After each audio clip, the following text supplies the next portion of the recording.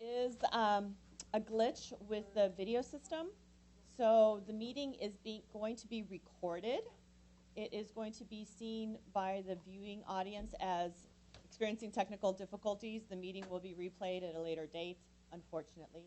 So these screens will not change this evening. So I apologize. You won't know, you'll just be seeing this blue screen. You'll see what's happening up here, though. You'll see what's happening here, okay, live, in color. And if you have individuals at home that are watching this, unfortunately they won't be able to see it, but it will be recorded, and you'll be able to access the video at any other time online starting tomorrow, okay? So with that said, I think we are finally ready to begin, yes? Okay. Okay. All right. Good afternoon, ladies and gentlemen. The Design Review Board public meeting of January 11th, 2018 is called to order. Please refrain from talking amongst yourselves, and please turn off or put on vibrate all cell phones at this time. If you need to talk, please leave the meeting room. Anyone who wishes to speak, including applicants, is asked to fill out one of the speaker cards provided at the table by the front door and submit it to staff. You will be asked to speak by the board when your case is called. Anyone who wishes to be re-noticed about a project in the event of a return for redesign is asked to completely fill out one of these postcards, also available at the front door, and submit it to staff to receive notice of subsequent meetings. Current Design Review Board agendas are available on our city's website at www.glendaleca.gov. A handout describing the procedures of the meeting, possible board decisions, and Design Review Board's appeals is available from staff. Roll call. That would be Board Member Arzumanian. Here. Board Member Benlian. Here. Board Member Charchian. Here. Chairman Malikian is absent, and Board Member Simonian. Present. The report regarding posting of the agenda. The agenda for this meeting is posted on the bulletin board outside City Hall at or before 5 p.m. on January 4th, 2017. Oral communications is the next item on tonight's agenda. Discussion is limited to items not a part of this agenda. I have no oral communication cards, and I do not believe any have been submitted. Which brings us to the review calendar under staff announcements. Due to the absence of Chairman Malikian, we do need to have a chair pro tem from amongst you. So, is there a second to the nomination? I'll second. Oh, all in favor? Aye. Aye. Thank you. The next item on tonight's agenda was supposed to be the election of a new Design Review Board chairperson for this coming year. I believe there's consensus to postpone that decision until you have all 5 board members present. Yeah, Is I'll that entertain correct? a motion for continuation of that calendar item to next. I'll move to continue that item until the next hearing when we have a full board. All right, all in favor? Yes. Okay, thank you. And at this point, I would like to turn the meeting over to Chair Pro Tem Charchian. Good afternoon, everyone. I'm just going to, for sake of expedience, just call up the first item, which is PDR 1608 723 1000 Avon Oak Terrace, which is an appeal of a staff decision. Can we get the review? Sure. Thank you, Chair Charchian. The project located at 1000 Avon Oak, the applicant is proposing to convert the existing attached 2-car garage into living space, adding 634 square feet to the existing 2,152 square foot house, which was built in 1967, on a 9,300 square foot lot in the R1R restricted residential zone, floor area ratio District 1. A new 2-car garage is to be constructed below the garage conversion. The existing swimming pool is to be demolished and the flat portion of the rear yard expanded with the addition of new retaining walls. The proposed design keeps the modern architectural style and adds composite wood accents to the existing cement plaster exterior finish. On October 28, 2017, the project was approved with conditions through the city's administrative design review process. 2 appeals to this approval were filed on September 13, 2017, and appeals of the administrative design review cases are heard by the Design Review Board, and that's why we are here today. The appellant, the first appellant, the neighbor at 1007 Principia Drive, argued that the board commissioner officer refused to hear or consider certain facts before rendering its decision because of the letter presented from their structural engineer stating how the retaining walls create great concern for the stability of the hill and also indicate that there's danger to the family swimming pool by excavating the hillside for the retaining walls. Staff did visit the site on June 27, 2016, which included access to the backyard and observance of the rear and side hillside areas. In addition, staff visited the appellant's property and viewed the hillsides from the appellant's backyard, as well as the backyard of the property at 1010 Avon Oak Terrace, and was therefore aware of the hillside conditions. Staff provided photos from this visit in your packet, which was at Exhibit 4. Also, staff reviewed the letter from the appellant's structural engineer. Projects go through a series of review stages.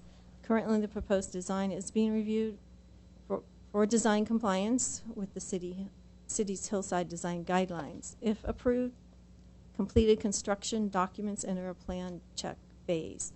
A grading plan is required to be submitted to the Public Works Engineering Department for a plan check, at which time the stability of the hillside will be reviewed and ensured.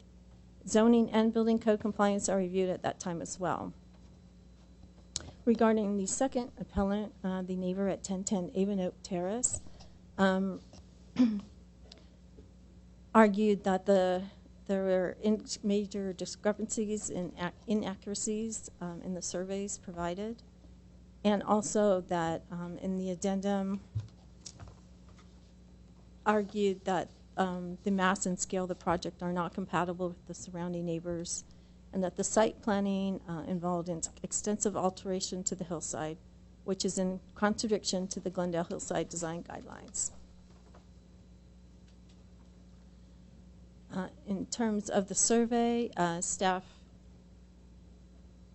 property survey is provided by the applicant. As drawn to scale, the property line dimensions match the city's official map. However, there was an error in one of the numbers on the plans. The 62.98 dimension should have been 67.98. The applicant survey showed the existing retaining walls on the adjacent property, and no changes are proposed for these walls. It should be noted that the property line discrepancies are a civil matter between property owners.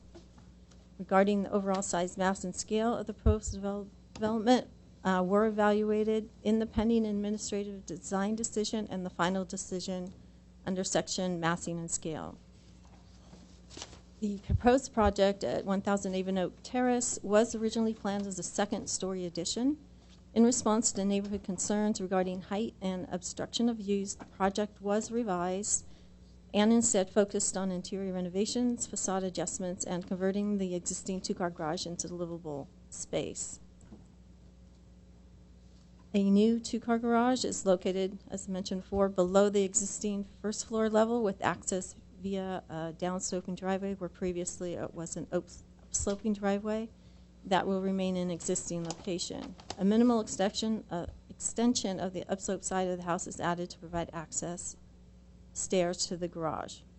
Overall, the proposed project raises the existing building height by 2 feet at the front portion of the house and at the rear roof perimeter for rooftop ducting. Additionally, at the covered entry, an additional 1 foot 9 inch is added to define the entry similar to the existing home. The proposed building height, 11 feet 3 inches above finished first floor, will remain below the pad height of the adjacent uphill property with the exception of the entry, which extends less than 1 foot 6 inches above the pad elevation. Any impact of this feature is minimal and compatible with the surrounding neighborhood. The City of Glendale's code does not provide for view protection. However, the applicant chose to revise their proposal to address this concern. And as noted in the staff report, CCNRs are applicable in this neighborhood. The CCNR is a document to which the city is not a party, and the DRB must make their decision based on our code. If the design is approved as a two-story or any other design that violated the CCNRs, the HOA or neighbors must bring an action in court to enforce the CCNRs. The city would have no involvement whatsoever. The proposed plans would add retaining walls in the rear yard to add a small amount of yard space. The existing swimming pool is proposed to be removed and a built-in barbecue constructed on the north side of the property. The amount of export is 88 cubic feet, which is not substantial. Staff requested as a condition of approval that a landscaping plan be provided to show that the backyard slopes be replanted with drought-tolerant and MWELO compliant landscaping to match or complement the existing landscaping. Based on our analysis, staff still recommends approval with the conditions of approval as noted in your staff report. That concludes my presentations if you have any questions. Thank you so much. And the staff report does have the 6 conditions, which we are noting is available to us, and we'll get to that later. So let's go ahead and open up the public comment portion of this. And if I'm not mistaken, appellants get 10 minutes, correct? We have 2 appellants. The first one is John Azizian. Mr. Azizian.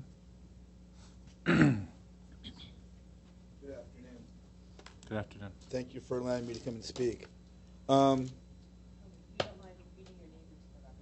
My name is John Azizian.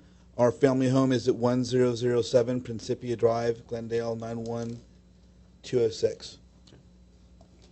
I saw a drawing, the diagram on the hill screen here a little while ago that kind of showed everything from there. Yeah. I want to point out, may I walk over to the screen? Sure. But all your comments need to be made into the microphone.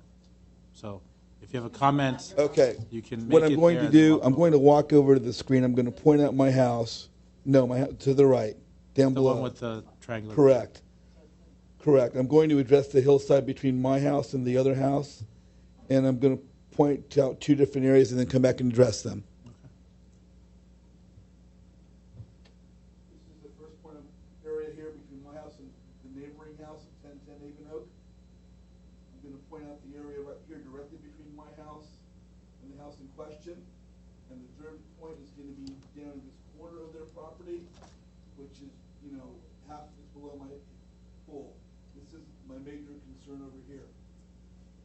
So we'll just label that as 1, 2, and 3 1, 2, and areas. 3.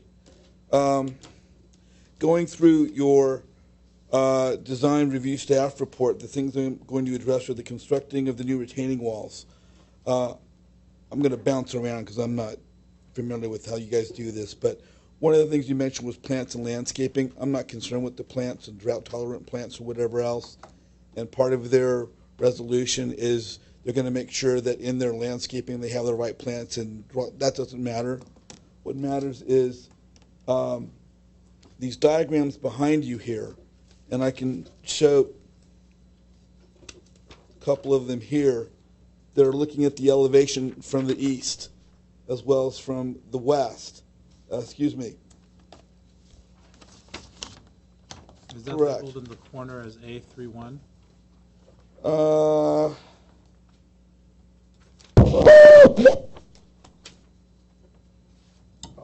See, they've got some things here that do not reflect east and west. But basically, facing the garage, the area in the back is extremely steep. And the diagrams that have been provided do not reflect the steepness of the hillside. The hillside is actually curved. In an area number 3 at the bottom, that's where you have more of a gradual slope. The area number 2, directly behind my house, and the house in question, 1000, is extremely steep. The area between my house and the house of 1010 Avon Oak is not as steep. So, and then their diagrams trying to portray this is how the hill's going to grade is not at all accurate. I don't believe that this needs to take place for a number of reasons. They're pointing out that the square lot is approximately 9,300 square foot, and the neighborhood average size is 15,597. They don't need to expand the backyard to be equal to everything else. They bought the house knowing how big the backyard was. Now they want to make it bigger. I understand they want to make the house bigger, whatever it's going to hold there. I understand there was a compromise in having a 2-story house to making it lower, maybe only raising the thing 3 feet. There's been no compromise about the back hillside. I'm not saying don't grade the whole back hillside. I'm saying that the area that's directly in question of number 2, in my diagram here, which shows the back of their house, and that's area number 2, that's where they plan to do the most of the excavation for the retaining wall. That's the steepest part of the backyard. That's where it's going to be the most dangerous. Our family swimming pool is directly back there, and there's no reason at all to have to widen out this back area here to make the house bigger. There's just no need for it whatsoever. In the design analysis, they say, are the following satisfactory? Hillside's usable and open space. Yes, no, it's not satisfactory. Again, if I just left the house, if you're to stand in the backyard and you look at that hillside, the grade, that's really, really steep. And you talk about cutting out the major part of their retaining wall excavation is going to be at the steepest part, which is totally not necessary. The whole neighborhood was graded years ago to be safe for the area, safe for earthquakes in Southern California. We have the swimming pool there. Now they want to dig into the hillside, cut into the integrity of what we've got going on. You talk about the new retaining walls, the terrace walls with the slope, and the decorative material will be approved by the staff. What staff? Their staff? Not my staff, because there's no way that the grade there is at all acceptable. It says that the architectural concept is consistent throughout, is compatible with the neighborhood. No other houses in the neighborhood have, for the sake of making their backyard bigger, cut into the hillside and excavated that. That is not at all consistent with the neighborhood. This is something that they're doing purely as aesthetic, cosmetic ad because they want a little bit bigger area to party in the backyard where it's not safe. And again, I would love to have each of you come to the family home and look at the back hillside there. That area of number 3, where the grade's not so much, you want to widen that out a little bit? Fine. Area 1, which borders my neighbor's house at the top, that's got a very gradual hillside, which might be more reflective of some of the designs here. But where the major part of the excavation is, which is adjacent to our house, which I've identified as area number 2, that is my major all concern. And I think that when there was a compromise going from a 2-story house to a 1-story, only raising the roof line 3 to 5 feet or whatever it is, okay, there was some compromise made there. There was no compromise made whatsoever about the back of the hillside. It is not safe. There's no need to do that to make the house bigger. No need whatsoever. Any other comments, sir? Well, my comment is I just hope that this gets reviewed, this gets looked at. There are some things in here that talk about, the site grading, that less than 50% of the current slope and less than 150 cubic yards. And I think one of the members here mentioned of how many cubic yards or cubic feet of dirt are going to be removed, and it's really not that much. Well, it's not that much on maybe the scope of other homes and things of that nature. But when you've got a narrow little hillside that's so extremely steep, that amount, any amount of dirt you're taking out of there has nothing to do with providing a safe structure of the house, the foundation of the house, for the parking or the garage or anything of that nature. It's purely cosmetic. It's purely meant to add a bigger barbecue in the backyard, and is not at all necessary for the project. That part should not be allowed. Okay, thank you, sir. Are there any questions for the applicant? Seeing none, thank you, sir, for Thank you. your comments. So the next applicant actually has two names on one card. So are we going to have two speakers on Kevin Filippini and Nazli Kojian? You're going to come up together? Yes. Okay, yes. But so I guess we'll do 5 minutes each? Yeah, or I can take the floor, and she's been emotional through the process, and she wanted to come up, but probably won't be able to talk because Okay. we've been living with this day in and day out since the project started, and we're Sure. the neighbor most directly affected by the So development. state your name in the record Kevin Filippini at 1010 Avon Oak Terrace. and go ahead and start. Thank you. So before we get going, I was wondering could we give this to you guys as an example so you can see this is from the Pasadena News Press and how hand it, our neighborhood was developed in the 60s, Couch Hills. And this is why we moved 10 years ago into Couch Hills neighborhood, and this is why we purchased this mid-century modern home, due to the fact that we had CC&Rs that were protecting us that are on our deed when we purchased the house. Now, I understand on paper that you guys understand that the mass and scale to the street totally fits into everything, but from our backyard, every inch that goes up is an intrusion not only on our privacy, but it becomes an eyesore and it blocks off any sort of peace of mind that we had to begin with in our house for the past 10 years.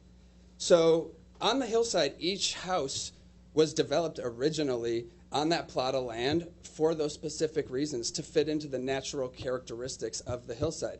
Not only to develop it is pretty much one of the last mid-century modern neighborhoods in Glendale, that we were trying to protect originally, but after the fire happened and certain things developed and other houses were allowed to develop 2 stories, that kind of knocked that out of the water and kind of allowed us to play catch up over the past 10 years. So when this happened, if you look at the street, and we're very happy that the compromise happened from the original design, because the original design was absurd, and we had to live with those story poles for a whole year, 8 feet directly in our backyard, staring at us every morning. So when the original design was changed to compromise, yeah, we were happier, but if you come to our backyard and see this, and we've been able to live with it, and I'm a filmmaker, I'm not an architect, so I'm playing catch up and trying to learn the law, and we played by the rules, for the past 2 years. We've done the appeal. We've went door to door to the neighborhood and got everybody's support, had them come over and say, hey, you guys, look, you can't look at this on paper. You actually have to come live with it for a minute. And every single neighbor that's come over has been like, wow, this is absurd. How can this happen?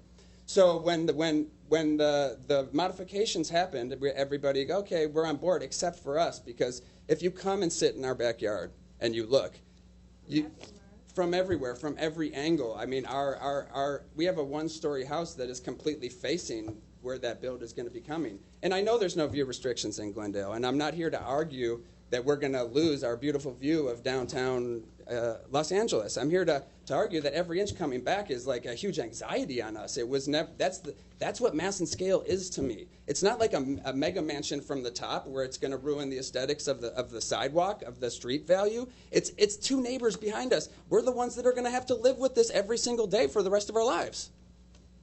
And so it's a decision that's going to affect us like every day. And my wife wakes up crying when we had those 8-foot story poles, and everybody else walks around the neighborhood like no big deal until you come over in the backyard and go, oh my God, how could this even be possible? Because people want to make money. Everybody wants to expand their square footage and screw every neighbor. When we first moved into the neighborhood, we had a neighbor above us that came down right away, and she said the same thing. She said, we have CC&Rs. You guys we said, no, we totally respect that. That's why we purchased into this neighborhood.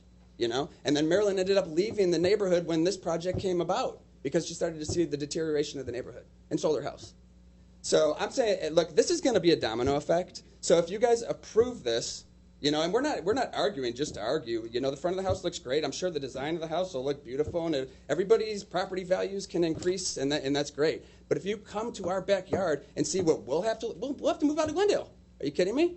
Like, we did not buy this house for this reason, and the stress that we have to go through for the past 2 weeks.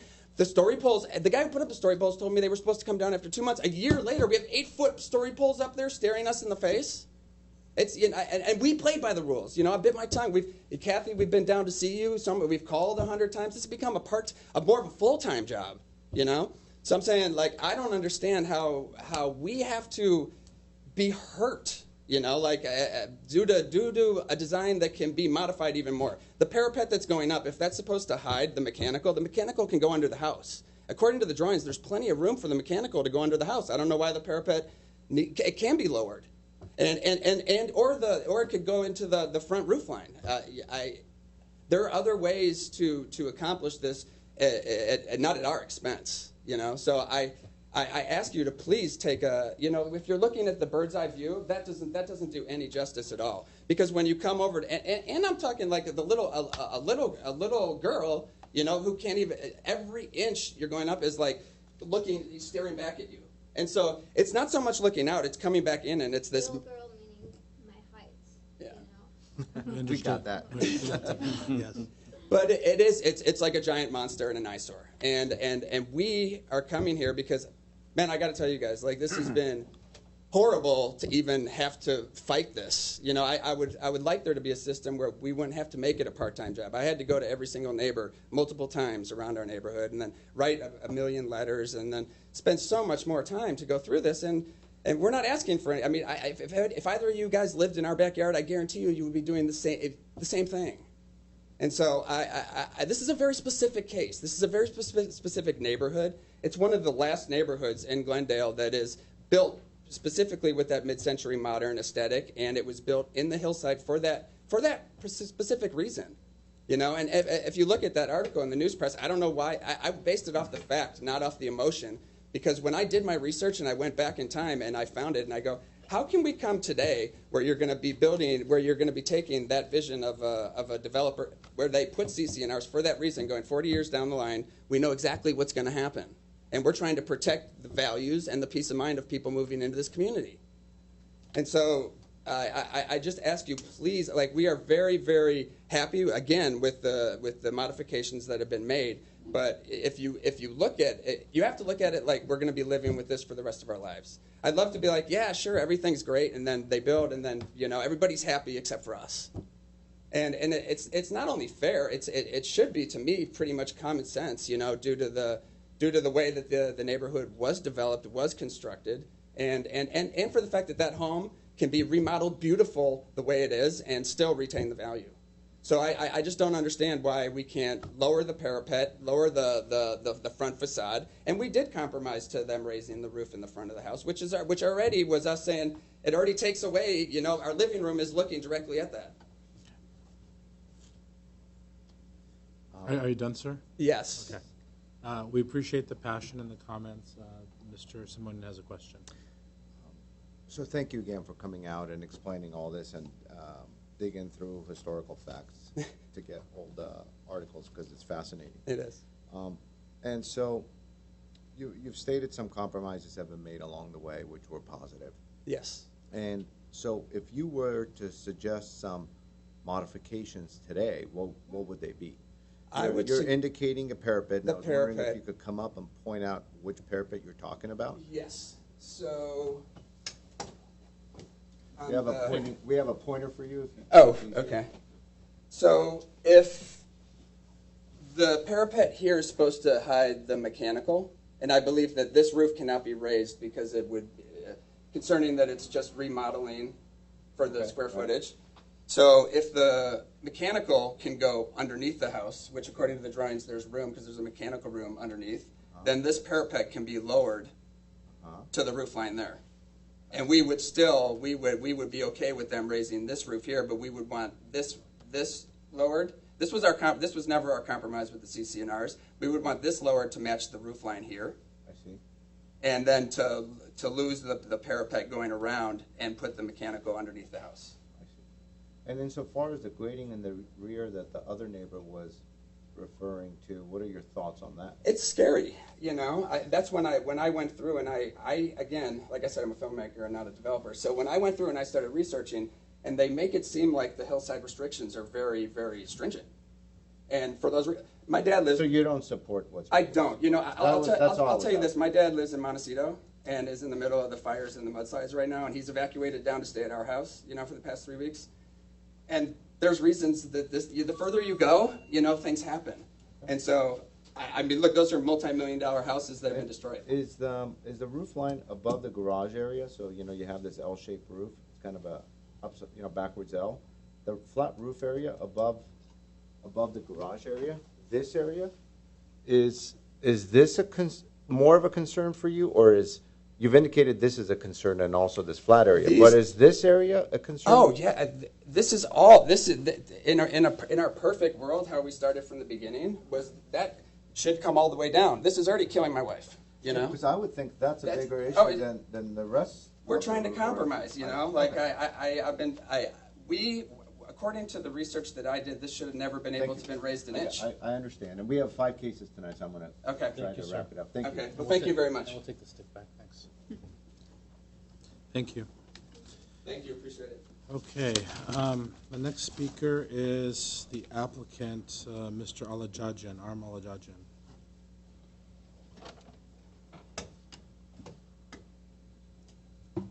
Thank you. And he have also 10 minutes, They also correct? get 10 minutes, yes. All right, thank you. I think one of the most important drawings is missing from the board, which would be the street section. Is it there? It should be, yeah. I didn't see it.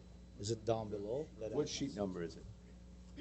It's on your pocket, that we submitted. Is it 8-4? 8 down here? Yeah, you can't see it. It's hiding down here. It's down I here? couldn't see it from there, yeah. Good evening again. For the record, my name is Aram Alajajan. I'm the project architect of the proposed project. Put it higher up somewhere so that the public can see it. Let me start by going back 2 years, 2.5 years when we started this project. And we started designing this project and talking to the city staff and coming up with a 2-story building, which was, again, carrying the contemporary style with sort of a setback, which has been approved, and I do have a letter, conceptually approved, July 1st of 2016. This was approved by staff. But my client was so sensitive enough about the neighborhood that Ms. Nashanian thought to meet with the homeowners association and to meet with the neighbors and try to compromise the project. So we completely took off the 2nd floor. That's a major compromise. By alternative of taking the garage to the subterranean level. If you look at the project right now, if you look at the existing home, the way it sits right now, it has the ramp-up driveway, and the garage is taking the majority of the front of it. So by lowering that driveway and dropping the garage down below, it does have its certain percentage that you can ramp it down to the lower level. So we're making the entire lower level as a basement parking, sort of. So that also dictates the height of the floor to floor where the ceiling of the garage could be, and that also pushes the height of the elevation of the floor level, entry level, about 2 feet high.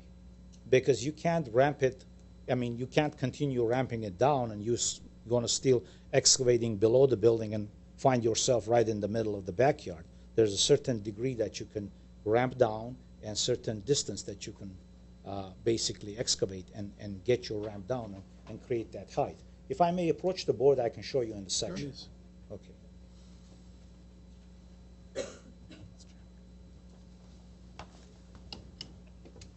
So I'm referring to this profile here. Once you, there's a percentage of a 20%, which is maximum that you can ramp on the residential projects, and a transitional 5 feet and 5 feet, and a distance considering from the property line to the front of the house. It will allow you to drop as much as this, about 3 to 4 feet.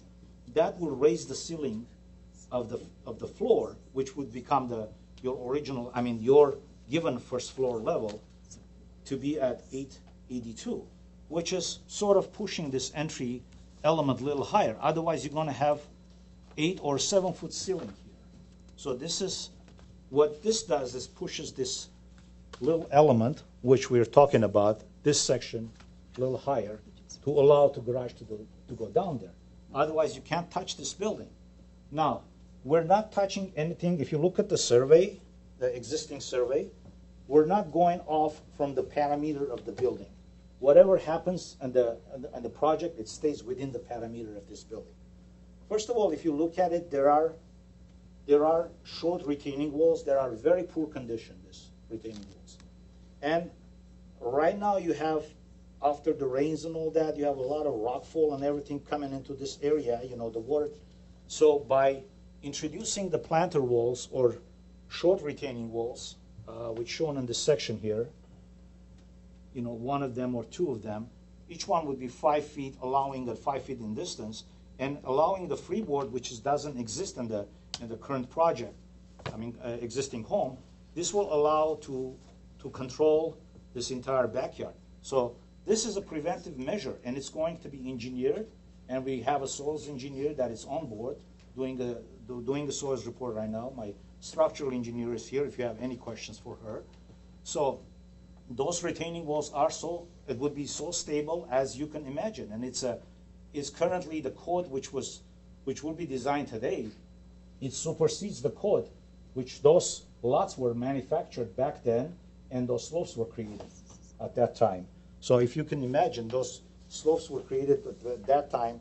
The toe of the slope is so close to the home. We're trying to open up that required distance between the toe of the slope and the house, which is, needs to be some sort of a minimum distance in order to get the passageway or a correct distance between this. So we do have short walls, as I said, each one of them 5 feet. Now, code allows us to put 15-feet wall, but we're not choose to do that. We're going with the 2 5-feet walls here. So basically what the building does, when I said, taking the floor level here and raising the floor level at the entry, that pushes this height here.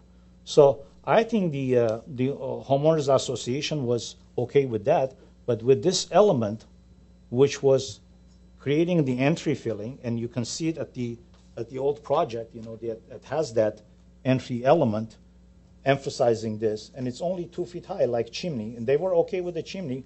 However, they were complaining about having this small element which emphasizes the entrance, which I think architecturally it's a necessity to have it, other than to have a straight box going through. So this is basically the direction that we're going with the project. This was compromised as much as it could. Now, talking about the ventilation system, the mechanical equipment is hanged from the inside. It's inside of the garage.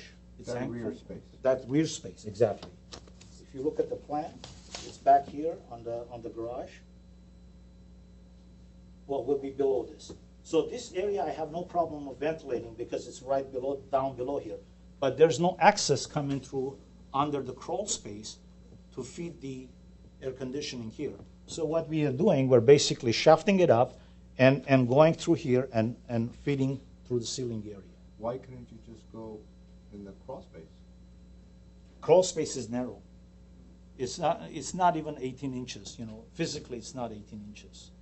So you really need to undermine a lot of those pillars to get in there. Start getting the piping in there. Why couldn't you have a shaft coming up on the interior of the building and then have a perimeter soffit around the edges and shoot it out from the That's what interior we're doing. soffit? See, the doors are about this ceiling is about 8 feet here. It's really very low.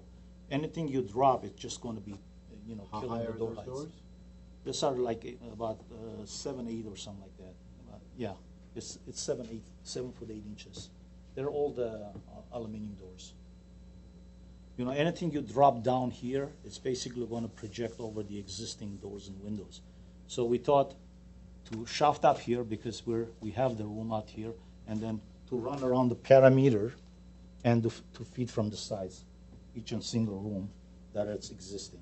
So this part is technically, everything here is existing. What we are doing is basically we're taking the garage down and converting this to the family room and expanding kitchen this way and creating a dining room there. That's all there is to it. So this is as minimum as someone could do with a project. I personally, I don't see anything more could be done to compromise, to balance the project, in a way that this has a very less impact. And I was referring to this section here. There are 2-story homes all around. Talking about the mid-century modern style. Yes, there are some homes, but there are majority homes that are ranch style, other different styles of home across the street or above. But if you look at this diagram section that we did across the street, and if you look at the appellant's elevation here, where the house is and where the roof line is, if the person is standing there, even if it's as short as 5 feet or 4 feet, you can still see over the building. And with the same talking, this building is 2-story when we don't have any view. I mean, this project doesn't have any view in that direction.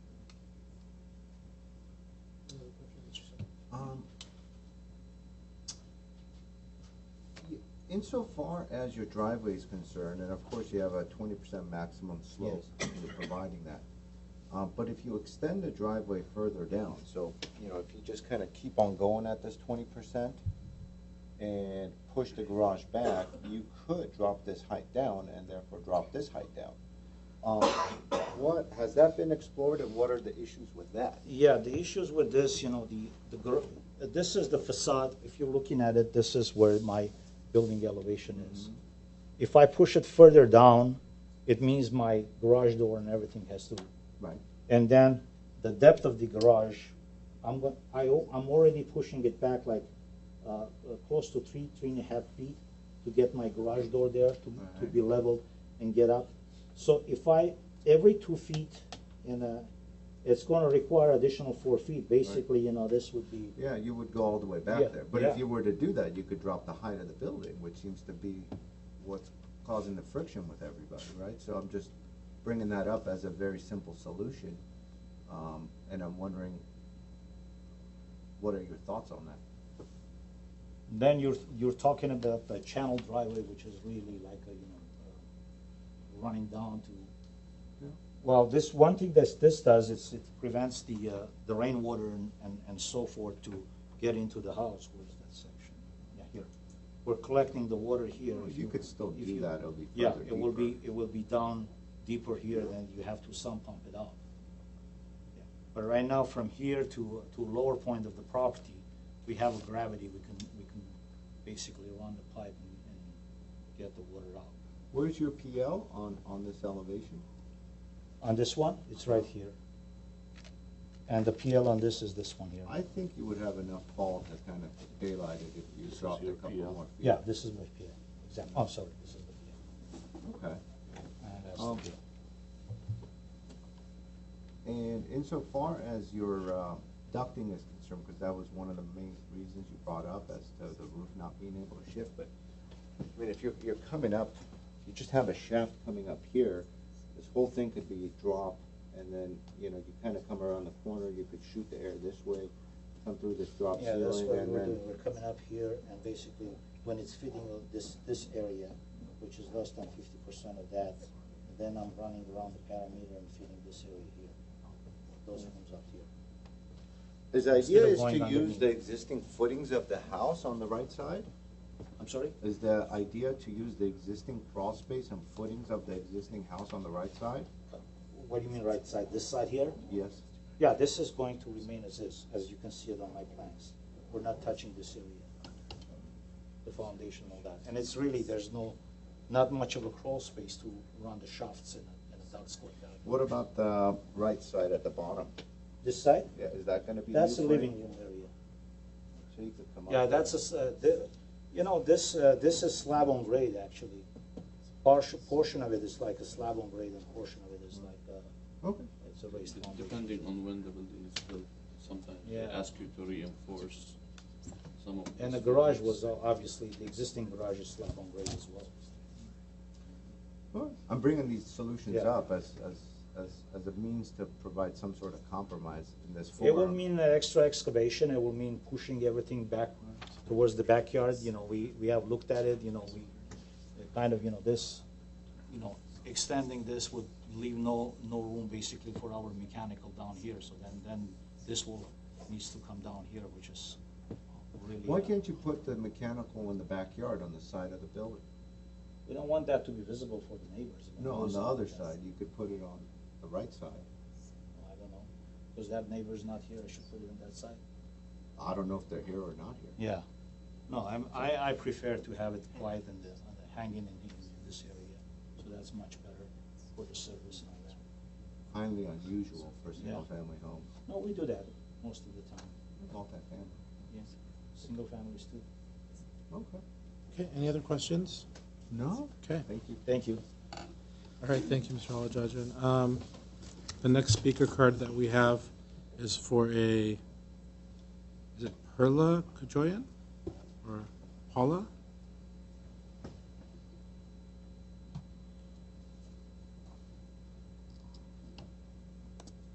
Sorry if I got that wrong. Perla Nazarian Kotoya. Thank you. I live on 1170 Sweet Briar in Glendale, and I fully sympathize with my neighbor Nestle and Kevin because I was thrown into a similar situation almost like 10, 12 years ago, where a building was being built in front of our house on 1191 Sweet Briar, and I've been in and out of these doors for so many years, writing letters, neighbors supporting me. Fortunate, the building was very high. It was going to block our view. It was not compatible with the hillside. Finally, the design review board urged the owner of the house to comply, but they wouldn't comply. It took 8 years and 2 CUPs. Finally, after our pleas and our coaxing, our letters and everything, another owner bought the land. They built a very nice, beautiful house that complied with the hillside, that was, satisfactory to him and to us. And every day when I wake up, I thank the DRB, which always tried to uphold the guidelines of the hillside ordinance, and were always trying to satisfy us and trying to make him compromise, like Mr. Simonian did to Mr. Alajajan. So there's no one here that sympathizes more and feels more than me, because I've been through this for 8 years. But every day I wake up, and when I see, when I step in front of our door, I'm so thankful that I can see the beautiful hillside of Glendale. As you know,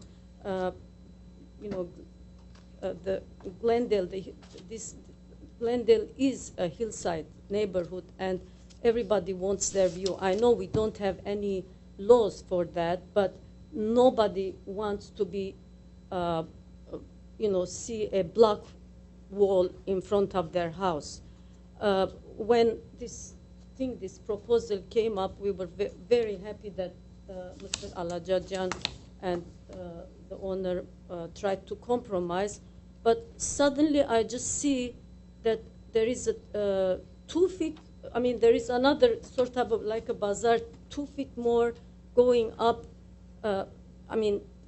Like if it was 20 feet height, it would make a difference. But in art, 1 feet makes a difference, and for them it really makes a difference. So they're going. It says 2 feet to create a rooftop air duct enclosure, and to make a existing roof over the new dining and for the family, so that it that will noise raise. that you just heard means that your time is up. So Sorry I to interrupt really you. think that he should heed Mr. Simonian's advices, and I think that the 2 feet can go down. Thank you very much. Yes, thank you. Next speaker is Ina Jean Berger.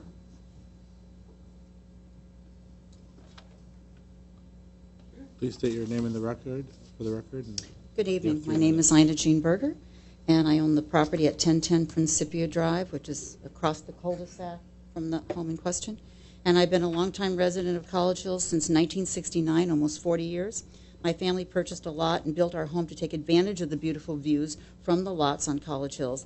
The view is now being jeopardized by this project, and we also paid more money, of course, to live up on that hill and get that view. And throughout the years, College Hills Community Association has dealt with numerous issues, and during that time, they've been resolved by, adhering to our CC&Rs. And issues such as tree growth or having a boat parked on someone's property, but somebody didn't like the fact that it wasn't a pleasant view. They had to remove it. Well, what was the solution? They abided by the CCNRs. They went and got a storage place for the boat. The trees were cut down, and that was my personal property. That was twice we had to cut down palm trees, which palm trees, as you can imagine, are kind of skinny, doesn't really interfere with somebody's view, but the person above us felt that the branches above did. So twice we cut trees down because they regrew over 40 years. So that's how it's been resolved in the past, and I have never seen such blatant disrespect for neighbors and for our CCRs as from this project. And from what I understand, the people that own the house already own a house on College Hill, so therefore they are very aware of the rules. Going into this, they knew. And as far as I'm concerned, there should never have been a compromise.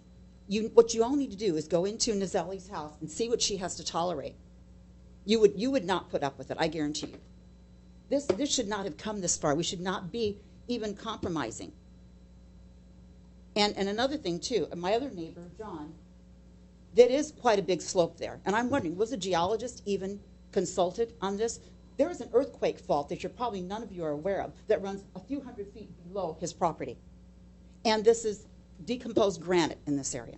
Okay, I would want to see a geologist report on cutting into that slope. As far as I'm concerned, the best resolution for this issue, they purchased the house, from what I understand, from what you said, about 2.5 to 3 years ago. Guess what? Property values have gone up since then. I think they ought to sell, make a profit, and find another place to live. Thank you. Okay, I'm going to ask that there'll be absolutely no clapping or cheering from the audience. If you would like to speak, you're more than welcome to come up and fill out a speaker card, but I will not tolerate any clapping or cheering in the audience. Thank you. Sean Daryani. Good evening. Good evening. For the record, my name is Sean Daryani. I do reside in Avon Oak Terrace, 1043. I'm a new member to the community. The reason I'm here because from the day one I was involved in the purchase of the property on 1000 Avon Oak. Ms. Nishanian asked me to help them because they come to an agreement with the selling gentleman was selling the property. When I entered into that property was completely a jungle, and I mean jungle. The gentleman, which is having a problem with the view, and now suddenly everybody is so stressed out about the view and having a problem about not being able to see, or wife is crying, or kids are crying. They had zero view from the beginning because those trees were completely covered the whole area. And when I moved to that neighborhood, one thing that grabbed my attention, I saw the diversity of all the different properties. That the plans that has been handed to you from back in 1960s, nothing is like that in that neighborhood. So I appreciate having a CCNR, and I do appreciate the CCNR really enforcing the rules for everyone, including me, including everyone else in the future. But they are trying to draw a picture for everyone that they have committed a crime, and they have done. This house is not a flip. This house, she bought it for her son to move across the street. That's all happened. And they're not expanding the home to, with all due respect, my apology, to per their statement, to screw up the neighbors by redesigning the home. This has nothing to do with that. They simply wanted to exercise their right to have a habitable area and nice floor plan for their own living. And he wants to get married. He wants to have children. He wants to have his child to play in the backyard. So the backyard is being expanded. I'm not here to argue about the hillside, the swimming pool, anything else. I'm not qualified for that. That would go through the proper engineering department. But definitely there are trees in the neighborhood right in front of her home that from the 2 years ago, we have asked the association to remove those trees because they have gone so high. They said that they have nothing to do with it. That is a neighbor's dispute. But at this point, everybody is coming and putting hand in hand to stop a simple project that is going to have for someone to live in there. That's all I wanted to say. Thank you so much. Thank you, sir. Mauro Yakubian.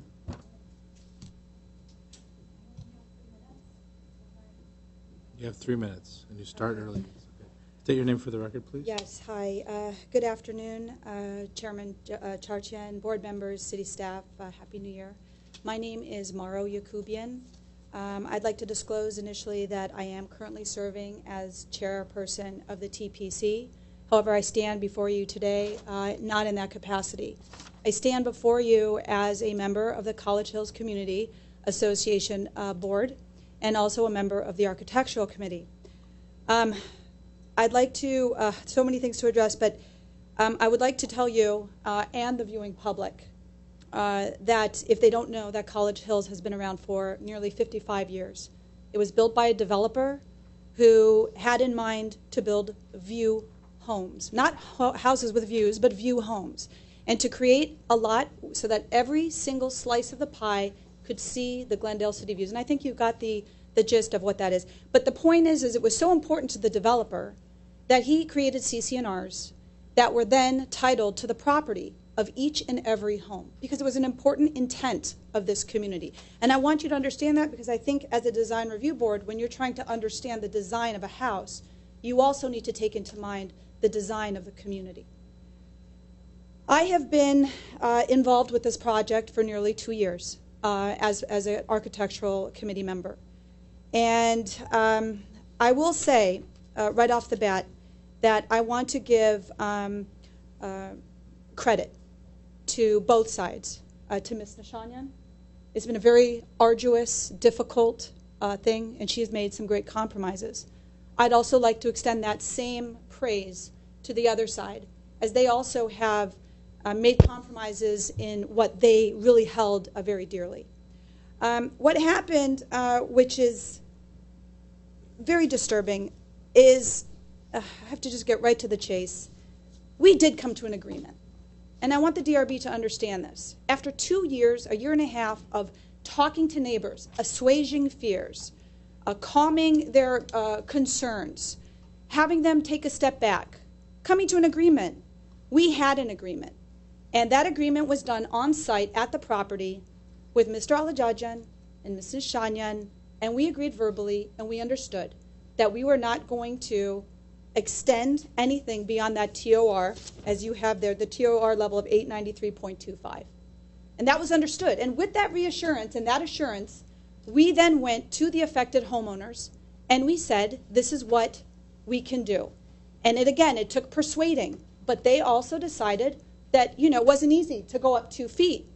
But they said, you know what? And let me explain. It's so precisely, people are saying, oh, stand in Nosley's house. Going up a matter of inches sounds so petty here on the plans. But when you're standing in her living room, her master bedroom, her dining room, which all face that outward exposure, and you go up a matter of inches, it's a matter of like feet. I guess that's the end. I'll ask you to wrap up your last thought. Okay. Well, I would respectfully ask that, Mr. Alajajan came back, proverbially stabbed us in the back, quite honestly, submitted plans to the city that were not in agreement with what we had agreed with, and added that extra architectural detail, which is really the sticking point here. If we want to boil it all down, it's that architectural detail which goes above the TOR that we all agreed with. We agreed to the chimney. It's not that we love the chimney. We compromised with the chimney. And now he's saying, well, it's the same thing like the chimney. It's not. This is an extra detail we did not agree to.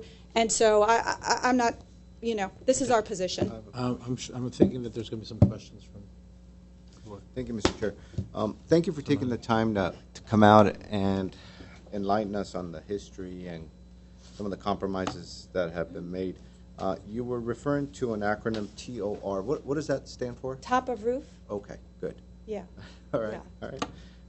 And top of roof line. Right. And I assume when you're talking about the 2-foot extension, you're talking about the 2-foot extension at the front of the facade? That's what we're opposing. The actual elevation, we had agreed. Do you mind coming up, actually? Yeah, and I'm going to.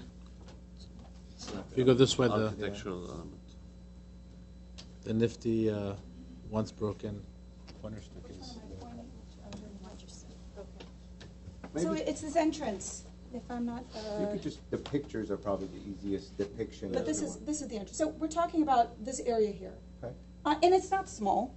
It's not small at all. Again, standing from her house, it's quite significant because what you're not seeing is beyond this is downtown Glendale. Beyond here is the views and the mountains. And the overall roof, TOR, as you're referring to, top of roof, overall, is that entire area part of the compromise that was reached? And, Right, and that's okay? And the only part that we're talking about is that entrance? So if you look at the letter that we had submitted to the city as the architectural committee, which is part of the record, it clearly states out what we were agreeing to. What we will not agree to is any protrusion above that TOR that we have indicated in the letter. And that is... What was that TOR, 893? It's 893.25. Now, I do want to make the point, because I think this is crucial. When I asked Mr. Alajajan, is it necessary to have this?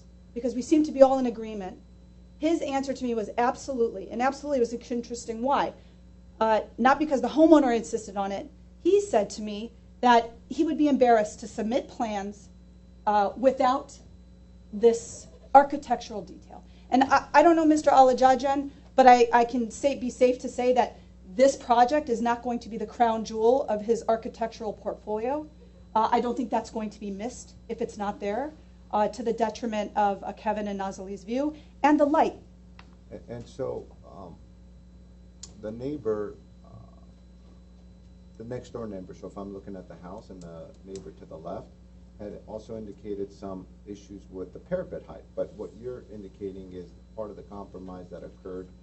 The end of the story is that the bottom line is that the roof, as indicated on that rendering, was agreed upon by the surrounding neighbors. At that TOR, it was agreed upon. Everything was agreed upon, except when he submitted it to the city. It then had that architectural detail, which then threw everything off. We wouldn't be here, really, quite honestly, if it weren't for that. That's very helpful. Thank you. I actually have one other question for you.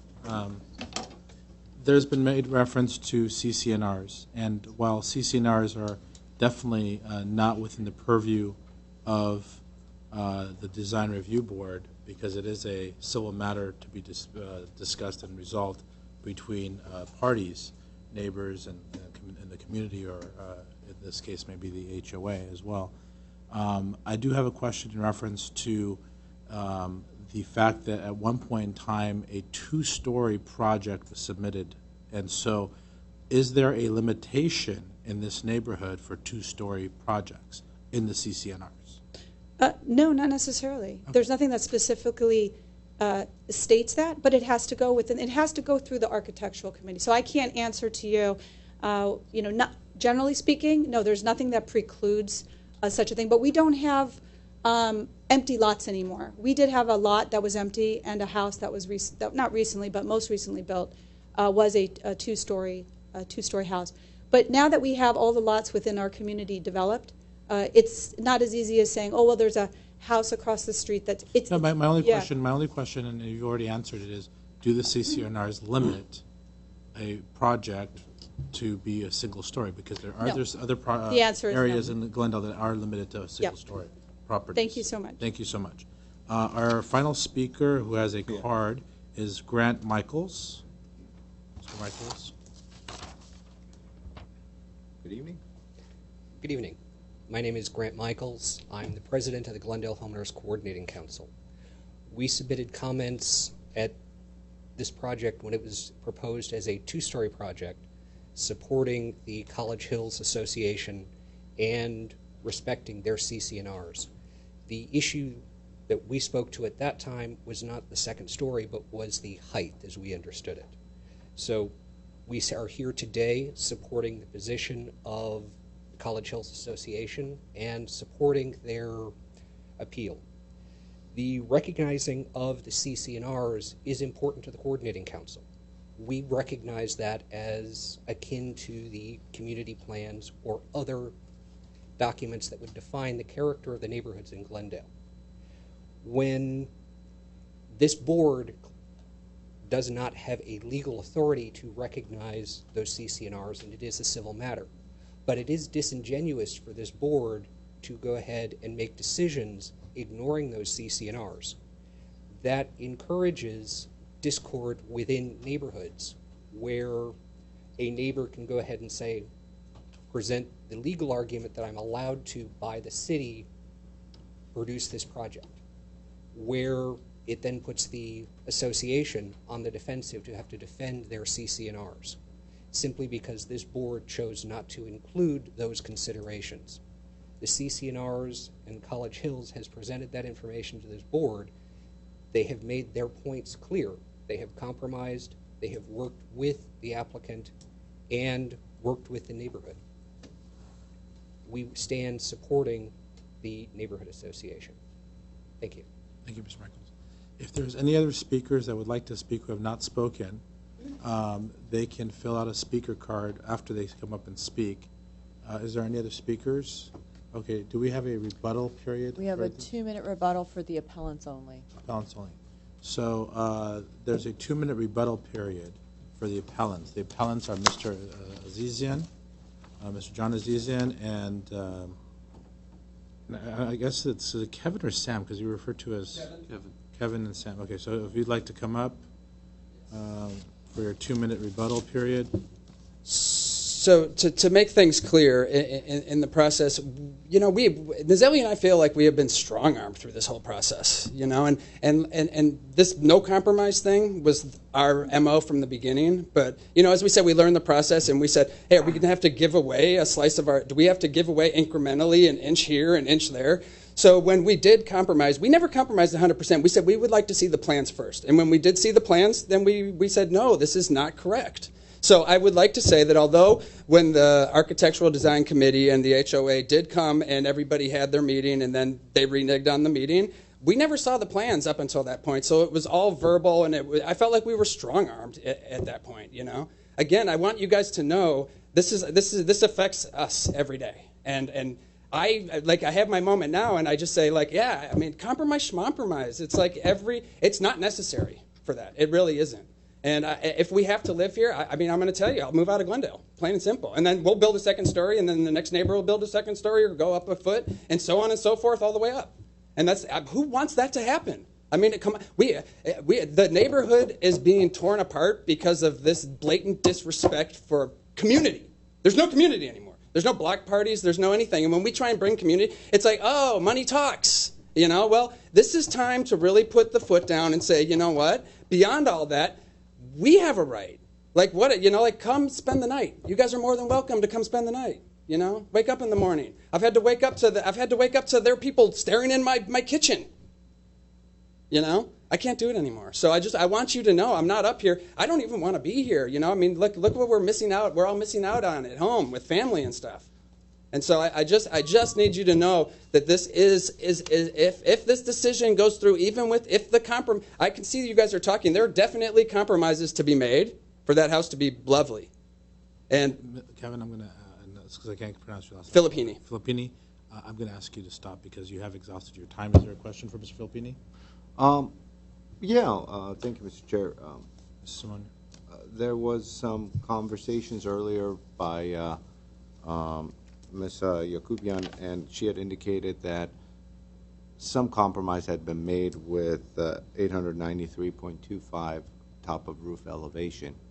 And then I heard you say that you hadn't agreed to that. Mm-hmm. So was that agreement made verbally, and are you? There was a verbal agreement, and we said, well, tentatively, we need to see right now, that sounds... I see. You didn't see any drawings. We didn't see any drawings or anything. Yeah, we said we'll have to wait to see. Right now, it sounds great. Sounds like pie in the sky. Sounds awesome. Yeah, thank you so much. All right, thank you. Okay. Mr. Azizian, John Azizian, did you want to rebut? Yes. Rebuttal? 2 minutes. Yeah, thank you so much. Yeah, I'd like to add, again, to sort of go with what Kevin said. We were told, let's see what comes up and let's see what you like or don't like. And as we've seen these plans, we don't like these plans. And as the gentleman over here pointed out, that, you know, they had a complaint with someone else's trees, and yet they want to have all the rules waived for them to do this one thing and then go back and, you know, adhere to the CC&Rs. They want it to apply to everything else but them, you know. And as someone else mentioned, they own a house directly across the street, not the one in the red, but the one above in the white with the 3 little roofs.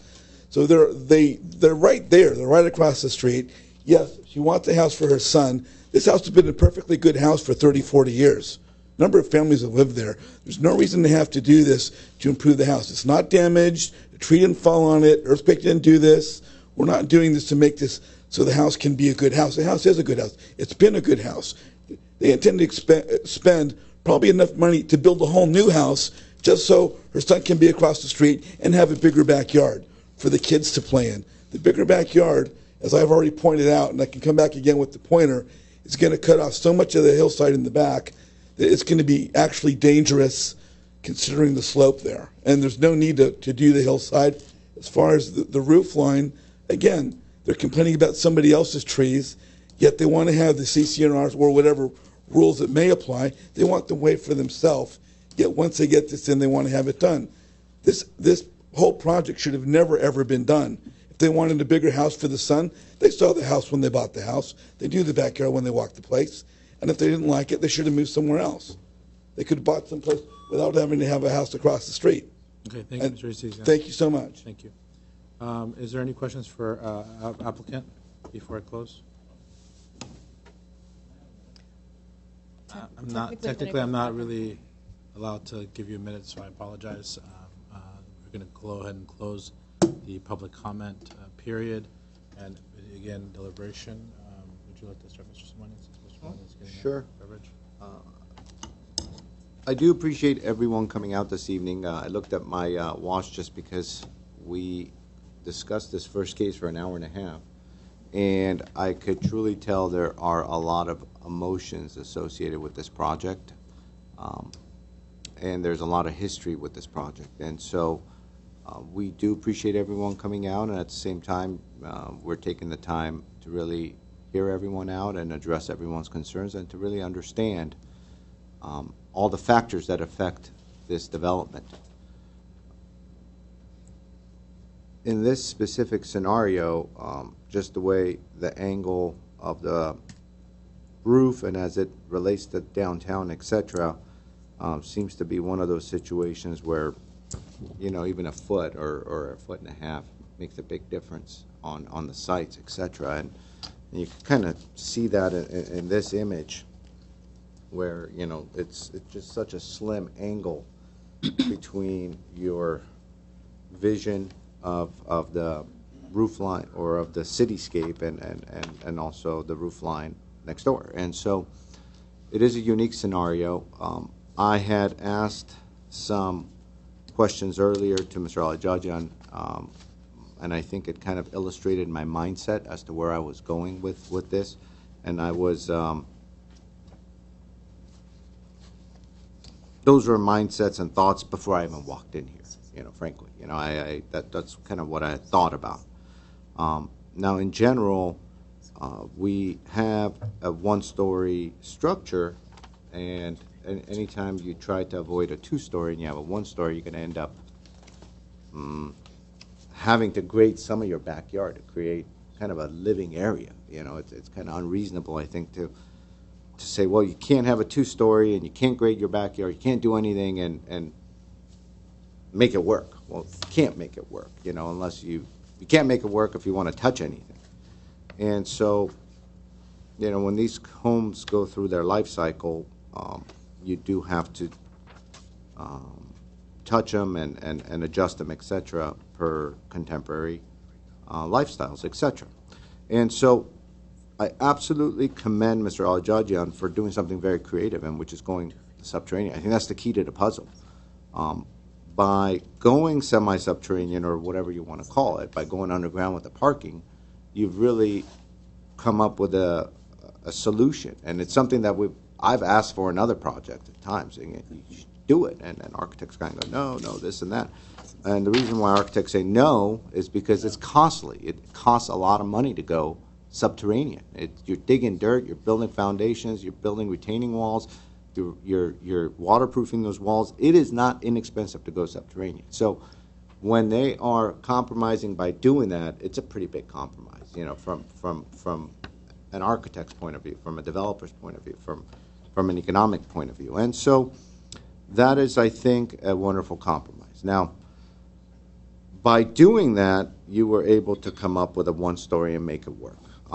Frankly, I think if the roof line is such an issue, and it's becoming such an issue, and this thing's going to get appealed all the way up, then that's just a decision that you're going to have to make as an architect and as an owner as to, do you want it to go all the way up, or do you want it to end here, right? And so when we are assessing this project, I do like to throw out a solution, which is what I had suggested, which is if you just continue your driveway, you end up going further subterranean. Sure, the mechanical room gets smaller, but there's ways to alleviate that and put mechanical equipment elsewhere. By doing that, you're able to drop significant portion of the roof. And so, and once you do that, all of a sudden the entryway becomes very defined of its own, and you might not need to pop it up that 2 feet, because all of a sudden there's such a differentiation anyways between it, you might be able to work it out architecturally. And so that is a compromise that I think is very legitimate, practical, and will reduce the height of the building. Insofar as the walls at the rear, I think as depicted on the drawings, they could be engineered, and it could be something that I think very easily implemented. And overall, the language of the design, I think, is very nice. It's contemporary. It's fitting. And I don't even want to go into that because I don't have any issues with that. And so those were my comments. Okay, thank you, Mr. Simonian. Ms. Arzonian? If there's, could we just interject one quick thing? I believe the wrong set of photos was held up during that testimony in terms of the story poles. There are 2 sets of story pole photos, one from the previous round, and the accurate story poles are in the appeal. They're bound within the appeal. In that case, Mr. Platt, I'm going to open the public comment to ask the applicant that question to get that clarification. Ms. Alajajan, can you come to the podium? I'm going to open the hearing for this specific question. I want to ask you to approach and take a look at this. Would you approach and take a look at this? Yeah. This packet was provided to us. Is this an accurate reflection? No. This was done for a 2-story situation. Okay, so these are the 8-foot poles. That's right. Okay. So just make sure that we... The earlier concept. So we'll throw this one away. Yeah, it's sticking out from the current roof. It's about 2 feet. Perhaps the poles was used, but there's a rope going around which indicates that 2 feet parameter. And it's exactly the same parameter. If you look at the appeal for John and Deanne Azizian, yes, the photos are attached to that, and it actually shows the new proposal. the 2-foot story poles attached to the existing roof height. Can you tear it out of your package and give it to us? Or Here. The first photos were just to show the hillside areas, not necessarily the story poles. Would you approach, please? I'm going to now show you this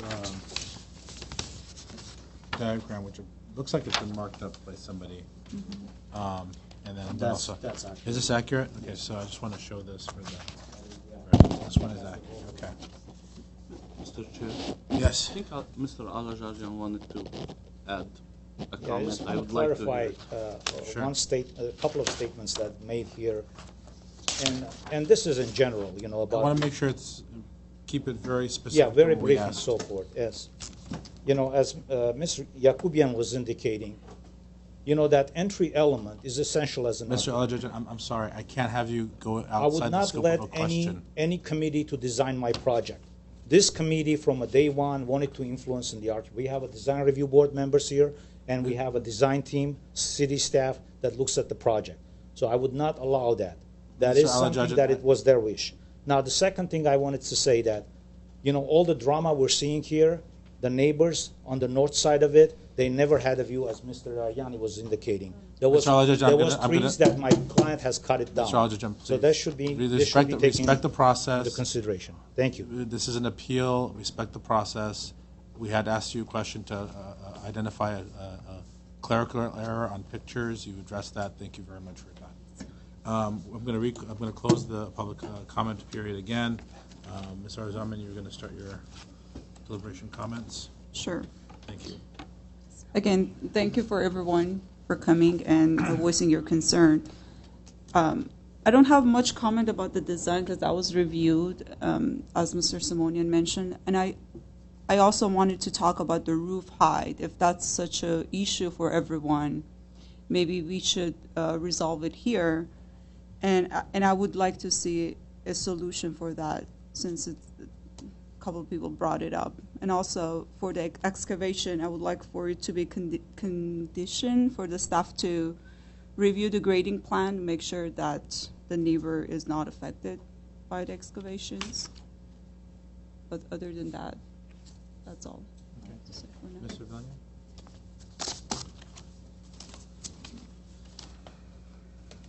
First, I'm going to start by discussing the actual design of the house. When I saw the package and I saw the overall design, I was really pleased with the material selection. I was pleased with the massing. I think it's consistent to the contemporary design. And Mr. Alajajan is known for his tasteful designs, and he always pays attention to detail. So I wasn't worried too much about that. But when I started going through the letters and the neighbors expressed their issues, I mean, some of the issues are valid because they affect somebody's life on daily basis. So we need to look at that. But at the same time, we also need to look at the owner's right to remodel their house and build within code at the same time. You can't just come up here and say, you can't touch the house, you need to move out if you want to do anything. That's not the way this is done. They also have the right to remodel their house and basically do it the way they like it. But at the end of the day, reaching a compromise, as Mr. Simonian was mentioning, it's a win-win situation for everybody because you guys are going to live next to each other for years. So as far as that goes, it's one of these complex issues that are difficult to solve because I understand where Mr. Alajajan is coming from. As an architect, you take pride in your design and you add certain features, and you don't want somebody telling you what to do. You can't say just remove that piece or add that piece.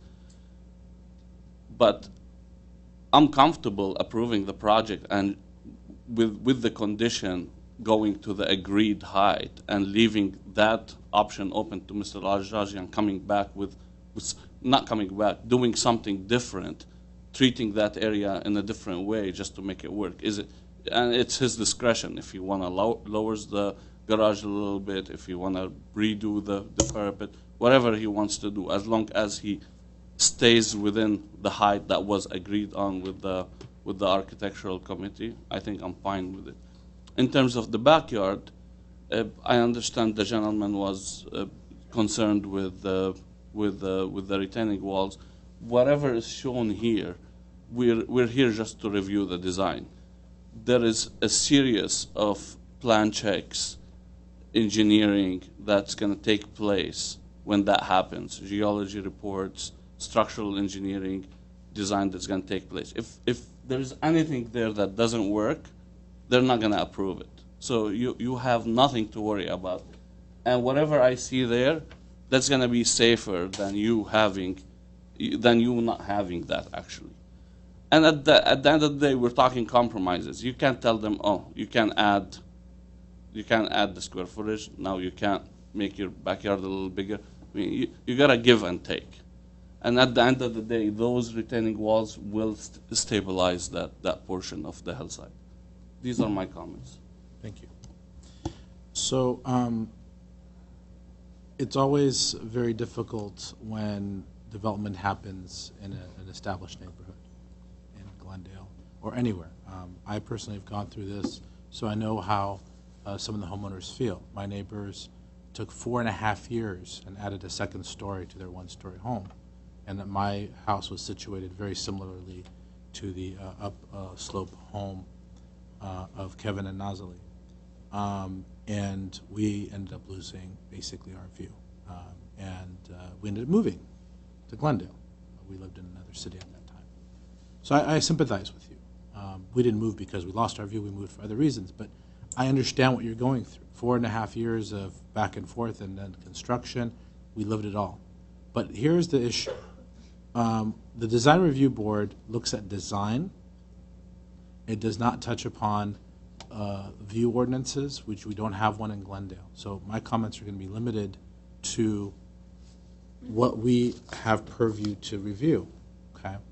As far as the overall design aspects, I agree with Mr. Billion. You were reading my mind.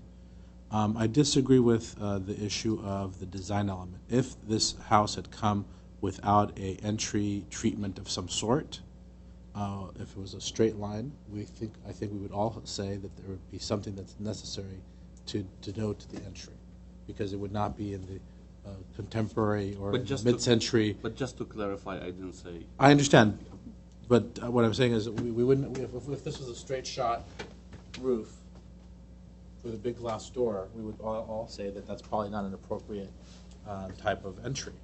So I think that the treatment is interestingly done, and in fact, if you look at the existing home, it also has a raised entry, right? So it's following the same, it's paying homage to what's there now. 2 feet is 2 feet, and 2 feet could be a mountain in some respects, and we heard that very loud and clear.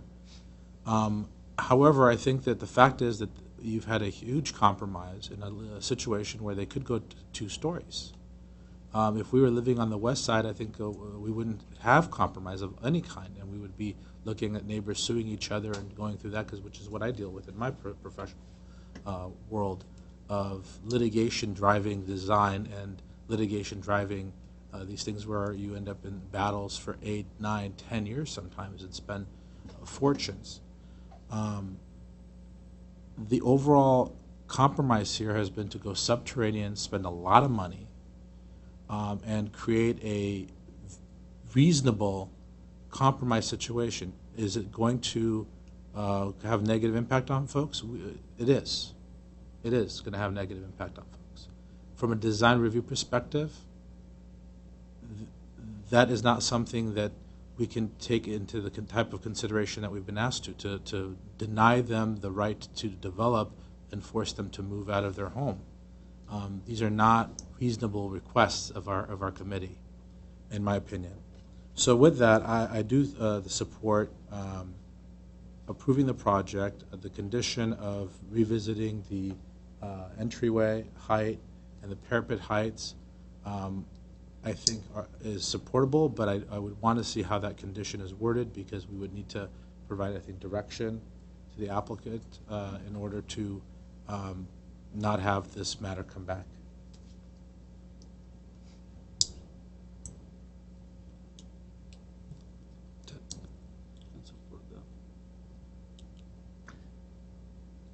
Any other comments? I've made my comment as to how to do it. Now, you're asking for direction. I think Blue, I want to maybe get the condition read that was Mr. Simonian's condition. Could you? We were discussing something and we sort of missed Mr. Simonian's comments about the height. Can you restate that? Well, before we even get to my comment, though, Mr. Bellion had indicated support of just establishing a baseline height for the top of roof elevation of 893.25, and then leave it up to the architect. So I'm not opposed to that approach, because it seems as though it's a number that's been negotiated, thought of, compromised, agreed upon, and we all have a lot of respect for Malajajian, and if you figure out how to do it staying underneath that, then that's something you would work with staff with. So I think that's a simpler approach, which I would support as well, and it seems to address one of the main issues, and then there's also some other secondary items that were brought up along the way that we could discuss. So I would just leave it at that for now. So maybe we could go through some of the conditions that staff has at this point in time. I'm sorry, could you please say that? So guess the condition, if I may, is to, the condition would be to keep the top of roof at 893.25 is agreed upon with and the have college the height. architect have discretion as to how he's going to treat that design element. Okay. and that 893.25 is an absolute maximum, so nothing could project But it past excludes it. the, To main- but it excludes the a chimney, maximum height, because that was also part of the agreement, Excluding correct? the chimney. excluding chimney. And Okay. if we're not mistaken, that would also preclude the raised entry element unless the house was lowered. And is And that that's, your direction? that's exactly what Mr. Alijajan would have to work out with you guys. So if they want the raised entry, they have to lower the house. If they get rid of the raised entry, they can have a flat roof. And I across. don't want my comments being a condition as to how to lower it, it's just a thought of how to do it. No, but once we have a baseline number, that makes life very easy for us. I just want to make sure that that's how you Or it see could also be a protrusion that is flat but gives some volume from the street side. I mean, however Mr. Alajuan wants to design it. But what would that interior height be, though, Mr. Simonian, in that area if we did that? I think that is something we cannot really go into at the moment. That's at all. true, yeah. I would just leave it as very generic as a top of elevation, and giving the architect the freedom to design and to do what is necessary to stay within that. I could support that. Can I then have a reading of the conditions? The 6 conditions that are in the staff report do not need to be read into the record because they are part of the record. But the additional condition as the condition, can you read it into the record as you have it in your notes? A condition to maintain a maximum height of 893.25 feet is the elevation of the roof, as agreed upon with the College Heights HOA design review, with the exception of the chimney, and it's to be done with the architect's discretion as to how to achieve that, but it includes incorporating the entryway into that height as well. I think we need a much more simplified condition. It'll be Would you not agree, Mr. Simonian? I would. I think the architect shall work with staff to generate a design based on a top of roof elevation of 893.25. Excluding the chimney. Excluding the chimney, which shall be the only part of the house that shall go beyond that top of roof elevation mark. And that would be condition number 7. With conditions 1 through 6, is everyone in agreement with conditions 1 through 6? Can we go through them real quick? Sure. Provide a roof drainage plan and show any exposed downspouts in the building elevation. Provide a solid panel garage door as shown in the rendering is in place of this specified metal frame, and translucent panel door for a more appropriate style. That's fine. Provide cut sheet for all building and site lighting fixtures, pretty standard. Provide a vertical window section detail for windows at front and side elevations, pretty standard. Provide retaining wall planner of a decorative material to be approved by staff such as split face block, and show retaining wall heights on all elevations. That's standard as well. Provide a landscape plan, which goes into some detail, but that seems fine as well. The only condition I would suggest adding is to address the concerns of one of the appellants, which directly deals with stability of the rear grading, etc. And so on that note, a couple of questions. Do we already have a soil report? Has staff obtained a soil report? No, we don't. Okay.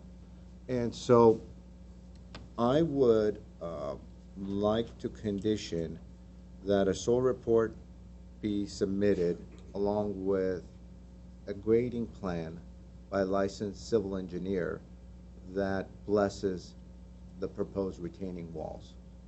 And in essence, they're getting a civil engineer early during the process and just going through a simple grading plan with them. And they indicate top of walls, they review the soil report, and basically engineer that wall, stamp it saying that works, and that's going to stay up. And that would be something that, as Mr. Bellion had said, would come much later in the process, but we're asking for it up front. So if there's any issues at that point in time, it'll become apparent because the applicant was unable to come up with some sort of a plan as far as a grading plan is concerned. And that would be the 8th condition I would propose if there's support for that. Agreed for that? Yes. Okay. So with 8 conditions, I'll entertain a motion. So, In this case, because this is an appeal of a project, you would essentially be making a motion to either support the appeal or overturn the appeal. Or I should say, The wording of the motion. sustain the Administrative Design Review Board approval of the project or overturn the administrative. Those are the design. only two choices available to us? Because we're this is an sustaining the appeal. approval with added conditions, I guess? Yeah. Correct, correct. Okay. So I will entertain a motion. It's not to sustain the appeal. The motion would be to overturn the appeal. Overturn the appeal, sustaining the Administrative Correct. Design Review approval with 6 conditions plus 2 additional conditions.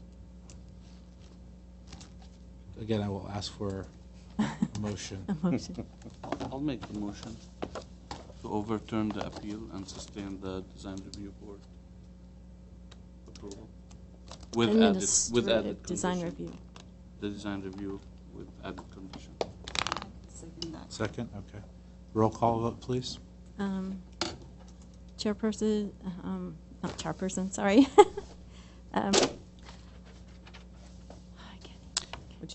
Board member Zumanian. Yes. Benlian, Yes. Simonian, Yes. and Chair Charchian. Yes. The motion carries 4-0 to support the administrative design review and overturn the appeal.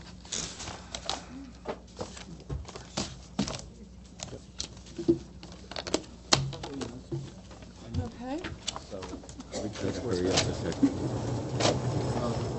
This was our first appeal, so. Okay, I just threw my, just use your policy. Okay, thank you. The next item on calendar is PDR 1604-653, 265 Edwards Place. Can we have a, I'm sorry, would you mind? you need a I break? apologize. We need 2 minutes to take down the other plant. Okay, So we'll have a short break for 2 minutes. thank you.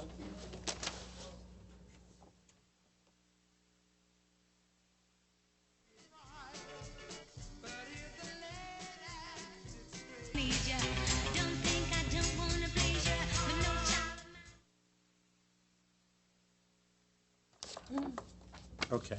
And as soon as the date comes on, here we are. Yes. Are we ready? Yes. Yes? Yes. Okay. Yes. Sorry. Good evening and thank you. This is case number PDR 1604653-C. This is an application to construct a new 2-story single-family house with an attached 2-car garage at the property located at 265 Edwards Place. One thing I would like to bring to your attention as it relates to the total square footage of the new house. There's no actual change in the... Oh. There isn't a change in the drawings or the dimensions. It's more of a clarification based off the floor area calculation.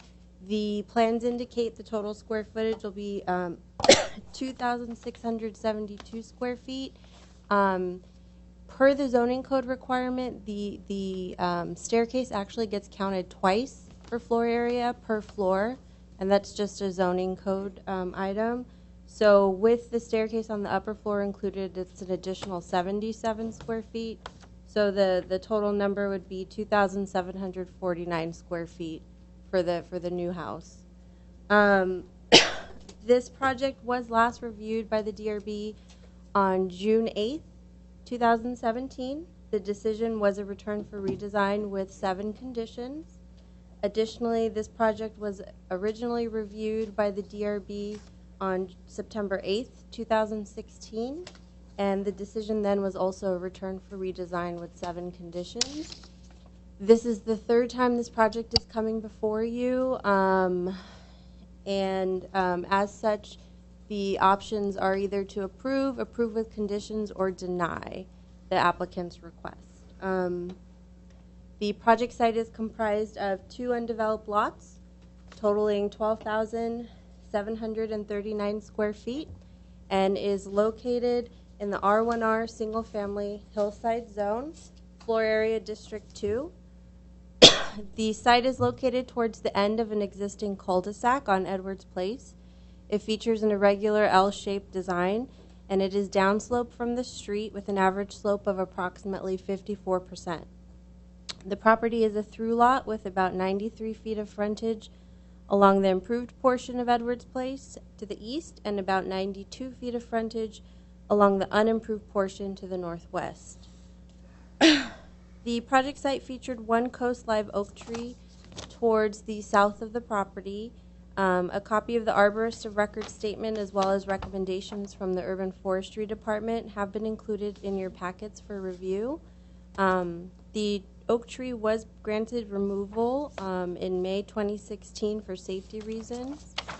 As part of the project, the applicant's proposal does include the planting of 4 new coast live oak trees on the property, as shown on the landscape plan. In terms of site planning, the new house and attached 2-car garage are appropriately sited on the lot, featuring a rectangular building footprint design that follows the topography and shape of the project site. The attached garage is consistent with the neighborhood pattern, with driveway access appropriately taken off the improved portion of Edwards Place.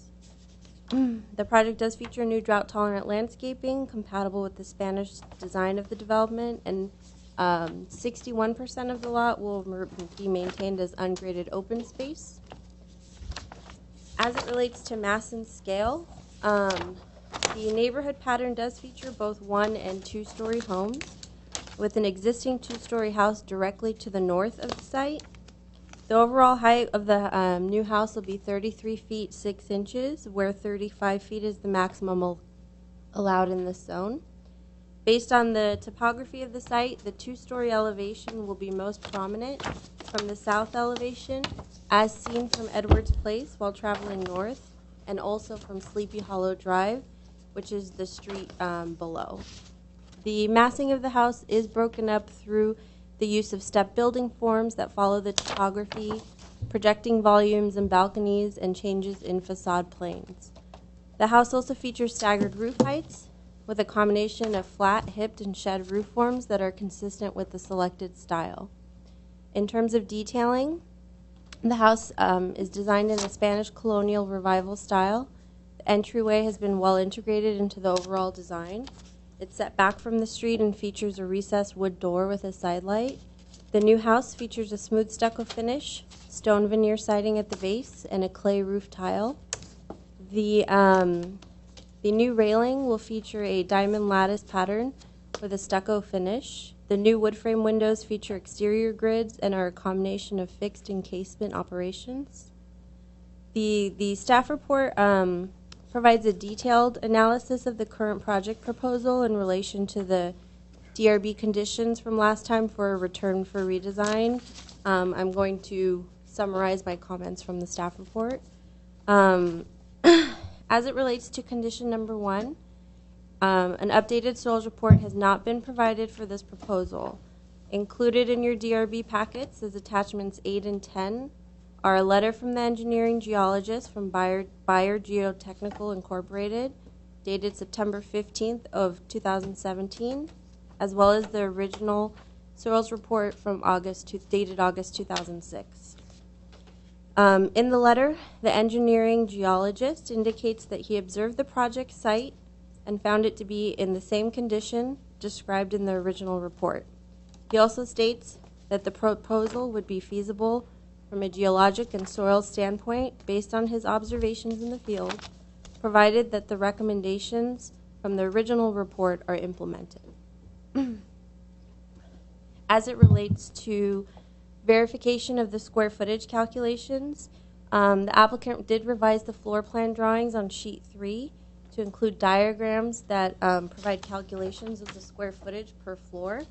As noted earlier, the staircase on the upper floor would count twice, so the total square footage would be 2,749 square feet for the first floor, or the upper floor.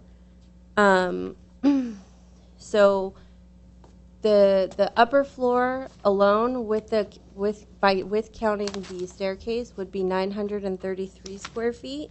The previous proposal indicated that it was 1,110. And the lower floor is proposed at 1,816 square feet, where the previous proposal indicated it was 1,533 square feet in size. Ms. Azadi? Yep. Is there many other changes that we're going through? Or is there... I can go through it all. A lot of it's outlined. There, for condition number 3, they did make alterations. Okay, let's look at number 3, please. Okay. The third condition did relate to the reducing the overall mass. The ridge line of the main house was reduced approximately 18 inches. This helps to step the roof down to follow the topography more, but the overall height has remained the same from the previous proposal. Okay. There has been no change in the design or size of the master bedroom on the lower floor, and part of staff's recommendation to the DRB is that condition be placed on the project. The courtyard space was reduced on the upper floor at the entryway by approximately 2 feet, and the planters along the southerly edge were also reduced in size. A consideration from the return for redesign from last time was to eliminate the pedestrian bridge walkway. That has been maintained as part of the proposal. It has been redesigned with the lattice pattern railings and a ceramic tile accenting along the sides.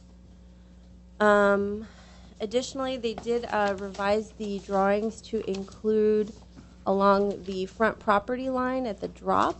They are going to include a railing with a similar lattice pattern that would address building and safety requirements for the drop, as well as safety concerns that have been brought up by adjacent neighbors. For the fourth condition, for the grade beam, which was a concern last time, the drawings have been revised to identify the grade beam, and I know the applicant has worked with the Public Works Engineering Department. Staff is adding a condition of approval that the grade beam be finished in a material that kind of blends into the hillside for where it is visible. There was a condition related to the oak trees, and the applicant has revised their planting plan. They still include 4 new oak trees. 1 is located towards the southeast edge, and then 3 along the most southerly edge on the landscape plan. The Urban Forestry Department has reviewed this, and they haven't cited any major concerns with the new locations or the size of these oak trees. And then the last condition related to the location of the gutters and downspouts, which they have revised their new drawings to indicate how this will be done. And then that's about it. I have received 2 written comments from neighbors. I've placed both of those comments before you on the dais. All comments received as it relates to this case have been made part of the public record and are on file with the Planning Department. Staff is recommending approval of the project with conditions. That concludes my presentation. Thank you. Is there any questions? I have a couple. You indicated that one of the conditions was that the downspouts be indicated, but is that condition number 5 on the list? Because sorry, that was condition number 7. I thought you. The prior condition from the prior hearing, number 7, because the conditions that are outlined 1 through 4 do not have that as one of those are from the last time. Those were the return for redesign conditions. Okay. So on page 8 of the staff report, just for clarification for the record, there's 4 conditions listed. Are you stating that on top of those 4 conditions that are listed on page 8 at the very bottom, that a additional condition carry over from last time? That is related to the downspouts and gutters. There are the condition number 2 and condition number 4. Those are related to conditions from last time. They should have been included in the box. That's what I'm saying. I'm just saying that the conditions 1 through 4 on the staff report do not include these other two. So in our notes for the evening, we're going to add those as 5, 6, 7, whatever the numbering ends up being, which is fine. And then the second question I had is, could you please point out the overhang on one of the renderings? On one of the what? Overhang in the master bedroom. Can you point that out as to where that overhang is that is being asked to be reduced? On one of the maybe the color renderings. This is that area with the corbels down here, and this was it last time. And there's been no change from last time. No. And what is the overhang? How deep is that? Foot and a half? I'm not sure. I would defer that to the architect. Okay, thank you so much. Is Mr. Simonian and he left the room, and perhaps we should wait until he returns in order may have had to use the restroom. Okay. Before proceeding with the public hearing. Yeah. That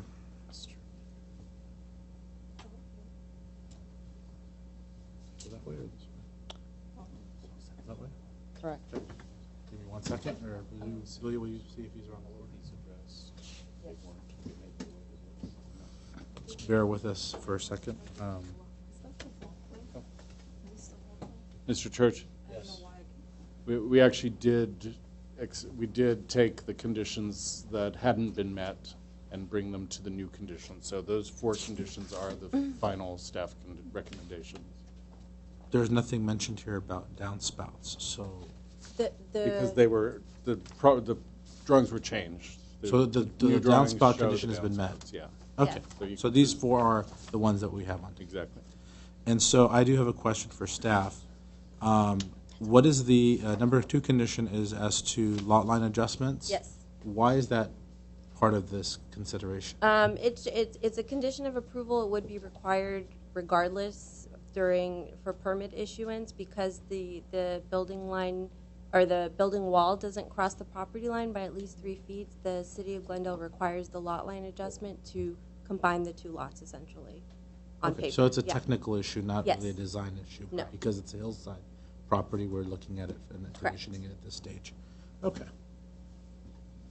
Were we able to find Mr. Simonian? I was not. Well, you're not allowed. Okay. Shall I search? I see him. We'll give him, there he is. We gave you a minute to come back, yeah. We wanted to make sure we had a full board. Can't continue. All right, so I'd like to open up the public hearing portion and invite Mr. Babik Nasapur, who's the architect, to speak. Is that the first? Mr. Hatch is the owner and applicant. Yeah, this was on top. So No, it would be the owner or applicant on. Okay. All right, Mr. Hatchett. Hatch, sorry. I don't know what he said. Good evening. Indeed, for the record and for the cameras, I am Peter Hatch, the owner, not Mr. Hatchett. Before proceeding, I just wanted to mention that my family and I have been residents and property owners in Glendale since 2001. And as is known by everyone, this is the 3rd appearance before the Design Review Board, the second for the second redesign project.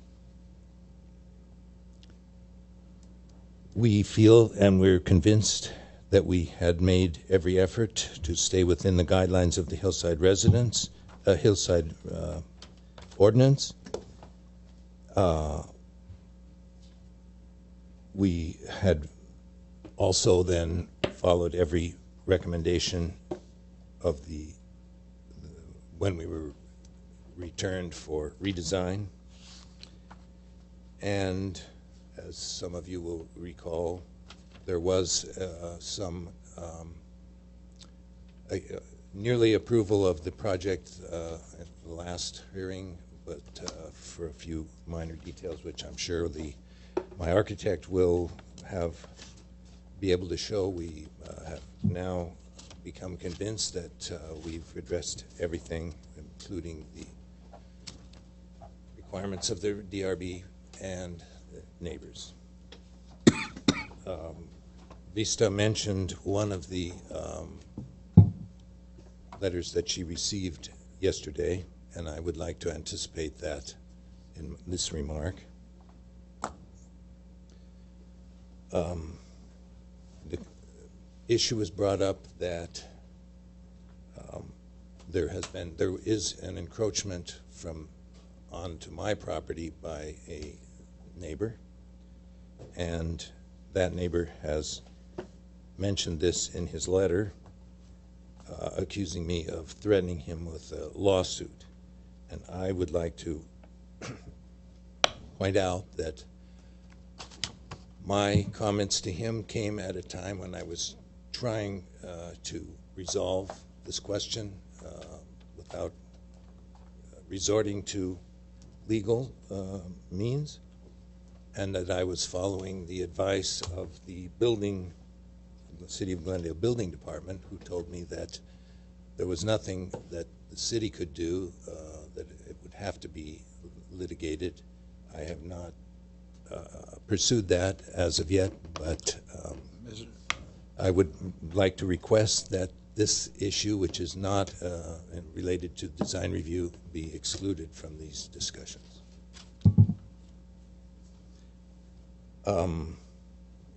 It only remains that to point out that this is the house of our dreams that we would like very much to build, and we feel that it will be an asset to the neighborhood and the community, and we hope that we are approved by the board. Thank you, sir. Is the architect back, Bob? Okay. Mr. Nasapur?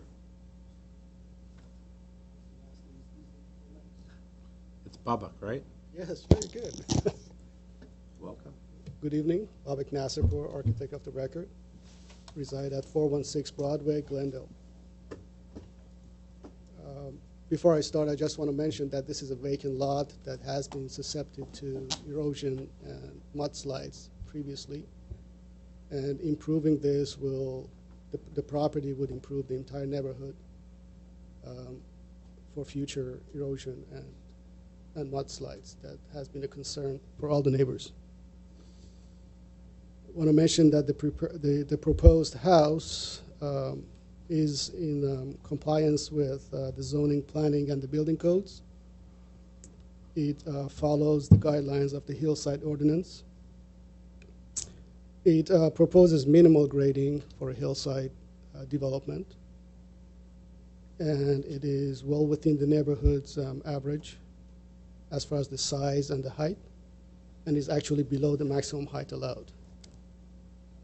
The proposed house fits the property.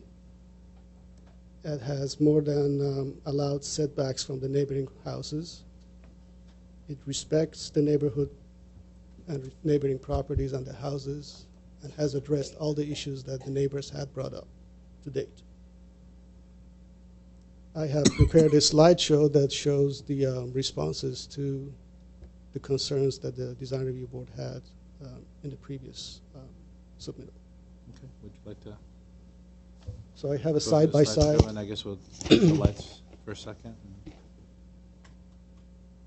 Just to clarify what changes we have made to the house, the one on the left is the previous submittal of June 8th, and the one on the right is the current. I highlighted the areas that have been revised based on the new proposal. The roof lines and the roof ridge height has been relocated to reduce the overall height of the main building. Thus, the chimney stacks have been lowered by that much.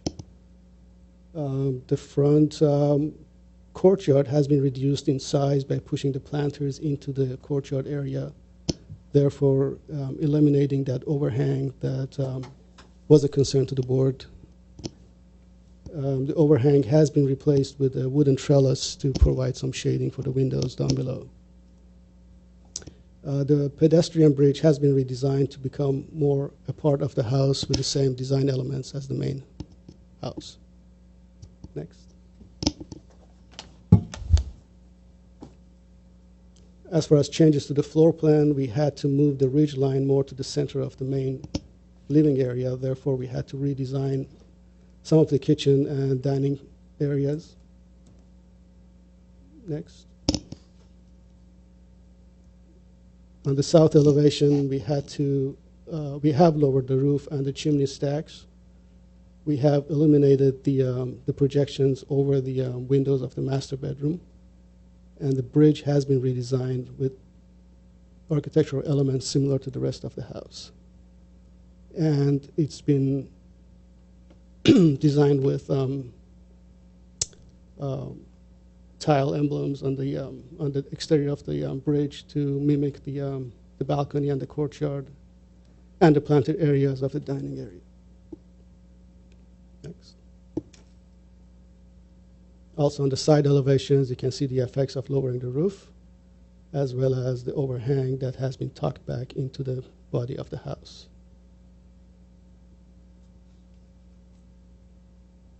Next. On the cross section, you can see that the overhang over the master bedroom is completely eliminated and been replaced with a trellis structure, and the main roof has been lowered from the adjacent roof of the garage. Next. The landscaping, as mentioned, has been revised, and the oak trees have been relocated as recommended by the urban forestry. And the grading plan and the site plan have been revised to reflect the location of the grade beam, the retaining wall, and the guard for fall protection. It also, site plan shows the location of the downspouts as they're designed. Next. And that's a blank screen. To be continued. And that concludes my presentation. Are there any questions? I have a question. Mr. Billings? I remember during the last hearing, we spent a lot of time discussing the effect of this development to the neighbor's house and addressing the privacy issues. Correct. Can you walk us through what have you done? What changes that has been done to well, that goes mitigate some of that? Of course. We reduced the size of the public terrace areas and balconies overlooking the neighbor. We introduced a new design element on the railings, so it would block the view and angle of the vision to all the neighbors below. And we have eliminated in its entirety that deck that was in front of the master bedroom. That was a main concern for people to gather and look down below into the neighbor. We also have blocked all the windows from the other side to the other neighbor to the north side. Okay, thank you. I have one question. One of the conditions that's on here is that the overhang for the master bedroom shall be reduced, but you just indicated the overhang to the master bedroom has been completely eliminated. Correct. So Vista was not showing the right overhang. The overhang is above the windows where the planters were. Okay, so that has been addressed. Yes. Okay. Thank you very much. With that, the next speaker in my list here, Kyle. Yes, thank you. Gary Rankin.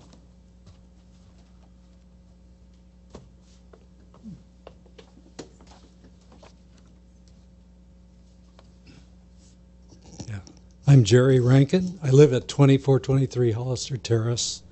I'm a member of the board of directors, Glen Oaks Canyon Homeowners Association. The property at 265 Edwards Place has been in the sight of developers almost continuously since 2003. Plans to build a 2-story house here have gone before you, the Design Review Board, at least 4 times in the past. Thus far, all attempts to obtain an approval of the board have failed. The problem at 265 Edwards Place is that the property itself is difficult. Being set on a 54% slope in an awkwardly shaped configuration, while being crammed between 2 existing houses and having very little access to Edwards Place. Designing an appropriate house for this property takes considerable ingenuity, especially when, as in this case, the house is to be 2 stories with 2,672 square feet of living space.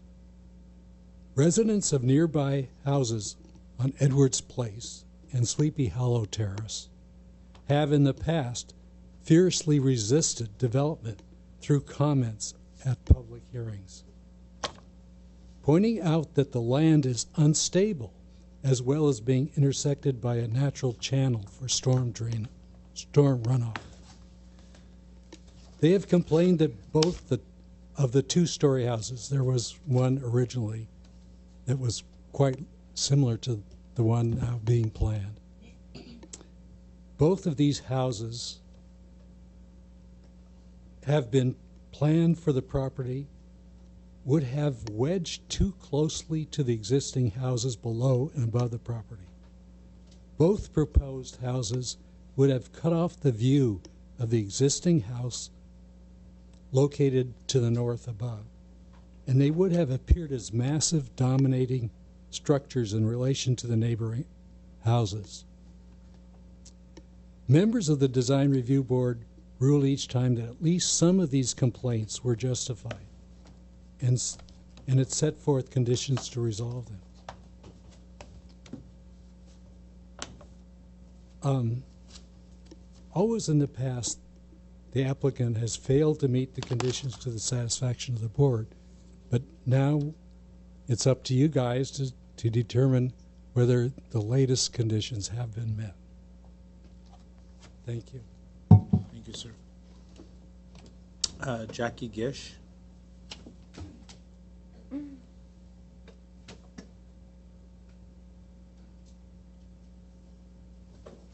I'm Jackie Gish. We live at 2711 East Glen Oaks, also in the canyon. I just want to comment that the Hatches have owned property in the canyon and instituted concerts in the canyon, or concerts in the castle, I guess, which I thought has been a wonderful way for the community to come together and hear the beautiful music that his daughters and himself and various friends have done. I'm hoping that they get permission to rebuild in the canyon and be able to do these concerts again, which are great for the neighborhood. Thank you. Mr. Mohill, Mike Mohill.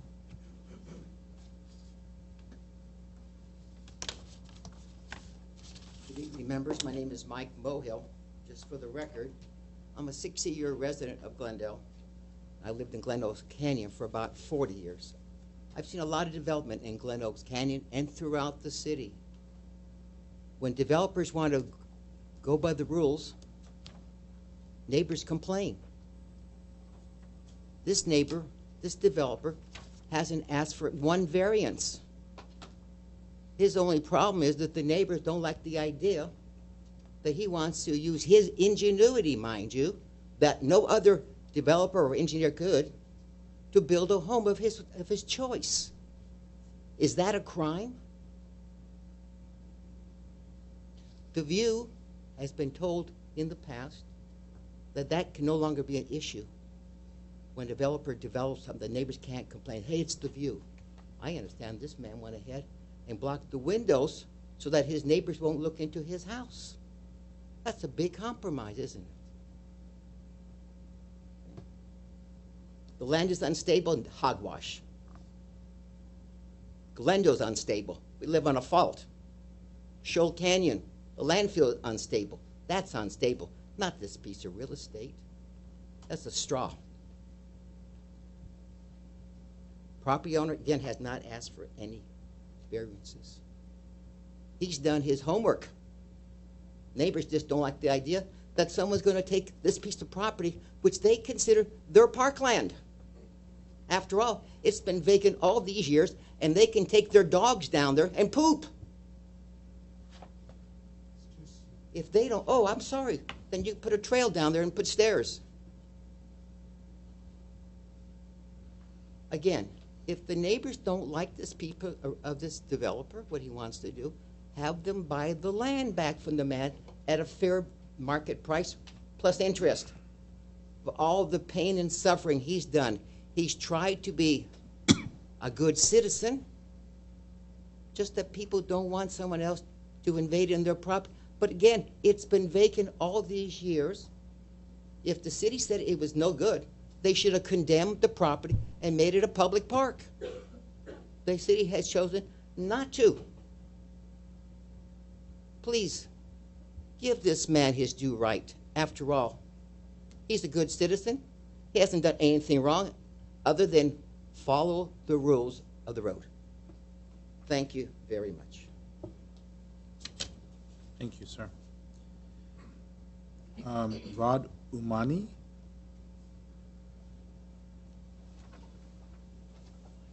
How many minutes do I have? 3, sir. I'm sorry. Sorry, you're going to have to go to the microphone. Yeah, I'm the and state your owner. name. I'm sorry, I'm Rod Umali. I'm the owner of the house north. That's 275 Edwards Place.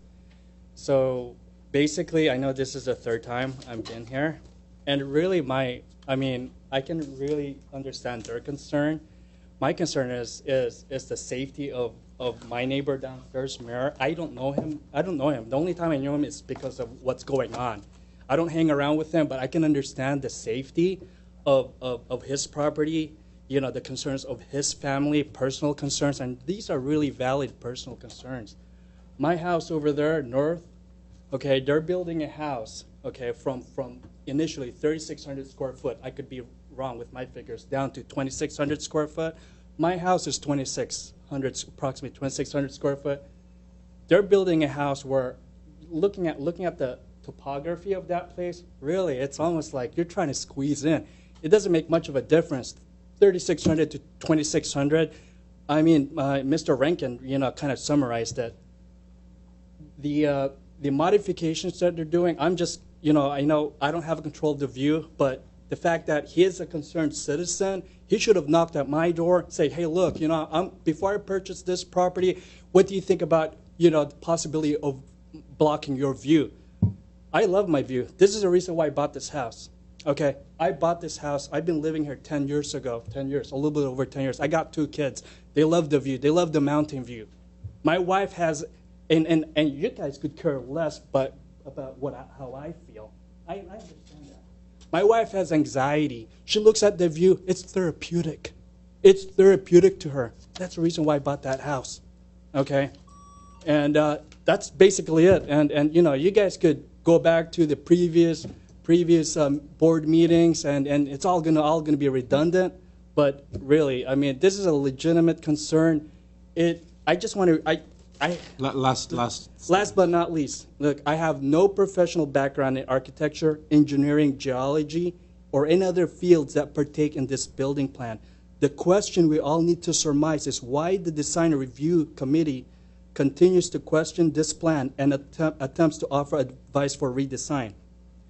The answer may just be doubt. Sir, we got it. I'm sorry. No, That was not a last comment. I just make a last brief statement. Okay. Make it like 1 or 2 sentences, and let's. All right. So basically, you know, there's a reason why we go through this third time. I know this is the final review phase, but common sense wise, you know, I mean, it's, you know, money talks. Just like okay, with the sir, other guys. I'm going to cut you off. Okay. I asked you for a statement. Let's just common sense here. Okay. Thank you, sir. Thank you.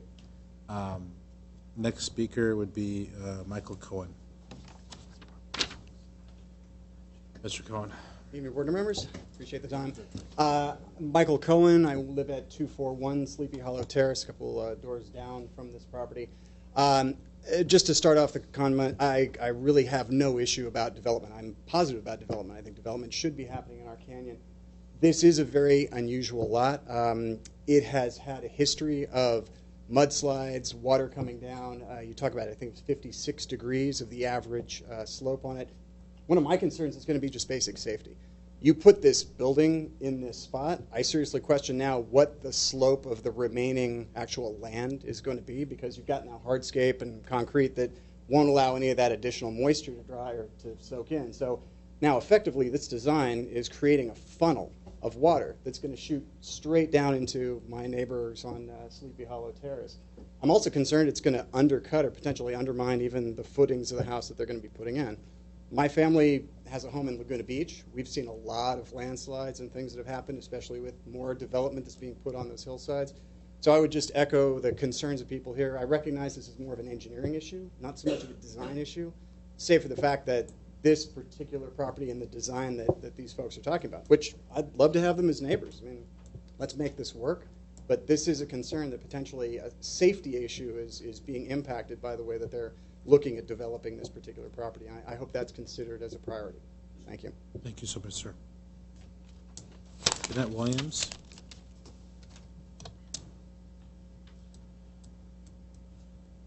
Hello, Ms. Williams. Please state your name for the record. My name is Jeanette Williams, and I'm a resident on Sleepy Hollow Terrace.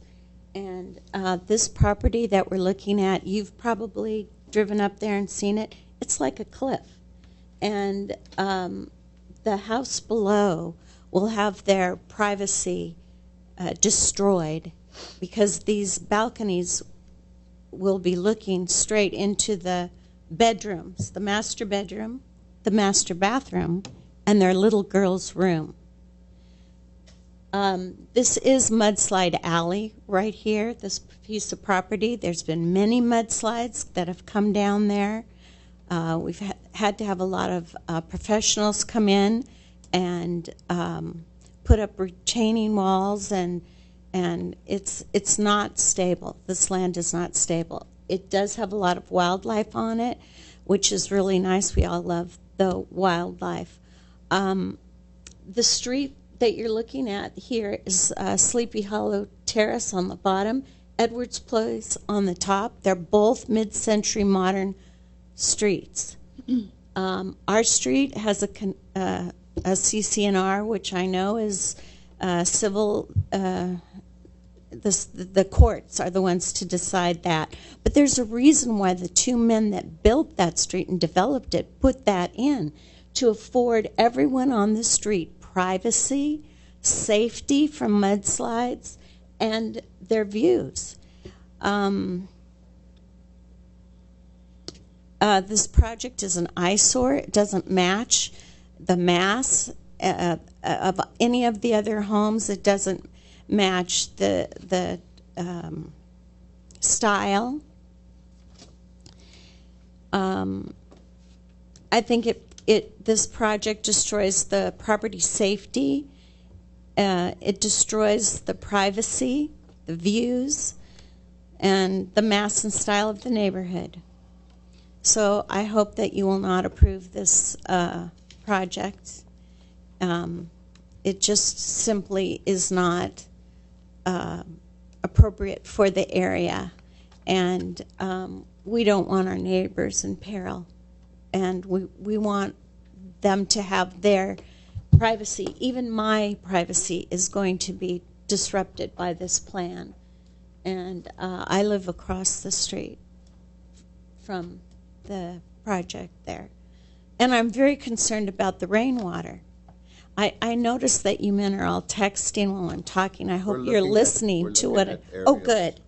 Good. Good. It's technology at its best. Good. Hard to That's see it great. on that. We It can is hard multitask. to see it. Yeah, it is. And I know the last project that was up there, they wanted to have We trust. a gangplank, and they wanted to store all the water underneath the house and then pump it out. But what if the electricity goes out? You can't pump anything. I'm really concerned about the the drainage, and also just the other neighbor that was up here before and spoke, he will look at a brick wall instead of all his beautiful views. So it's important. It's part of Glendale. Thank you so much. Very much. Thank you. Meher Panosian.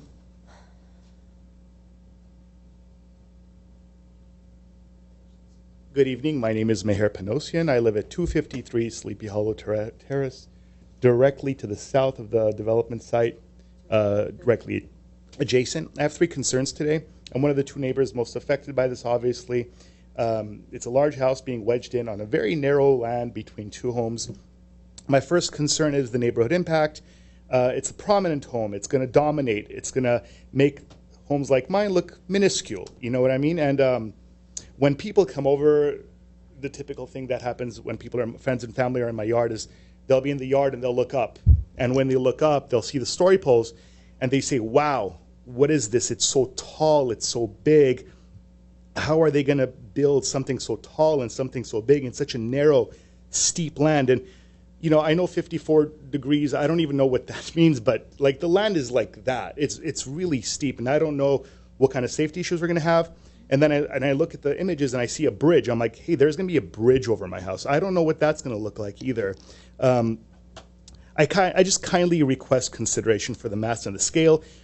All in all, with the garage and everything, it's going to be close to 3,250 square feet. The height's the same.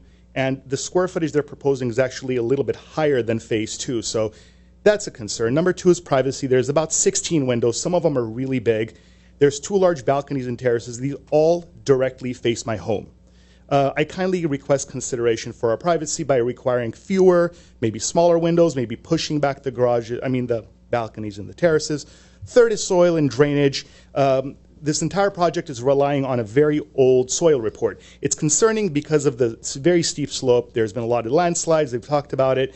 I'm really concerned about where the rainwater drainage will go because the home sits, below street level. And those are all my thoughts today. Thank you for your time. Thank you. Thank you. And that was it. As far as speaker cards, is there anybody else who would like to speak? You can come up. I don't have a speaker card for you. Maybe it's, I will search for it now. Maybe we're stuck to another one, but feel free to come up, state your name for the record, and. No, it's not. Oh, it's not? But you can fill it in case they afterwards. can't find it, then you can fill it. Okay. Hi, my name's Maria Panosian. I'm Meher's wife. We live right below the long rectangular house that you see. We've been here twice now, voicing our concerns, and mostly about the mass and scale, the 54% slope. From the second design review board meeting to this one, somehow the square footage has increased, which we were surprised about. And with the attached garage, it's still going to be over 3,000 square feet, which is really huge for that ridge that he's going to be building on, because that's what it is. It's a ridge. And it's going to be sandwiched between two houses. When you drive to my house, you're going to see his house. My house is flat. It's one story. It's less than 2,000 square feet. And you're going to see his house. My house will just not even be present anymore. And it's because it's so close to our house and the house above, we honestly don't want concerts at that house. Sorry. We've voiced our concerns twice now about mudslides, and you guys have heard us, and I thank you for that, because last time you guys made that a condition that he provides a soils report. For some reason, again, there's no soils report. This is the third meeting that we've addressed this issue. Our neighbors have been witnesses to multiple mudslides. Before we moved in, there was a mudslide where they actually helped our neighbor, the previous owner, clean up the house. And I don't understand why he's not turning this reported. He's either being defiant on purpose or he just doesn't care. I'm going to interrupt you for a second, and I usually don't do this, but yeah. It was earlier, maybe you missed it, but it was indicated during the staff report comments that there has been an updated soil report letter, which will address letter. But just to clarify, right. that has happened. I actually read that. He observed it. He never tested it. So it was an observation that was made. Okay, sure. He also approached my husband asking about if he could run the stormwater system through our yard. So because this hill has mudslides and I feel like there's no proper stormwater system in place, or I don't know what you call it. But he approached asking if it could run through our yard. If we say no, what happens then? Because this hill has had mudslides and there's no proper stormwater runoff system in place because he approached us, what happens if we get a winter of heavy, heavy rains? I mean, we just saw what happened in Montecito. We don't want that. I don't want that. I don't want that to be an issue for my family. And every time we leave here, we leave with more questions than answers. This is the third time we're here. This is the final time. There's a reason why this land has been empty for so many years and why so many people have tried to build on it and it hasn't been approved. It's in your hands now, and I hope you guys will do what you feel is right. Mr. Simon, you have a question? Yes. Earlier, when your husband was speaking, yes, Steph was pointing to the wrong house. Yes, it was the wrong house. Yeah. So your house is the Longwood, right next door. That's our house. Okay. Yeah, that's right. Right. Okay, and then to answer your question, if you don't give him an easement for your dewatering, he would have to put in pumps. Okay. That pump the water up to Edward Street. And then if there's a power outage for a couple days and heavy rains, what happens? That's something you would actually have to get more clarification on from the city engineer, but I'm giving you very general concept of what happens. Okay, got it. Thank you for listening. Thank you. If there's anyone else that would like to speak that has not filled out a speaker card, I did find Maria's speaker card, yes.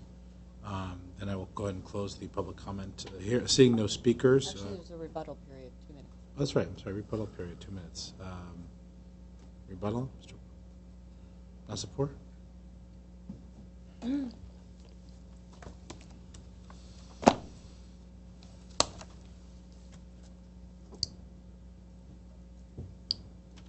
Listening to the neighbors, it seems like the old issues keep recurring, and we have resolved all these issues in the previous meetings. As far as the privacy issue, we have addressed that issue. We have provided lines of vision that nobody could actually look at the house down below from any of the balconies. As far as the drainage, we have that incorporated into our grading plans with the sump system and the code-required backup for the storm drain. One thing that I did not mention was the widening of the street, which is going to increase the safety of the neighborhood as far as the traffic and circulation, which is right now very narrow. We are dedicating 7.5 feet to the street width, plus public sidewalks. So that should take care of the concerns about the excessive slope and erosion that happened along that street in the past. Having the previous experience with the erosion and the mudslides, improving this property is a must. It has to be improved.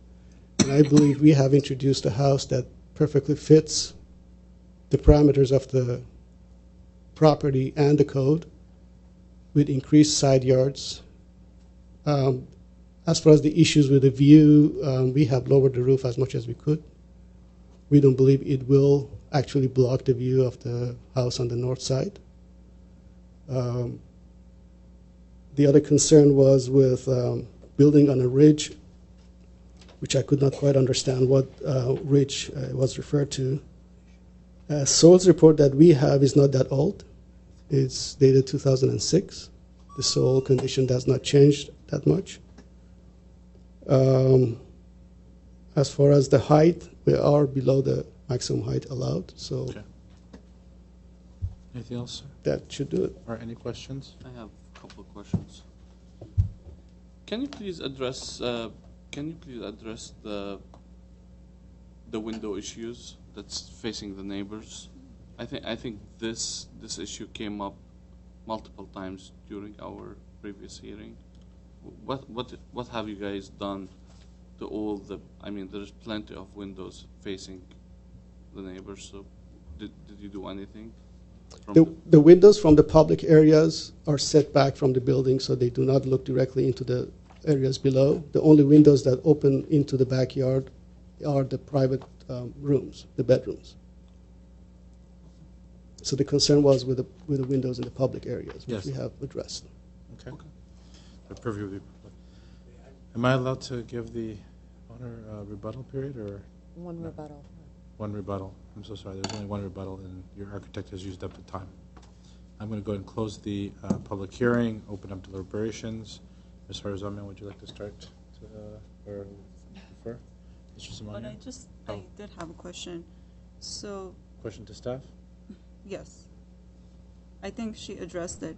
But the fact that this square footage was increased, is it because the way the staircase was counted? Yes.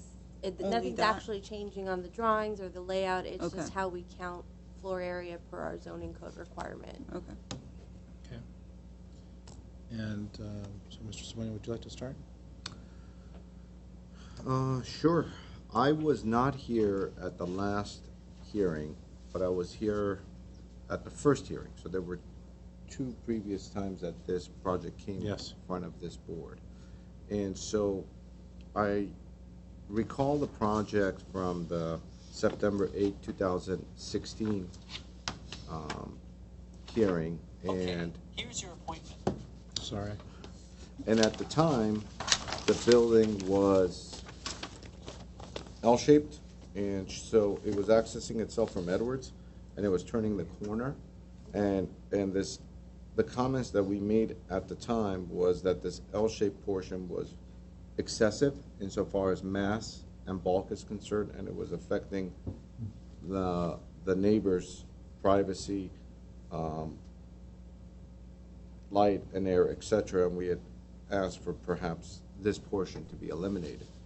And then from what I could tell, during the June 8, 2017 submittal, that wing had been eliminated. However, I was not there at that hearing, and apparently there were some comments, obviously, that were made, some of which have been incorporated, some of which have been addressed.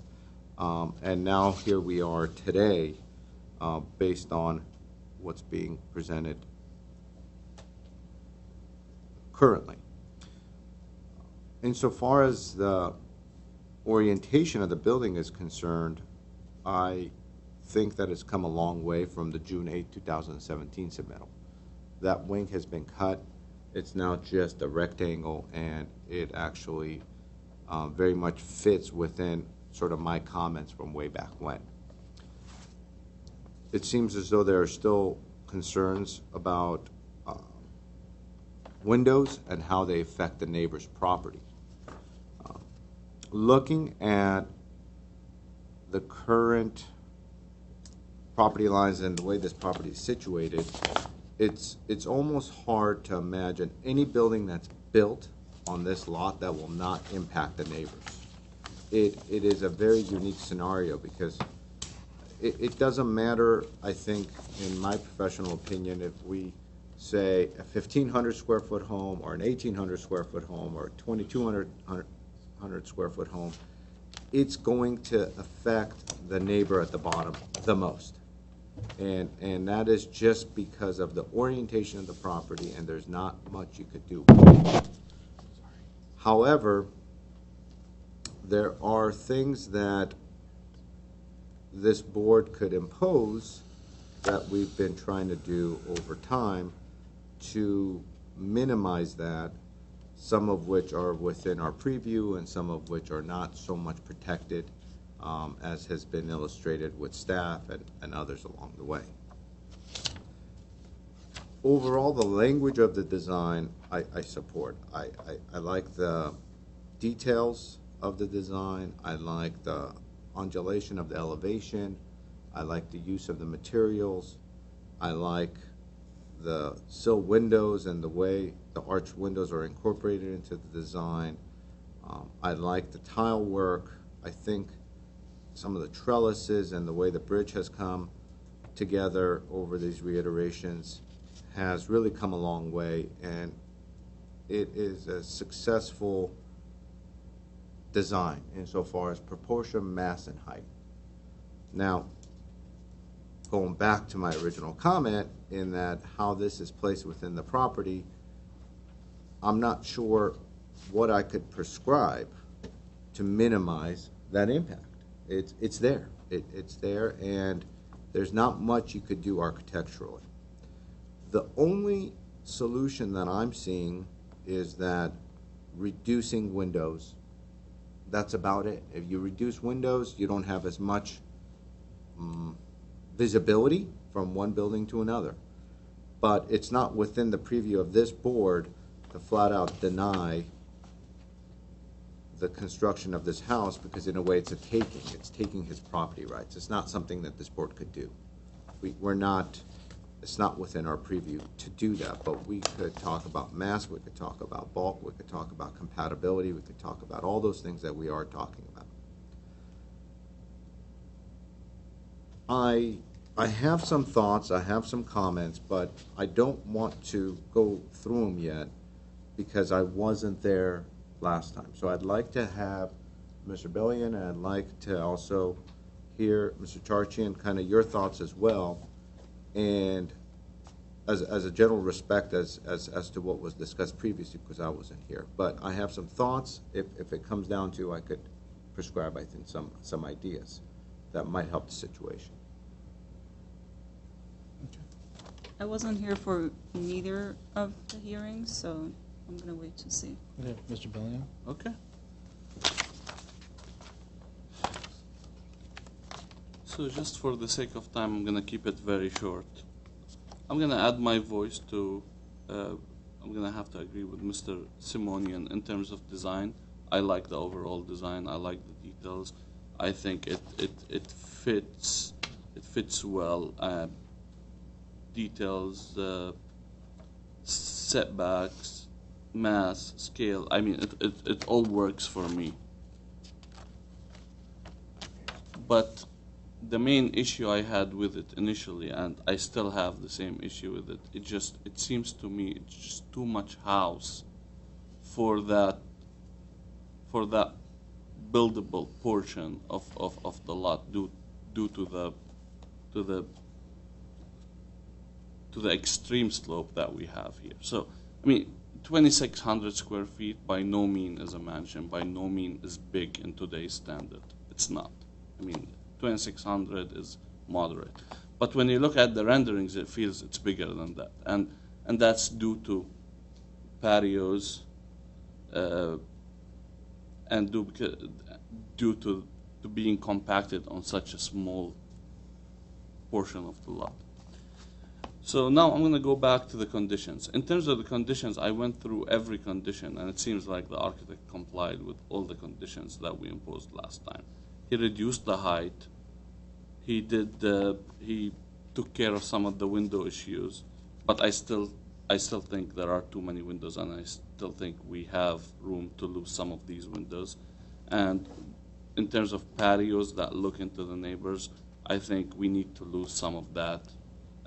We need to, because I compared it to the previous one, and it's almost the same. For me, I didn't see a big improvement when it comes to the patios. Other than that, I understand you did a study and you're showing the vision line and all that, but still, you know, some of those, you don't need that many patios looking into the neighbor's house. You can lose some of it. And the third, so I have few things. If we can condition, I can support and approve the project. Number one, we need to reduce the patios and maybe eliminate the one that looks to the neighbors. Reduce the number of windows. That bridge needs to go away. That's just adding mass and scale, and I think we spoke about that last time. It's already look massive. You don't need this. I don't know what purpose is it serving. And maybe just reduce some of the square footage. That's going to help. Now, reducing the square footage, I don't like putting condition like that and tie your hands.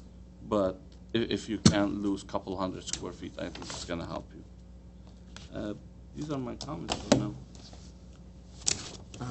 Ms. Arsena, if you don't mind, before we go to your comments, I did want to ask a clarifying question brought up by Mr. Billion's comment about the bridge.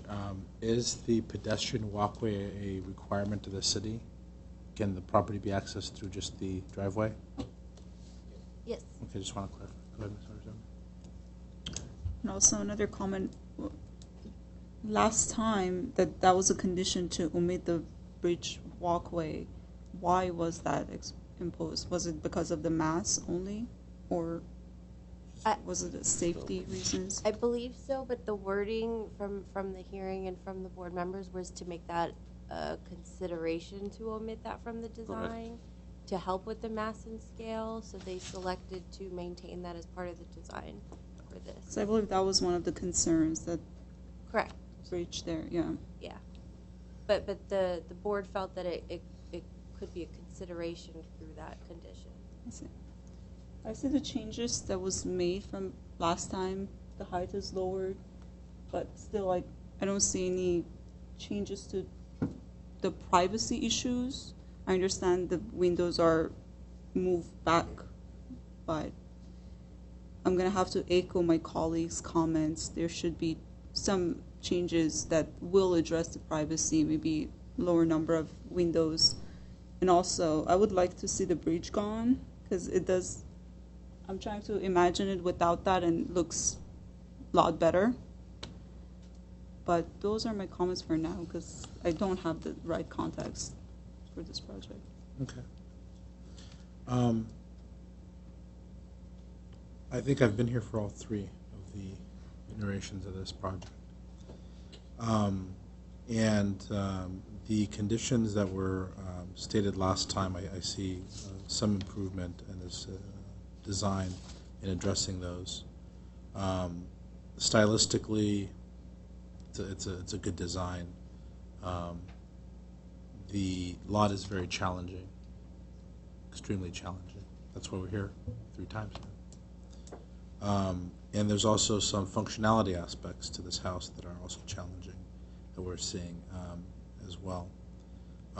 Of the issues that are still present here, I think that moving the planters into the inside for the front entry patio was a good attempt, but went a little shorter than where I would like to have seen. And also the overhang that's being created with the wood trellises above the master bedroom, I think protrudes a little too far for where it is. As far as the bridge, the pedestrian bridge, I don't think that it has as much of an impact in retrospect to where the neighboring house is, because it's closer to the road as the actual home itself. But I find myself more in support of this project and than my colleagues, so I'd like to hear more of what your thoughts are. But overall, you know, if a house is going to be developed in this lot, we've gone from an L-shaped home that straddled the lot and tried to maximize space, that had was designed to wrap around to a different design that we then asked to be fine-tuned. I see the fine-tuning here for the most part, and you know, staff has come back with basically 3 conditions, one of them being a technical one about line lot adjustments. So it looks like the applicant has done what we've asked for last time. It's a painful process to go through for the neighbors. One is going to be staring up at a property, and one is going to be staring down at a property. But when you have infill lots between homes, development does happen. It's sensible size, square foot wise. The massing is there because of its positioning, and the question is that acceptable? For me, it seems acceptable, but it might not be for my colleagues. So, given the overall patios and walkway and so forth, so that's kind of where I stand. I think I agree with you. And from the first L-shaped design to this design, there's huge improvement. I think the architect came a long way, but I think there are still minor touches that can be put on for me to be more comfortable that we've addressed all the issues. Okay. I don't know what Mr. Simonian thinks.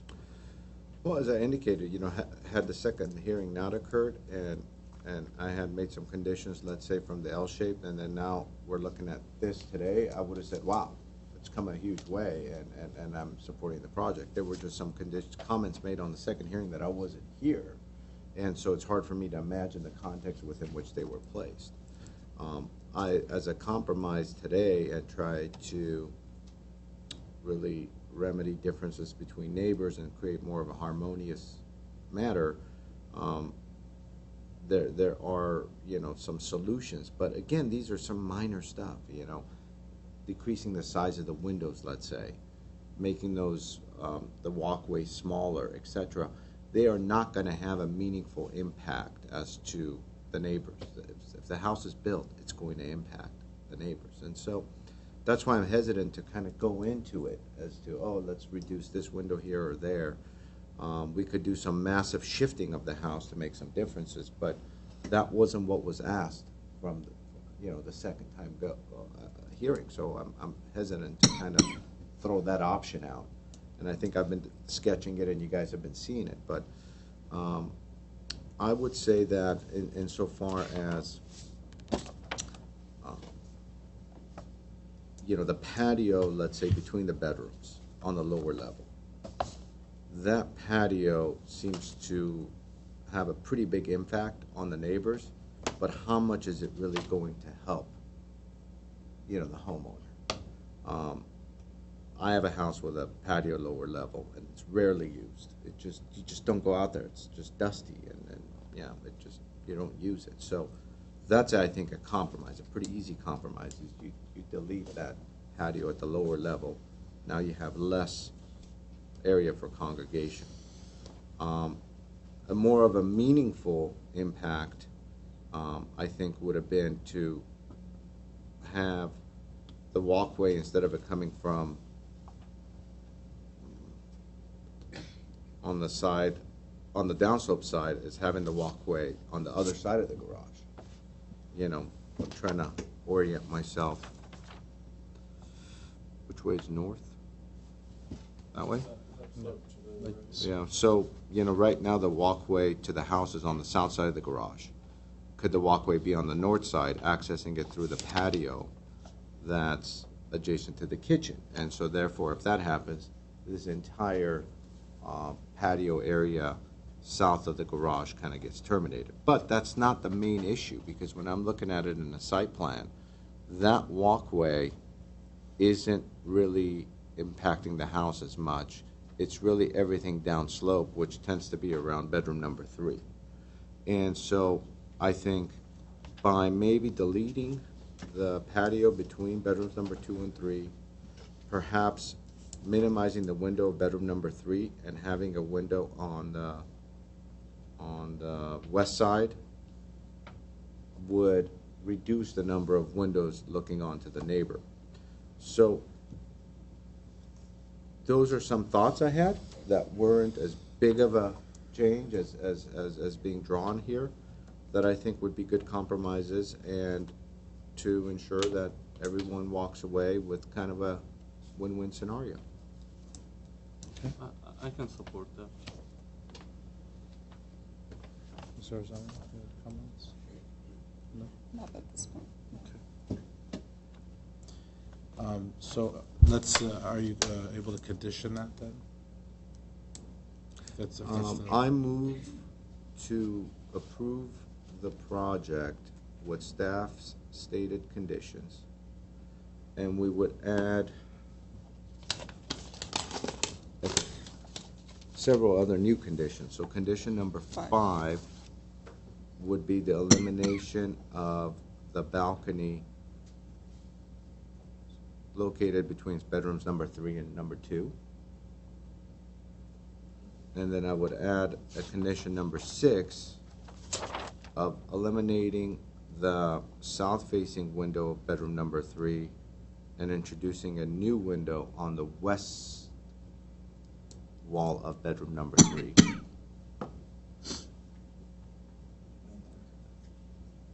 And I think those conditions in itself would severely change the overall impact as much as possible to the neighbors. So, but I'll throw that condition, that motion out, see if it sticks.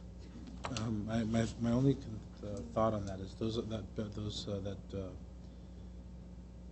patio is between bedrooms. Is not a public space, correct? Patio is a public space. by definition. We've had discussions about is it truly a public space because of the use of the adjoining rooms, but the way the code's written, it is. Okay. In that case, I understand where we're going. Okay, I understand. Thank you. Okay, is there? And if we can add eliminating the bridge to that, I can support this motion. When you're saying bridge, Mr. Billion, are you meaning, you don't mean the driveway, you're meaning this southern portion? This pedestrian portion here. So is it, I see, not this portion, but this kind of planter portion? If the pedestrian bridge is eliminated, there'll still be a bridge over the driveway that will still require a crash barrier slash guardrail. What it would do, I guess, is push the mass further to the north and away from the neighbor. And I think it's important, Mr. Bellion, that if you show it to us on the rendering, that you're referring to this part and not this part for the record. This is what I'm talking about. And so that would be condition number 7, is the elimination of the planter at the closest portion of the driveway adjacent to the street. But Mr. Bellion, how does a visitor who doesn't park in the driveway or inside the garage access the property? The driveway. And what is that driveway safety feature next to the driveway look like? Are you talking about slip and falls and an angle of the driveway? Well, I mean, there's going to be some sort of railing, It could be the same. It could be the same exact railing with the wood lattice and the tile work, but it would just be pushed back to the north several feet. If you like that. I just to clarify. I would like to understand. It would pretty much, I think, just essentially be this railing here, because all of this would be going away, and then the safety railing for building and safety would pretty much extend all this way, which is shown. Sorry, let me grab my bearings. I just saw it shown up there. So if we keep the bridge, you're not going to need the railing down below? There will still be the railing will be required based off the drop for building and safety. But if this bridge goes away, the railing, instead of stopping here, would just continue all the way to the driveway. So how you see it here, it would just go like that. You see, I don't like that. So. Right. Takes away from the frontage of the house. Yeah, no, I don't like that. So you want to? I'll take that back. Okay. So you want to pull back condition number 7? And okay. So there's a motion on the floor for approval with conditions. The conditions have been read into the record. Mr. Bellion has withdrawn his condition to remove the pedestrian bridge. Is there any other conditions? Okay. So I will ask for a. We have 3. We have 4 staff conditions. I believe 1 is going to disappear. Staff condition number 4. Staff condition number 4. We could also. There was a lot of comments about erosion, etc. We've gotten letters from geotechnical engineers, but this is, I think, one of those scenarios where we could actually. I'd like to get the board's opinion on conditioning for this very specific thing, and this doesn't happen all that often, but it's kind of a coincidence that we've had 2 of these in one evening. But conditioning that a soil report be completed based on the finalized set of architectural drawings. And so basically, instead of the buyer group giving a general letter, they would do your actual soil report, which you would have to do 2 months later anyways in order to submit it to building and safety, etc. I think that's advisable, yes. Yeah. So that would be condition number 7 if agreed upon. We just would have it. We would submit it to building after when we stamp off on the drawings. This is going to happen as a matter of process for plan check. If you're saying you'd like us to have it in hand when we transfer the drawings? Yes, what we're referring to is the fact that it's going to be done in reverse, where a soil report would be obtained that has this site plan and this building section, this exact plan incorporated into the soil report, and a geotechnical report and a soil report, and it's been stamped, and then you get that, and in that as a recommendation of of the design working, etc. In other words, what we don't want to see, if I'm just to clarify, I think this is where we're going. In other words, what we don't want to see is a soil report coming back post this process. Says this is an unbuildable that says it's site. Unbuildable, or you have to do these tweaks, and then the house that has to be modified at that point in time. We want to make sure that the soils report and engineering conform to this design. Because there's no room for modification. There's such a tight. With that caveat, I think we can do that. From a design perspective. Our staff doesn't have the expertise to review a soils report, but we could certainly look at the soils report and see that it does not say that this project cannot be built. What if we have him submit it to the engineering department, and the engineering department under Chris Chu could review it, and then there could be an interdepartmental. Is going to happen later in the process, Anyway. using the drawings that we have brought through with all of the changes required by the board. Those are the final drawings that will be seen, and then the soils report, and Vilya can correct. That should be exactly what the soils report's based on. And I did confirm with the building official this morning. The current soils report, there's no form of an addendum that could be provided. They would have to prepare a brand new soils report. After 3 years, it's no longer valid. Sure. And that soils report has to be in hand when they apply for the permit. Building and safety would not allow them to submit without the soils Correct. So report. I think all we're asking is, typically, when you go in a plan check, you have your structural calculations, you have your structural drawings, architectural drawings, etc., and you also have a copy of the soil report, and that's submitted at that point in time. What we're saying is, before staff kind of approves that you kind of get that soil report early. We understand that it's not really the planning department's responsibility to review it, but we're hoping that the engineer of record that stamps it has reviewed it and feels as though the recommendations in the report meet the design. And so in a way, we're ensuring to the neighbors that what is being proposed is been blessed by soil engineer. Yeah, and where we can verify in the soils report that the footprint is the footprint that's been approved, all the other aspects. That's Exactly, and so that the design is not changed by the soil report at a later date. we can do that. Okay, with this additional condition, I'll call for a roll call vote. I'm sorry. I'm sorry, to have a second, yes, for Mr. Bellion, correct? Yeah. Second still stands? Okay. Board Member Simone. Board Member Arzumani. Abstain. Board Member Benlian. Yes. Board Member Simonian. Yes. And Chair Pro Tem Charchian. Yes. Okay, so motion passes 3 with 1 abstention. One vote,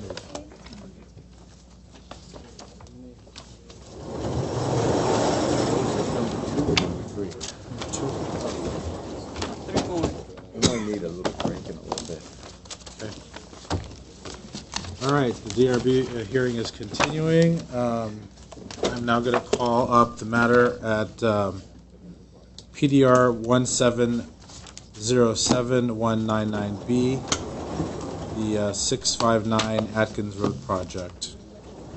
Yes, and I apologize. And we're not going to take a break at this time, so if you're exiting, please do so quietly. I would really appreciate it. And apologies, but I just need one more moment, please. No problem.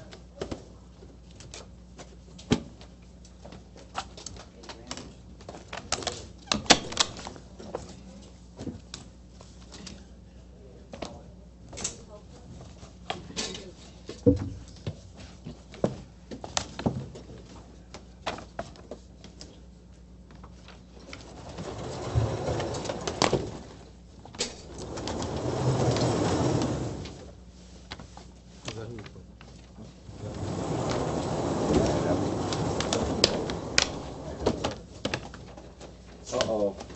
You need like another 8 inches of wall space. I know. No, You've already planned for this, we planned for this. as planners do, right? As planners do. Look at that. That's We planned so that it can impressive. go. Just limited to the They're all, yes. Your file, that's it. I've done that, I do like Sacramento once a month.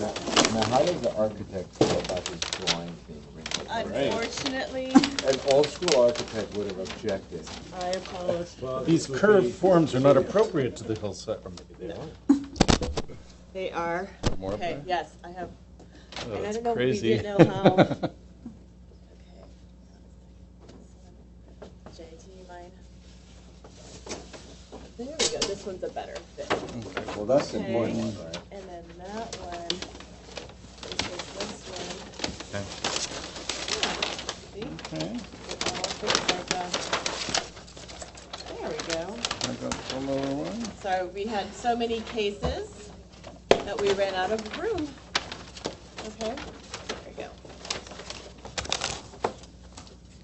One more. Yes, hold on one. I don't want to. There you go. Just. Yeah.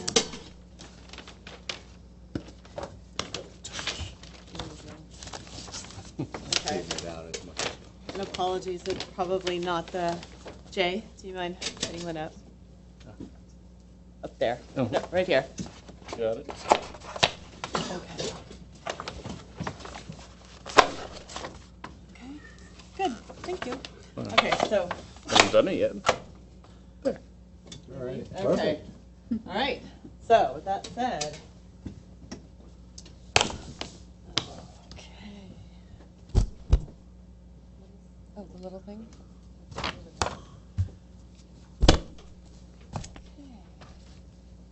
So, this particular project is a new single-family home to be located at 659 through 669 Atkins Avenue.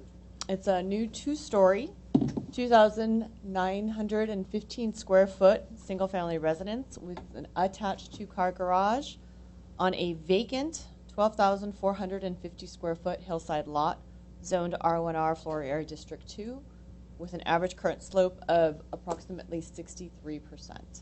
Okay. The subject site is comprised of two lots, lots 9 and 10.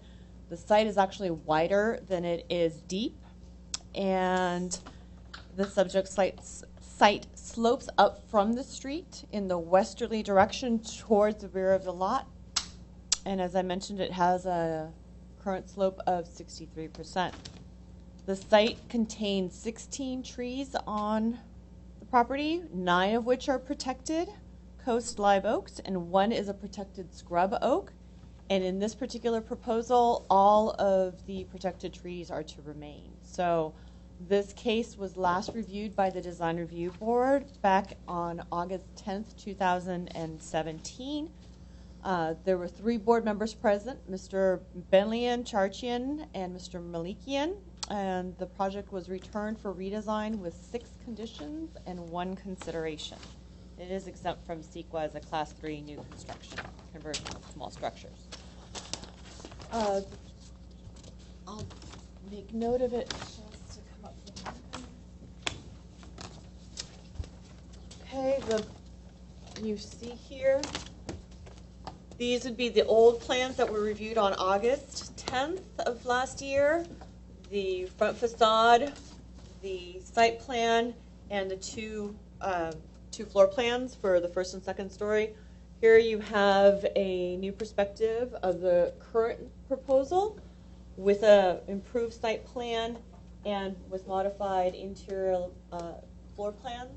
Again, these would be the old elevations and cross sections, and these would be the new elevations and cross section. Essentially, much of it remains the same in terms of the site plan, the mass and scale, and the design and detailing, with minor modifications as required by the previous Design Review Board's conditions. I'm just going to try to go through this really quickly. One would be to the boards in its discussion asked that the building be pushed back at the southeast corner of the first floor, so in this particular area, to offset the residence from the driveway below. This is best noted here, where in these drawings, though it was shown in the perspective drawing as having an offset, actually, in terms of the plans themselves, there was no offset. The driveway wall just went straight up to the building elevation. In this case, they are proposing a small little offset within the building line on the first floor and introducing a planter area for landscaping. Second item was to introduce a change in parapet level and height to soften the horizontality of the roof line and to better express the topography of the site. Shown here, best cross section, where before you had the first floor went straight across, the second floor parapet went straight across the project site, even though it sort of slopes down gradually. You'll notice here there is a step in the actual building on the second floor within the building frame and a slight decrease in the overall height on the second floor. So again, the topography now somewhat reflected in the staggering of the parapet.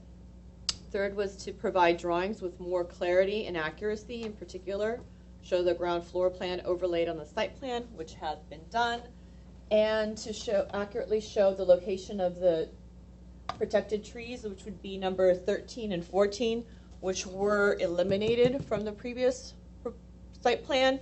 They are now accurately shown on the site plan, and these trees are now being retained as part of this particular proposal.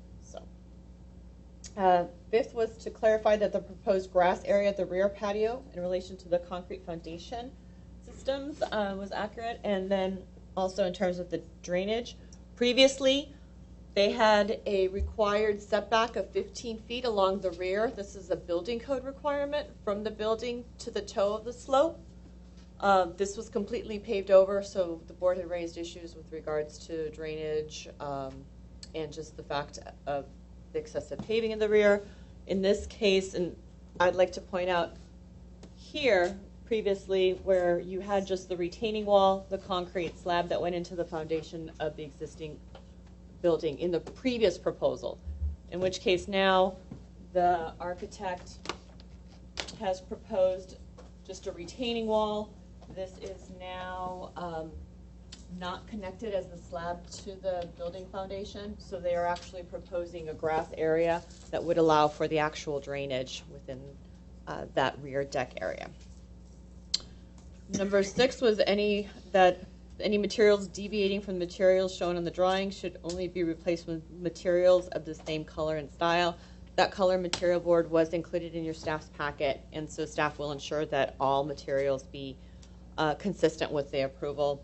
And last but not least was that there be a consideration to decrease the overall size and span width of the residence while essentially maintaining the proposed architectural design and fenestration configuration across the site.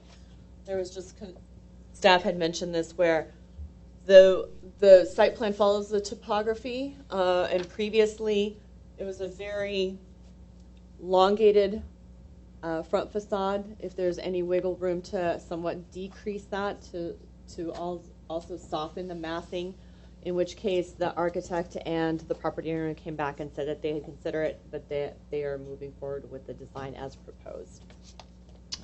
Staff still,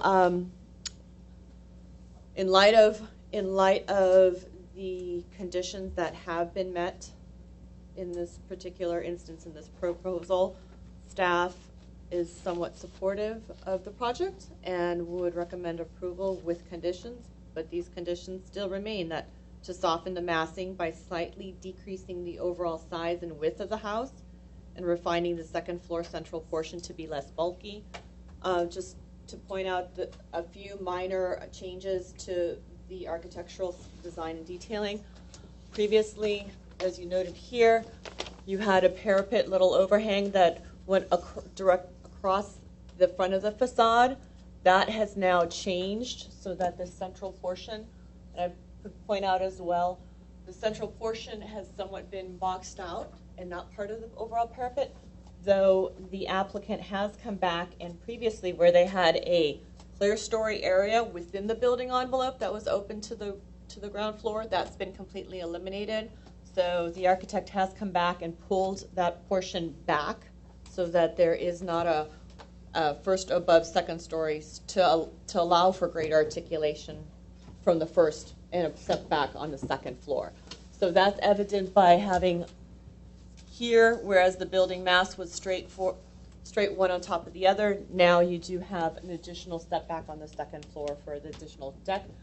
But meanwhile, they've come back with a more boxier form of the stairwell. So that's just it's a consideration to also redesign and lightening the weighted appearance of the geometric canopy form above the front garage door, and perhaps introducing, previously there was cable railing, and whereas now if they could possibly, and this is again just a staff's condition, soften that overhang that extends from the front over to the garage door. The third condition would be to install trailing vines above the top of the rear retaining wall. The project has provided additional landscaping as requested by the board, both in terms of the driveway wall. So they are now introducing additional landscaping here. So it'd be trailing vines up here that go down over the wall towards the driveway, as well as little pocket vines growing up. So this wall previously, that was just a concrete poured wall in place that would be most visible from Atkins, is now going to be treated both with vines growing up and vines trailing down.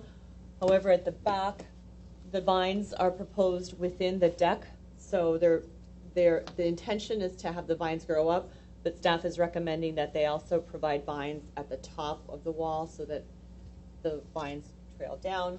And last but not least, it would be to substitute the avocado and lemon trees that are proposed, because even though they are wonderful trees, they're not drought tolerant trees according to our bwaterwise.com website, and we would entertain something that's a little bit more drought tolerant. So that concludes staff's presentation. Thank you. Any questions? I would like to point out, and I apologize, I should have mentioned in the beginning, we received one letter from a neighbor, Mr. Alan Bloomsma, who resides at 677 Atkins. He submitted a comment letter, which I had forwarded to you already, but that comment letter also included a request for continuance because he's not here, and he's away on business and out of town and not able to come. So he respectfully requested a continuance of the matter so that he could attend the meeting, but that is up to the board's discretion. And if he's not able, if the continuance is not granted, that his email regarding the slope, his concerns regarding slope stability, the oak trees and the root systems with the development so close to it, the location of the garage, and the drainage, all be considered by the board. So and that email was the one that was sent out. Correct. To everybody? Yes. Yeah. That's the email that I forwarded to everyone. Yeah, I'm not inclined to entertain a continuance for a member of the public not being able to attend, but we will and have received the email, and we'll take that into consideration, I'm sure. Are there any questions for staff at this time? I do have one question, and that is in the front of the property, the trailing vines that are being proposed, what is the material behind those trailing vines? I believe it's poured in place concrete. Is it board formed concrete? I'm sorry, board formed. Horizontal. Correct. Horizontal board form. Horizontal board form concrete. So previously there was a vertical pattern on that. Yes. So in the case that the vines don't take or issues, we're going to be looking at poured concrete in a kind of a patchwork, kind of a plank kind of a format. And that's actually depicted on the elevation drawings of the new plans, so it shows the horizontal lines of the board form concrete walls.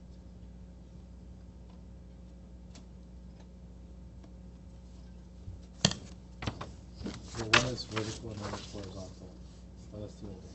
Yes, correct. The old plans are the ones highlighted in green, so it's basically by columns, and the ones... Gotcha. Okay, and we now have a materials board, so I can look at that as well.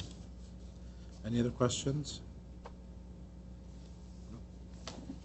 Okay, let's go ahead and open up the public comment portion of the evening.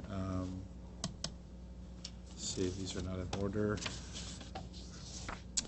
And it would either the Ani owner. Abramian, or would like to speak first, or the architect?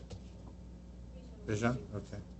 Okay, and Mr. whoever Bijan speaks Khalidi? first would have 5 minutes, and the subsequent speaker would have 3. So, Come on up. Thank you. Please state your name for the record. And name is Bijan Cleary, architect.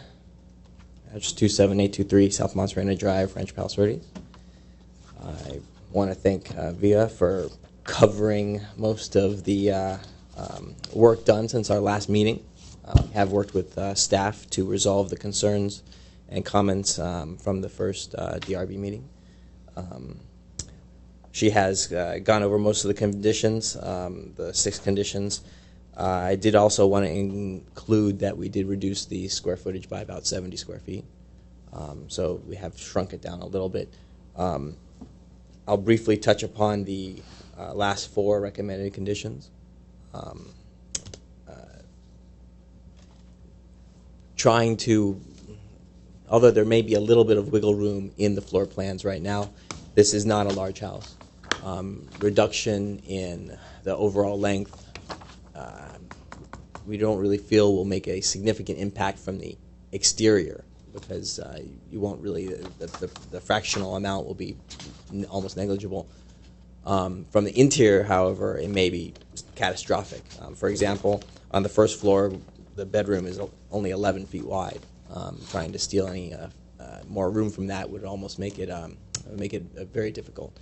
So trying to squeeze down the overall length would be difficult, and the depth is already at the bare minimum. So we feel that further reduction would be catastrophic to the success of the project. It is focusing on refining the second floor central portion to be less bulky. In discussions with the owner, we actually do prefer the previous design with the material of the wood siding at the second floor with actually the little frame above. It does break it up nicely. We made changes thinking that this boxing out may actually be an improvement, but we would agree to go back to that previous design, which may break up the massing of that entry piece. In addition to adding the little cable railing at the deck on the right above the garage.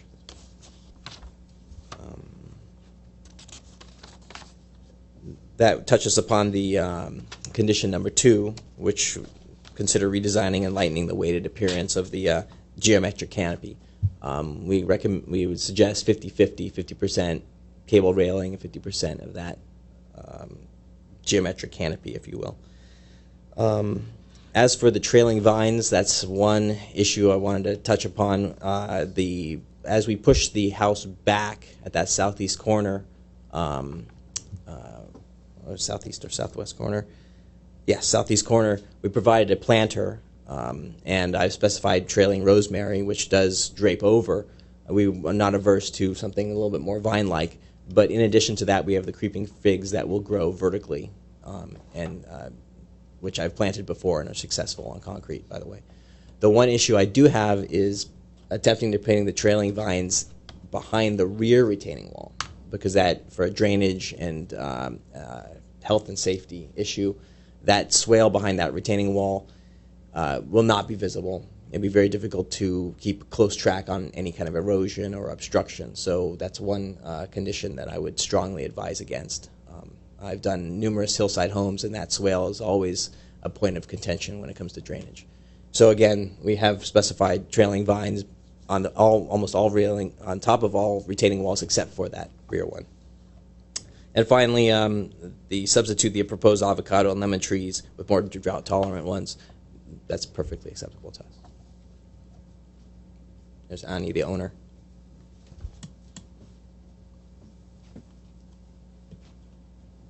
Hello, everybody. My name is Ani Abramian. I am the applicant and the owner.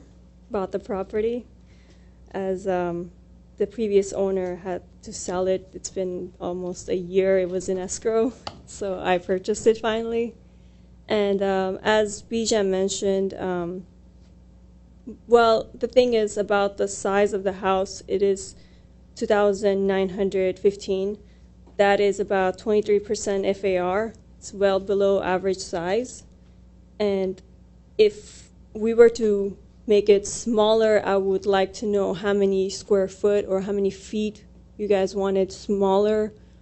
I mean, it's going to take away the look of the house. I mean, I'm already barely fitting couch, dining table, and a one bedroom with a small bathroom. And we already have reduced about 70 square feet. That's almost a bathroom I took away, basically. And I would appreciate if staff would be able to recommend the homeowners with the clear and specific numbers as opposed to slightly, or it's getting a little bit difficult to understand the language sometimes. Refining the second floor, as Bijan mentioned, yes, we can go back to the previous design as far as the canopy goes and the brown siding. And definitely we can add back the railing, the cable railing for the balcony. And definitely we can change the trees. That's just the landscape. I have no objection towards it. And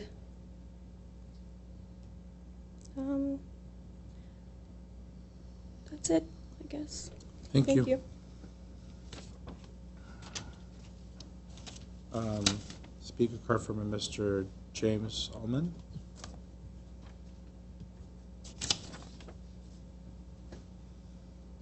Mr. Ullman. My name is James Ullman. I've lived in Glendale for 45 years. For 42 of them, I lived at 670 Glen Avenue, which is immediately above this property. I don't know if you've walked this property or not, but it's about a 45-degree slope from my property down to the street. And at the street, there's a drop vertically, it's just straight down, of about 15 feet. Now, a 63% slope is more than any slope that we've discussed tonight, and people have objected to all of those. This is amazing. The other part that's amazing is they want to haul out 1,700 plus yards of dirt to build this house. That's a huge amount, a massive scar on the land. And it really brings my next point into contention, because I know what happened between Gladys and Glenmore, which is a few blocks up the street, where there was a huge slide, and the house above and the house below are still uninhabitable. I'm scared that my house is going to be down on Atkins if this project goes through. The retaining wall would have to be massive, and I'm not sure the geology supports that. The house itself, for the area, is a large house. The average house within 300 feet is 2,044 feet. So this is almost another 1,000 feet over that. Yards and usable open space, basically almost nothing. We have another problem with how the building relates to its surrounding context. And this house does not correspond or fit into that neighborhood at all. This is a totally different type of architecture from anything else that's around it.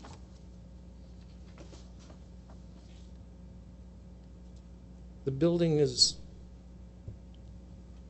I mean, the alteration of the topography is huge. The scale of the property is not proportional to the area of the land, and it just has so many objections that I respectfully would request that this project be denied. All of the neighbors are against it. If you ask me to wrap up, please, Mr. Ullman. All of the neighbors are against it. They have all told me that they're against it. And they were all here at the last meeting, which I couldn't attend, but I submitted a letter. I would respectfully suggest that this board deny this project for all the reasons I've stated already. Thank you, sir. Thank you. If there is anyone else that would like to speak on this issue, they can come up and speak. If not, seeing none, we'll open up the 2-minute rebuttal period. If you'd like to take a rebuttal, or you can pass.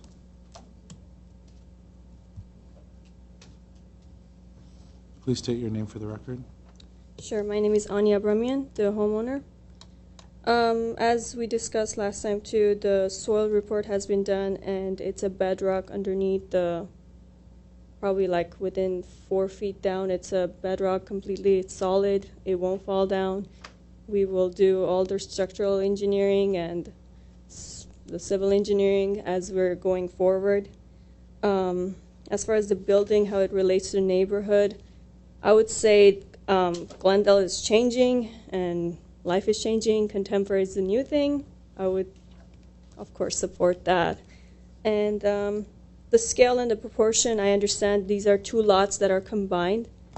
And in order to make it the livable size, I would be okay with the, and actually 2 houses next door are 3,400 square feet, 3 of them.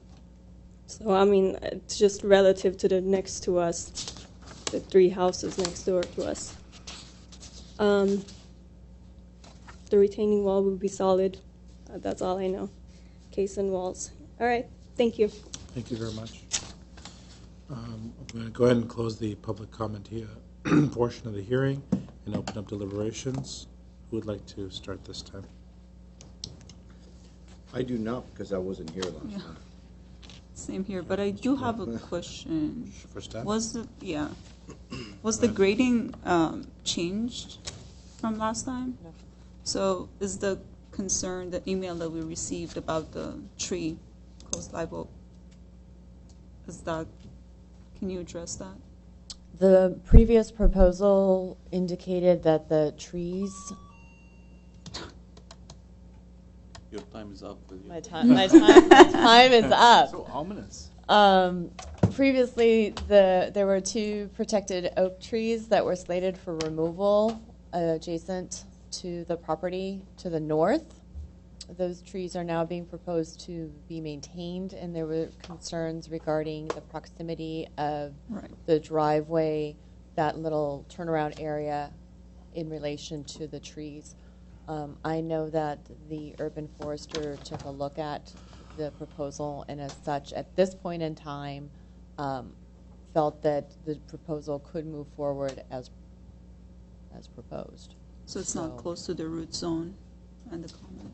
There would be, it's close within proximity, but would they be damaged or actually kill the trees? Then no. Okay. Okay. Any other questions for staff? Mr. Billion, since you were here last time, would you like to start? So just to keep it short, I reviewed the comments that we imposed last time, and I think the applicant did meet all of them. So I have, so I'm in support with the project, and I think I'm in support also of the staff conditions.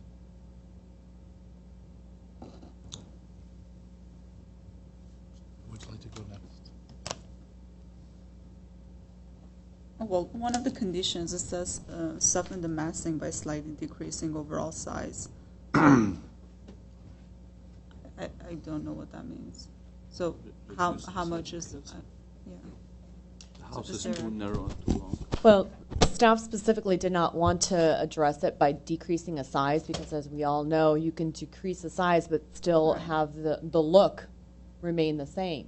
So it's up to the board whether or not you feel that the elongated elevation is compatible with the neighborhood and its context. So if the board feels that it, as proposed, the house is consistent and compatible, then clearly staff will defer to the board's expertise and. So you think refining the second floor for it to be less bulky, would that address your first condition?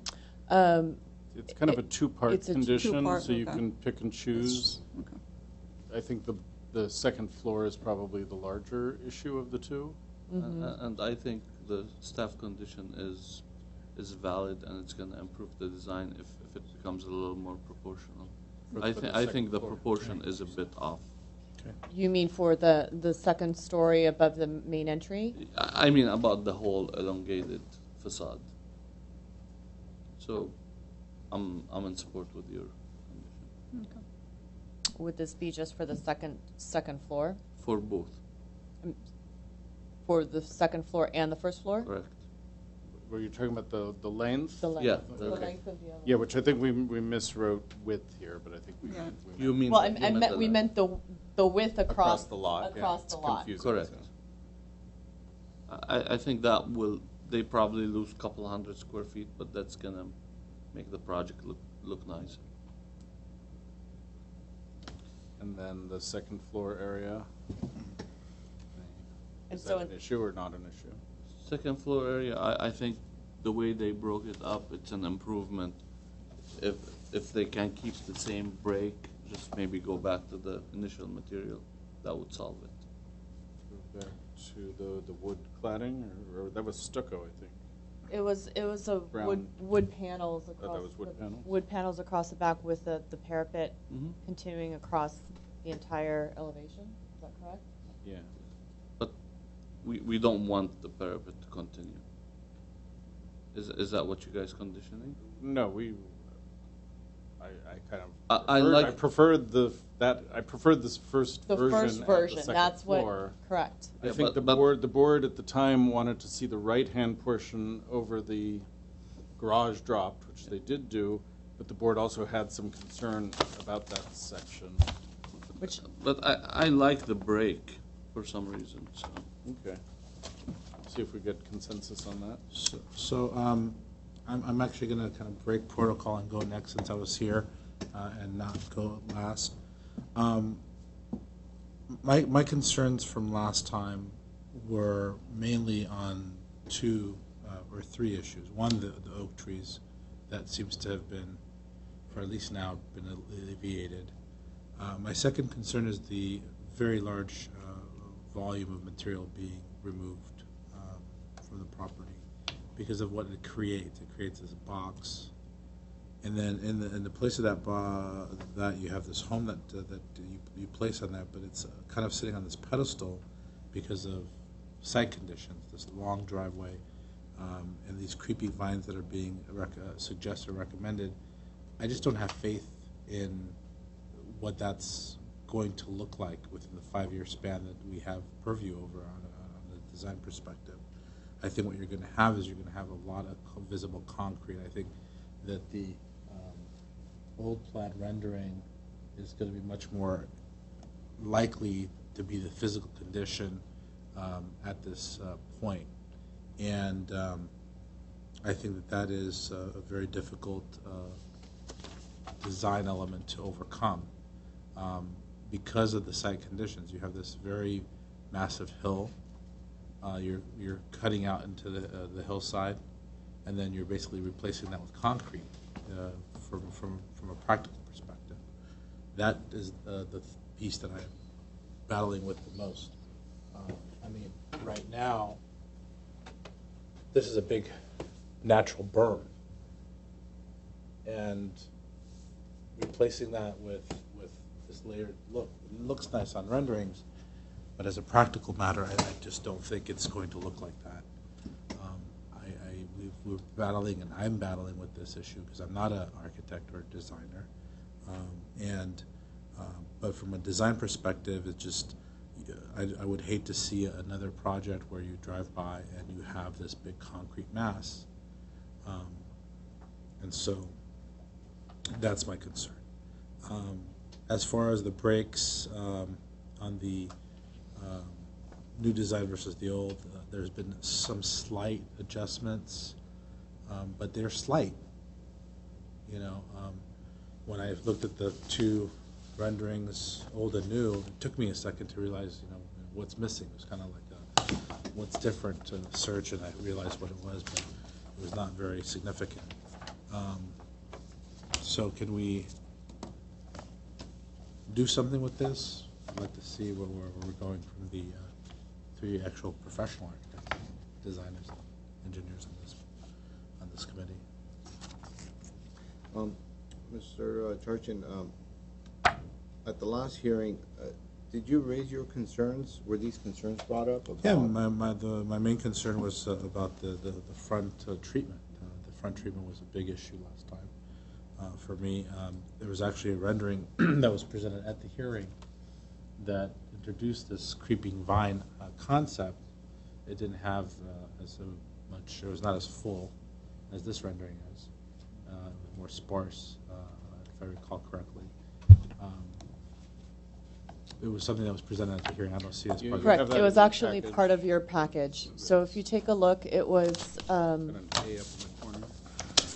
I know this was presented, but there was another rendering that actually. No, that's actually what was presented at the DRB, and then if you continue on, it will actually, it will include, we specifically included what was submitted. Correct. Yeah, so there was this was submitted as a potential, but there was no actual space for those vines to actually grow. There was no actual land or dirt, terra firma, to actually have that grow in, because that was all more of a rendering than a practical matter, and so that was one of the reasons that we asked for more clarity on how that's going to actually function. I see. Correct, and we were not able to, we don't have a large-scale drawing to put up, so that's why we included the reduced set in your package. Yeah. Just so the board knows, during our initial discussions with the applicants, we were concerned about the appearance of the driveway slicing across the hillside, and we explored possibilities of having a street-level garage detached, but there were issues that would require a variance for that because of driveway width, driveway lengths, and. But I mean, isn't, I'm so sorry to interject like this, but isn't detached street level garages, they're actually very common historic application along mountain. Sure, they don't meet our current code. I understand, so there's support for a variance, though, potentially.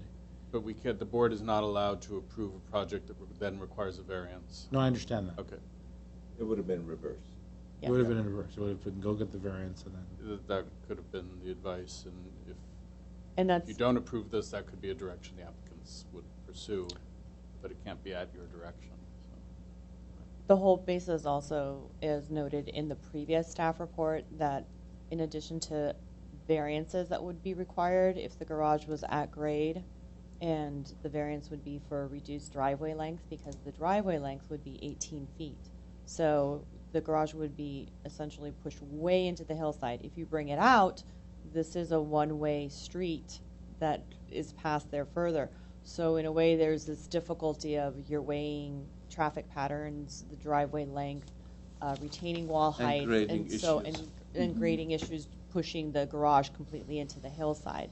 So that is the reason why staff went into great detail and discussion in the last staff report, and we did not touch on it this time because the project essentially was a return for redesign with these conditions.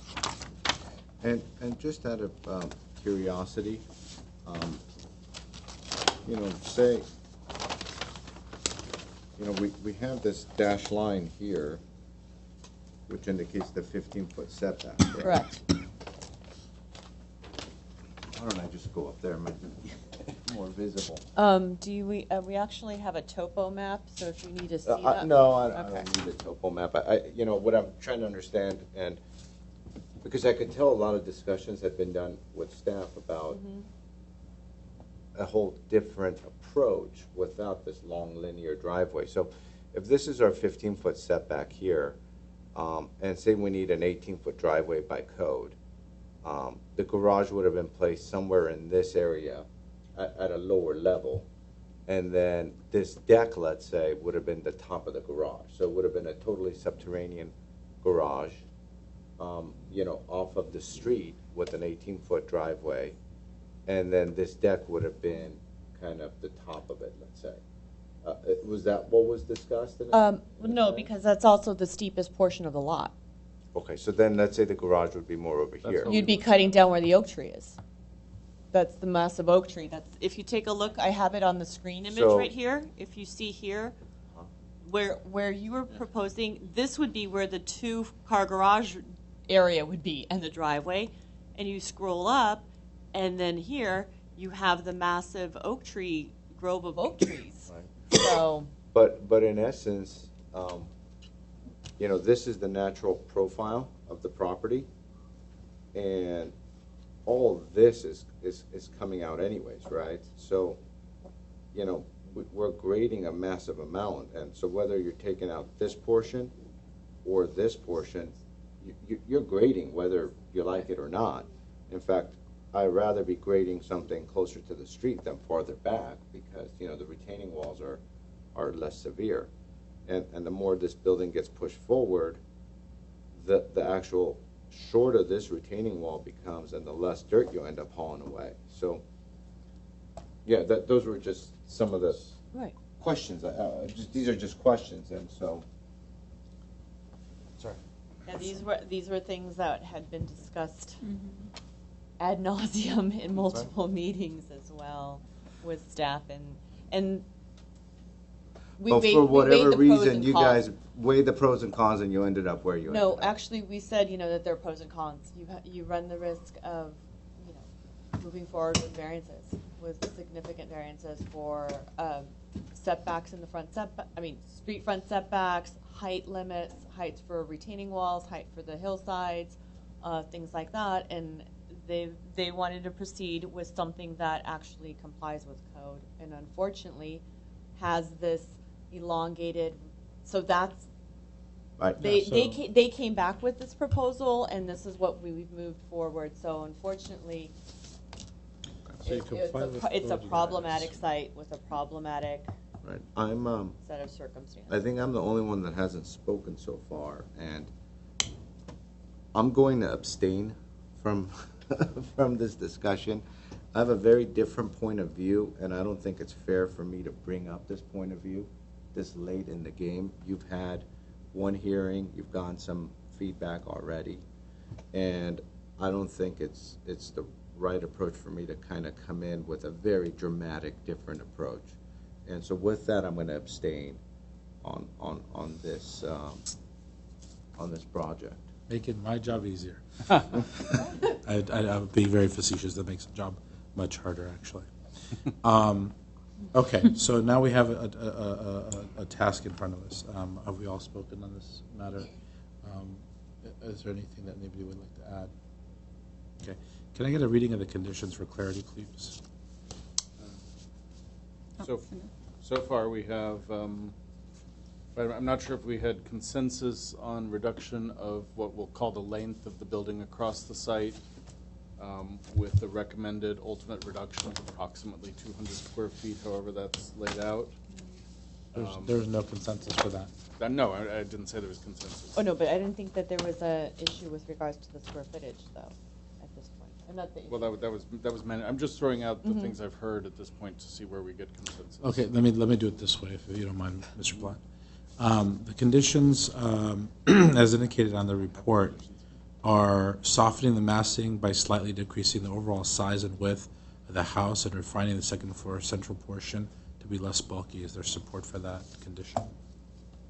I support that. Okay. And then considering redesigning and lightening the weight appearance of geometric canopy form above the front door and garage door, such as by reintroducing the cable railing for the portion of the front of the master bedroom as depicted in the previous proposal. Is there support for that?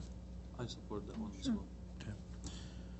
Installing trailing vines above the top of the rear retaining wall. There was comments that would be problematic. Yeah. Is that something that's important? So remove that or keep that? I'll keep it as a consideration. Consideration? Yeah. Okay. Number 4, substitute the proposed avocado and lemon trees. There's no issue there. Now, I would like to ask staff for the additional conditions that were indicated, there were. Could I first get confirmation? Condition 1 was kind of a two-part condition: soften the massing by decreasing the overall size and width of the house, which we might call length. Also refining the second floor central portion to be less bulky, which Mr. Benlian said he supported the design as proposed. Is there support for the staff recommendation there? The staff recommendation number 1 is written as. There are two parts to it, really. Yes, that was both.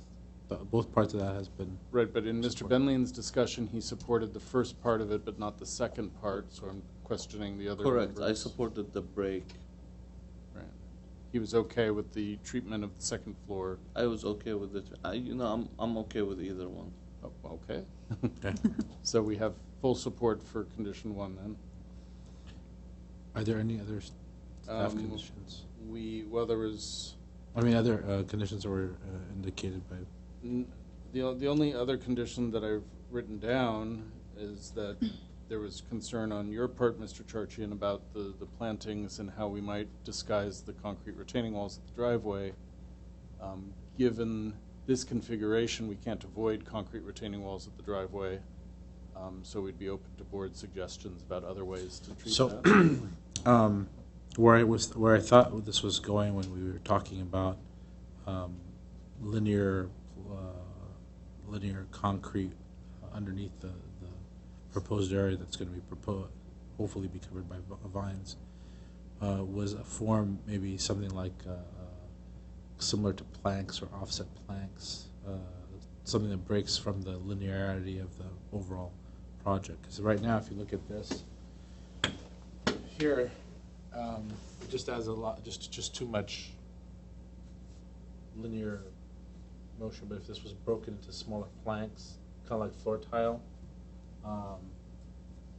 One thought could be we could use a block material rather than the concrete. Staff, in general, we think concrete is a better hillside material. It could be concrete, but I'm just saying that the treatment of the surface of that concrete, I think, is a little too geometrically uniform across.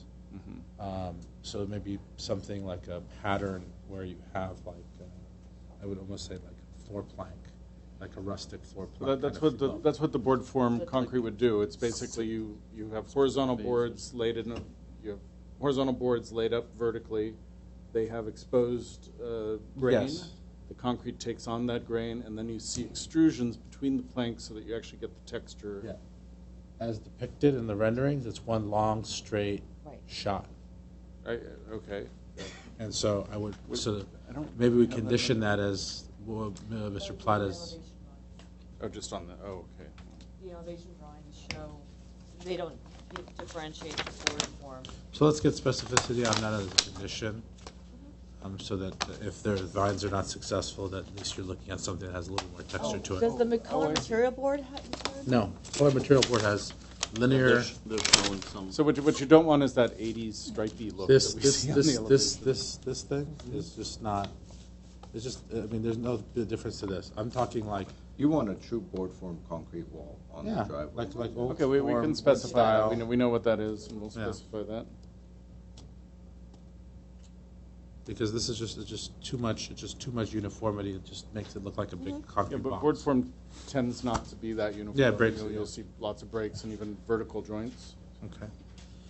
And then there would need to be a condition added for the lot line adjustment, since this is another property with 2 lots.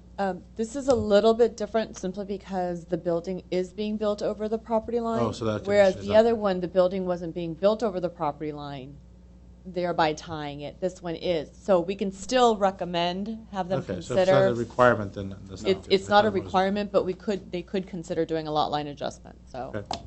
And then we're tying it in, right? Which is, Pardon? A tie-in is different. than a It basically a lot line adjustment would be this equivalent to Okay. lot tie here. Gotcha. Okay. Any other conditions? Okay. Not that I- Let me see if there is support for motion with those conditions. I'll entertain a motion. Make a motion to approve with the stated conditions. I have a motion by Board Member Benlian. Is there a second? I'll second. Second by Board Member Arzumanian. In terms of a roll call, Board Member Arzumanian? Yes. Board Member Benlian? Yes. Chair Pro Tem Charchian? No. And Board Member Simonian You can't abstains. meet the conditions and say no. Mr. Simonian Simonian is abstaining. Correct. So would it carry? In this case, it's 2-1. It still is an approval, yes. Right.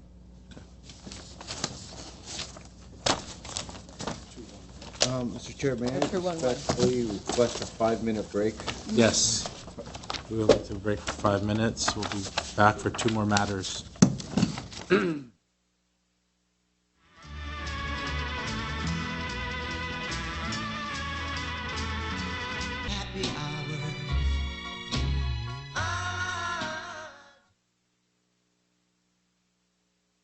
you are So we're not live, but we're soon. all right. There we are. So let's go ahead and get started with PDR 1724001, 1360 Western Avenue. Okay, good evening, Design Review Board members. The case before you is a design review, case number PDR 1724001, located at 1360 Western Avenue.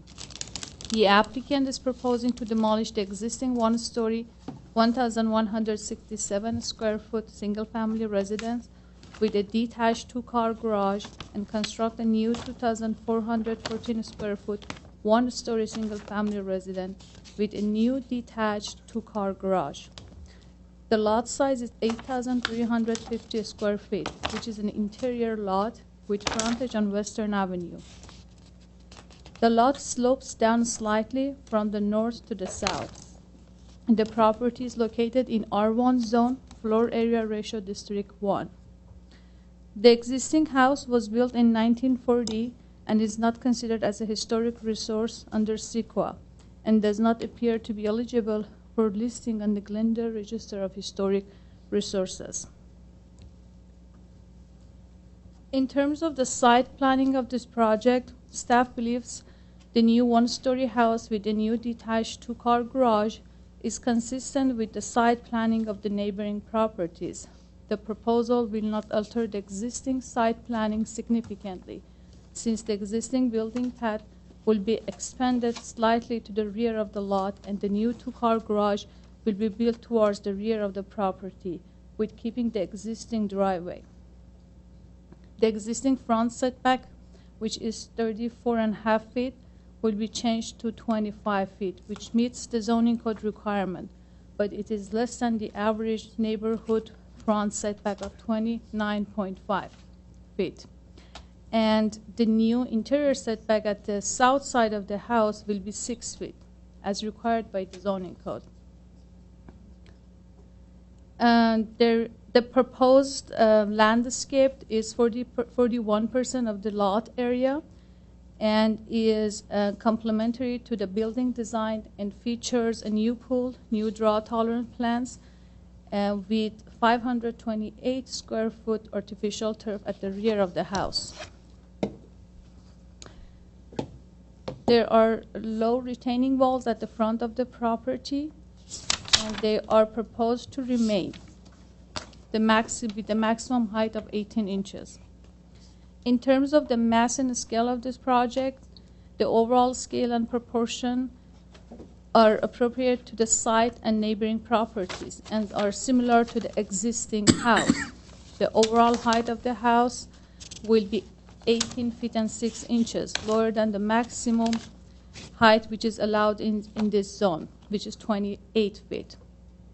The proposed front elevation is appropriately articulated with the projection of the living room and setting back the front porch and entrance by approximately 6 feet. The proposed detached 2-car garage is consistent with the proposed ranch-style house.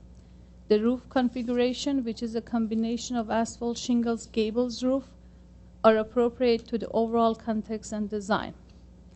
And in terms of the design and details, staff believes that the proposed architectural details and material, including a smooth stucco finish, stone veneer wainscot, boxed eaves, primary door, cement board siding, wood posts at the front porch, and overall material and texture and colors are consistent with the architectural concept of the proposed house and neighboring properties. Staff also believes that the front entrance and front porch are well integrated into the overall design. The new windows and fenestration includes bronze color single hung and fixed aluminum windows with wood sills. The material and type of the windows are appropriate to the style of the house. And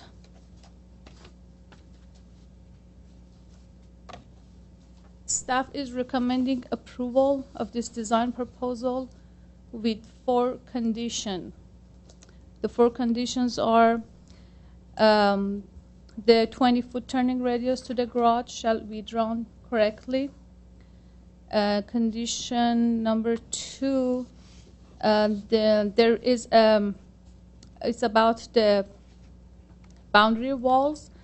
The proposed drawing calls the block wall along the north side of the property to remain, but the provided survey shows that the existing block wall is within the neighboring property. Staff is recommending a condition of approval to build a new perimeter walls along the interior property line within the property. The new perimeter walls shall be appropriate to the proposed style of the new house in terms of the materials and appearance. And also it should provide the minimum zoning code requirements of 9 feet for the garage, for the driveway width, after putting the walls and gate. There is a condition that there was a comment from the city's forestry department about the street tree, which is the street tree is not labeled and shown properly on the drawing. So staff is recommending a condition to show the existing street tree on the plans properly and add the tree protection details in the general details of the final plans to meet the city's forestry requirements. And the last condition is about the artificial turf, and staff is recommending that artificial turf shall meet the zoning code requirement in terms of the blend, color, and length. Before I conclude my presentation, I should mention that staff received 3 letters by emails in opposition to the project, which I provided for you to review and consideration. And that's all my presentation. Thank you. And has everyone gotten those emails? Yes. Yes, okay. I'm going to go ahead and open. I'm sorry, is there any questions for staff? I'm going to go ahead and open the public comment portion of this. I have one card, a speaker's card from a Brian Wickerham. Nope. That's I'm sorry, wrong project. I apologize. It's a little bit late in the day. I'll support this. Thank you. Is it Daphne Abergale? She's the applicant. Good evening. Good evening. I think we're going to withdraw this and come back with a 2-story hillside. It's a straightforward project. The family is moving in to Glendale to be with the other members of the family. And they have 4 kids. We had to increase the house. We thought about doing a remodeling. It went to a 2nd story at one point, which we didn't want to. We wanted to move on and have it approved. So we did everything that we can to satisfy all the requirements, and just we want to have the project approved. Okay. Questions? No, all set. That's it? Yeah. Okay.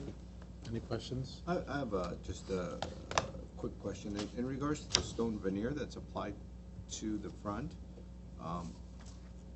it just seems as though the way the renderings are, I think, depicting it in kind of an awkward way, but how do you really envision kind of the cutoff point and where it starts and ends, and how do you wrap the building with the stone veneer? I think the plans, the elevations on the plans are more accurate than the rendering itself. Okay. I think it's 3 feet. I see, okay. And it wraps around one side, the driveway side, which is more visible. It goes the whole length. I see. And then on the right side, which is, it's almost not visible. It's going to wrap around 5 feet or 3 feet. I can see from here. Okay. To the right. I see. Just up to the gate. There is a main gate on this side. And did you consider kind of moving up the stone veneer on the column pedestals, maybe up a little bit? I think we had it and it was removed. Yeah. Oh, I see. Okay. Thank you. You're welcome. Okay. Seeing no other speakers, there's no need for a rebuttal. I will go ahead and close the public comment portion, open up deliberations. Who would like to start? I'll start. Mr. Simonian? I support the project. It's a simple project, but well thought out. I like the simplicity of the materials and the colors and the way you kind of integrated the details. I support. My only comment was really about the stone veneer in the front. I actually think that there could be a little work on that, maybe up the pedestals or something. It just seems kind of bland, the way it just goes across the front. But besides that, I support the project. Same here. I like the simplicity of the project. I support it. Mr. Bellion? It's a good, straightforward project. I wish all of them were like this. So I'm in support as well, and I echo Mr. Simonian's. I think you need to take a closer look at the stone veneer. Colors are nice, details are nice. I like the wood sills. I like the smooth stucco. I mean, the roofing material. I mean, everything works well together. So, good project. Okay, my turn. The project is fine. It's a nicely done project. The issue that I have with the project is your renderings of the stone veneers, which we've now 3 of us have talked about. And I recall a house that I visited recently in another part of Glendale, and the entire house was completely ruined by the homeowner's self-application of stone veneer to a craftsman home. I mean, talk about, a design review nightmare, and I was there for another purpose. And I think that you would be very cautioned to take a look at the stone veneer issue. The renderings really put it out of character, almost to the point where I would say that it might be better just to have no stone veneer and have maybe like a concrete treatment or something typical of more of a kind of a craftsman porch than the stone veneer, because I think that if that's not applied properly, you don't get that exactly right. It's the main feature of the home. From the street to escape, it would be not well for the future. Other than that, I think everything else is well thought out, well designed, and would be in support of the project. And with that, is there any conditions? So are we going to add read one into more the record? condition on this? Yeah. Read the conditions into the record. Did the board support the 4 staff conditions Yeah. listed here? The only question I had was on the first condition, I think, insofar as a suitable fence material for the portion of the perimeter wall that they're replacing.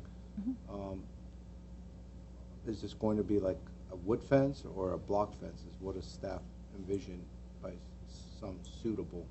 I think it'd be nice for us to give direction on that. Staff would normally review. It's possible that there wasn't enough information, but we look for something that's compatible with the style. Okay. So there would be, I think, one condition here, which would be to revisit the stone veneer. Correct. And make sure that it is conforming to the style. Possibly consider another type of material. And then the brick veneer, or we'll leave that up to you guys. You guys, yeah. I mean, it's brick veneer is not exactly a good fit either.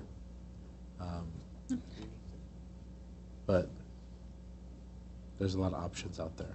But what's on the rendering is not pleasing for at least three of us. No cross communication, sorry. So we'll just add a condition that architect, designer will work with staff for some sort of an alternate stone veneer. With Sounds that. good, yeah. So I'll move to approve the project with staff's conditions with that additional condition. And I'll second it. I'll request a roll call vote. Okay, this is a roll call. Mr. Benlian, Yes. Board Member Simonian, Yes. Board Member Arzumanian, Yes. Chairman Churchian, Yes. Mr. Charchian. Yes. Motion passed. Thank you. I'm now going to call up the last matter on our calendar today. This would be PDR 1722993.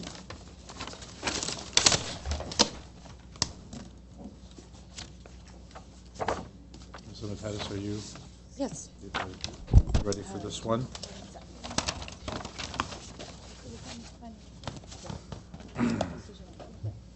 She's going to do it.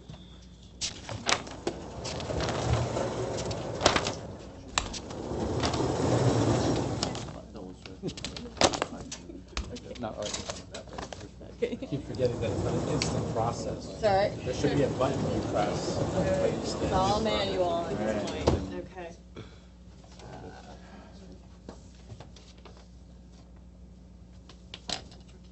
Pardon me.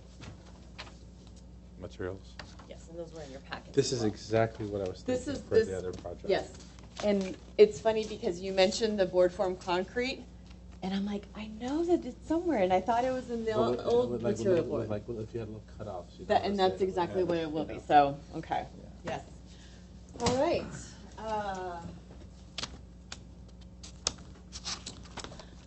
The last case on tonight's agenda is a new multifamily residential project to be located at 1112 through 1118 North Columbus Avenue. The proposal involves the demolition of the 3 existing residential units on site with the corresponding detached garages and construction of a new 3-story, 11-unit townhouse-style multifamily residential building on a total of 11,490 square feet. The project site is zoned R1250, which is our high-density residential zone. And the project will feature a total of 25 parking spaces in a subterranean garage. So,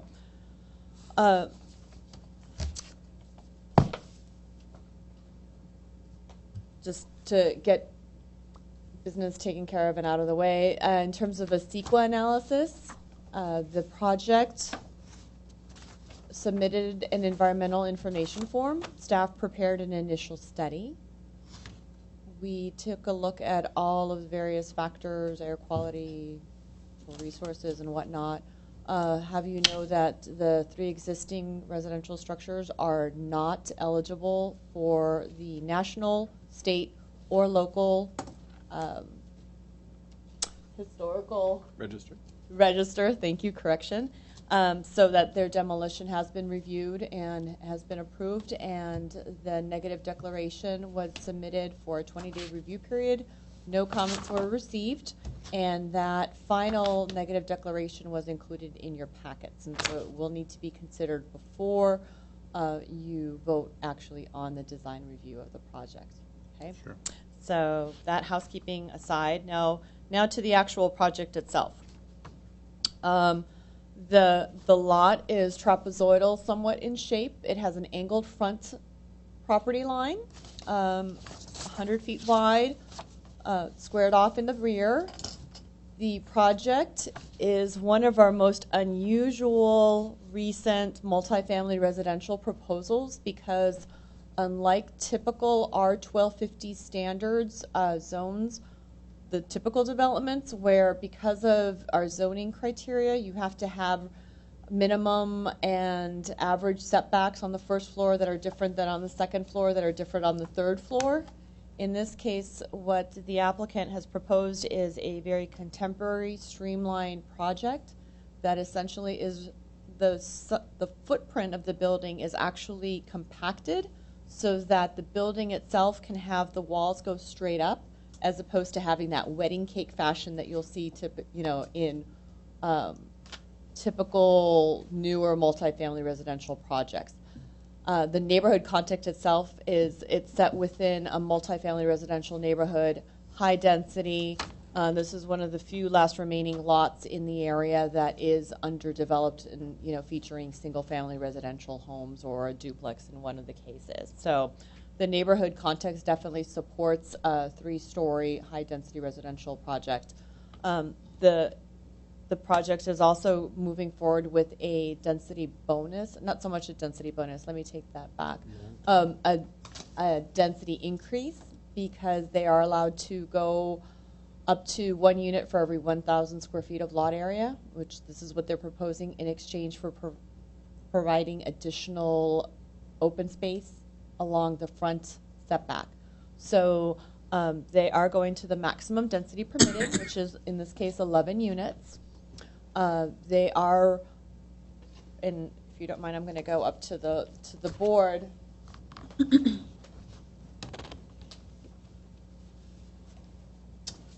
So, and again, and I want to use actually one of these diagrams down here that was submitted in terms of the setbacks required by code versus what they're proposing as well. So you'll notice here you have an angled front property line that squares off to a rectangular shaped lot at the rear.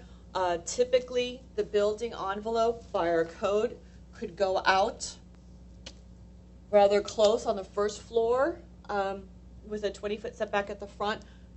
And in this case, they've compacted the townhouse style units to the center of the lot, which allows them to have a building form that it goes straight up. And what they've done is that they've essentially utilized notching out as opposed to tacking on that you would typically see.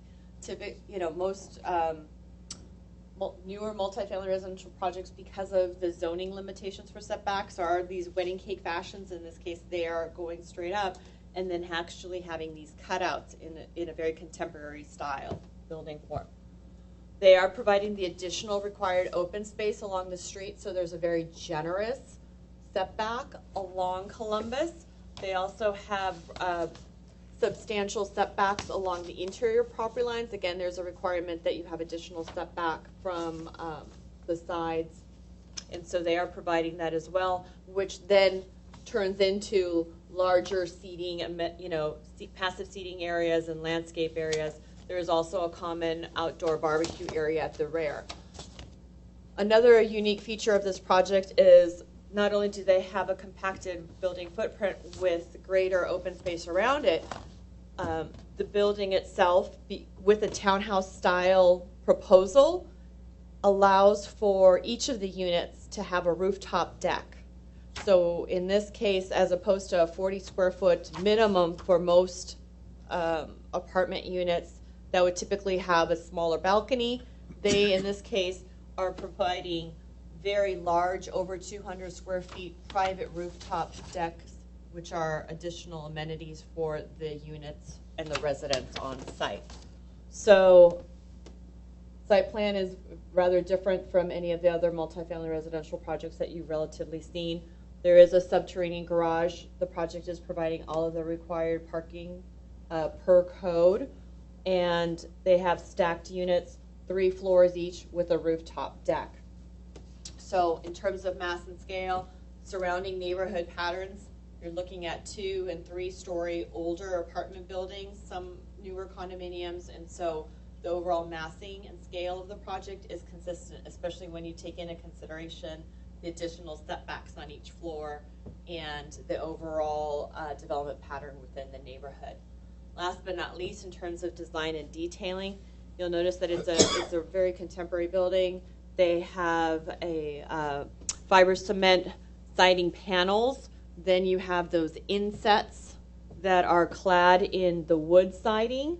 You do have board-formed concrete walls and planters all along the planters, as you'll notice here, the planters all along the property with tucked in seating. So the project itself, it's contemporary. All the elevations are consistent on all sides, and it does provide the required landscaping, the required open space. It's fully consistent with our zoning code in terms of development standards. I'm going to keep my staff presentation very brief because it's been a very long night, but I am available to answer any questions you may have, and obviously your staff report went into much greater detail. So, questions? Any questions? I just have a very quick question in regards to the additional common open space. Yes. To obtain the additional density. Correct. Yes. Can you just kind of just visually indicate where they've put it? Right in this area all along here. So you can go in the front half of the lot, and so they have the additional open space all along this portion. And from what I recall, there was some language that prevented the additional common open space from being placed onto the side setbacks. Not if it's adjacent to the front and visible from the street. I see. Okay. Very good. And then from the additional. And there is, however, you do have to provide additional setbacks from the additional open space. So a lot of the newer developments do not, they have trouble providing the additional setbacks. So you don't often see. Especially on the third floor. Correct. Because it's like 17 feet or something. It's 11-foot minimum, 13-foot average, which in this case, they're bringing it, they're bringing But I thought even you had to add another 3 feet if you have the additional common open space. Which they do. Which they do, okay. So they got. So this is something, exactly, we've gone through this a number of times in terms of zoning compliance, so yes. Okay, thank you. Any other questions? No? I have one. Yes. What is the height of the walls that separate the private open space on the roof? The parapet? The parapet, I believe I'm going to look to 42 or 44 inches. It's 42. So, so yes, and the building itself has a flat, because of the flat parapet. It is proposed at, and forgive me, I have these in my notes. With a maximum of 36 feet would be for the flat. Typically, multifamily residential with 3 stories can go up to 41 feet with a sloped roof, and in this case, they're providing an overall building height of 34.5 feet. So well below the maximum. That includes the parapet? That includes the parapet, yes. But what about weren't there some stair towers going to the roof? No, they're all internal, and I'm going to leave it to the architect to discuss that because they were down. specifically designed, yes. So. Okay. All right. All right. Thank you. Thank you. With no more questions, I'll go and open up the public comment portion and invite Mr. Brian Wickerham to come up. Please state your name for the record. Brian Wickersham. I'm the architect of the project. Thank you, Vilya. That was very thorough. I really appreciate it. We've worked very closely with staff on this one because it is a very complicated site, and to get the increased density, we had to have a lot of meetings and really work it out. And so it wasn't the easiest thing in the world, but we think that we've come up with a really unique solution that meets all the zoning requirements, but also creates a really high-quality multifamily project for Glendale. To start, I would like to say, obviously I'm the architect for the project. I'm also a resident of Eagle Rock, and although that's not Glendale, I really do consider Glendale part of my community. My wife and I spend a lot of time in Glendale, and it's really with that sense of community that we started this project, and at a very early stage had a lot of discussions with the developer of the job about how we can do a multifamily project that provides the things that a lot of housing projects don't.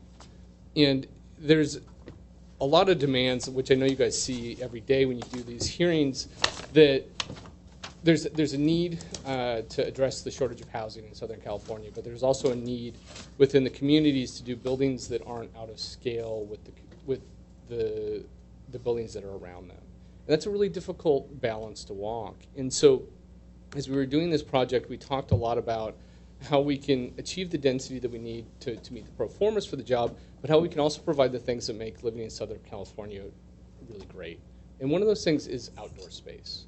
And so from the beginning, the goal for the job was to really exceed the expectations for what can be quality indoor-outdoor living in a multifamily project. And that's really where this idea of pushing the building, pushing the footprint into a really compact form came from, because with the zoning code and with the way a lot of zoning codes are written, it really does push towards this wedding cake parti diagram, which in most cases means that you're pushing that base layer all the way out to the perimeter of the site, to that minimum setback. And as a result of that, you've eliminated all of the ground floor open space. And so by pushing the building in, what we've been able to do in this job, and it may not be reflected in the numbers because of the way we have to calculate them, but we're providing a little more than 20% additional open space than would be required by the minimums of the code. We're very proud of that because really this job was envisioned to be this building within a park. I mean, there's constraints of the coverage on the site, but really what we wanted to do was make the building a backdrop for this parkway that exists along Columbus. And really, for us, the design became about how you do something that's about quality of material. It's about rhythm. It's about creating something that isn't this additive thing that we see in a lot of architecture today. And so what we wanted to do is, with all of the moves that we made, rather than gaining the articulation of the building through additive things, tacking on balconies, things that don't get used, awnings that don't provide any real sun shading, the architectural decisions were to make incisions in the building and then to express those incisions with a material shift. And so in the case of our project, we have the outer skin, which is the cement board product. It's an Equitone product. It's a really high quality cement board that's got a lot of texture and character to it. And then where we make the incisions, the idea is that we shift to wood, to a vertical grain cedar that gives a little more richness to the material, richness to the facade, some worth to it, and really, I think, a more residential feel. And in a lot of multifamily work, what we see today is just big stucco boxes with a couple little highlights. And we really want the places where people touch the exterior of the building, the entries to the building, their courtyards, and their little Juliet balconies, that be a really rich material. And that's really what we've tried to do. And I think in a pretty successful way, created something with a lot of rhythm in the facades. I know it's really late, so I'll try to be brief. We feel like we've come up with something really unique, something that meets all the zoning requirements, but also something that we're very proud of, and we hope that we would have your support in this project. Thank you. Stay up there for a second. I'm sure there might be some questions. Any questions for? I have a question. I brought fancier pictures too. Oh, great. That helps. Yeah. In regards to accessing the roof decks, the individual roof decks, can you come up with a pointer, just kind of walk us through it? And the roof plan just got put up, so I'm still trying to absorb all the details. Okay, it's actually not super complicated. We're going to start at the third floor, though, just so you can see what's happening. So at the third floor, what happens, so each level, so starting from ground floor, there's a little entry with some storefront glazing, open floor plan, living, dining, kitchen, open stair that connects up to the second floor. Actually, they're in the wrong order. So as you connect up to the second floor, you come up here, there's a landing, there's a small bedroom, closet, laundry room here, and then the first bath. Up a second stair, so from the landing you come up the back. That connects up to the suite level, which is a second bedroom, larger closets, in-suite bath. And then there's a second stair that has a doorway on it here. That connects up to, there we go. So this stair comes up through here, comes across, and then you're up to this level. What the intention is that the roof drain for this occurs at the lower level, One thing that we've been looking at in a little bit more detail is that there are some roof hatch systems, actually, that Jay had pointed out to us on another project that he had seen. And so below the parapet level, we may be looking at doing a roof hatch there. That way we have a more watertight enclosure and we're not letting water down into the third level. So is this then exterior space? I mean, so this is the exterior enclosure, and then the stair starts out. So do you have a door here? Yes. So it's the door in this one. So all that water is going to come here, in essence. Yeah, which concerns me as the one that's taking the liability for the waterproofing. So that's why we're looking at ways to maybe better waterproof that. But we can do all of that within the How would you do with a hatch? And how would that So work? there are roof hatch systems that what you can do is you come up to essentially the top landing, and it's like a skylight that's operable, and it just opens up, and then you walk through it. It can be on a switch, it can be mechanized, or it can be a manual. And this is occurring where? What I'm saying is that's the other option. Right now, the water is draining at that lower level, which is not ideal from a waterproofing perspective. And if you had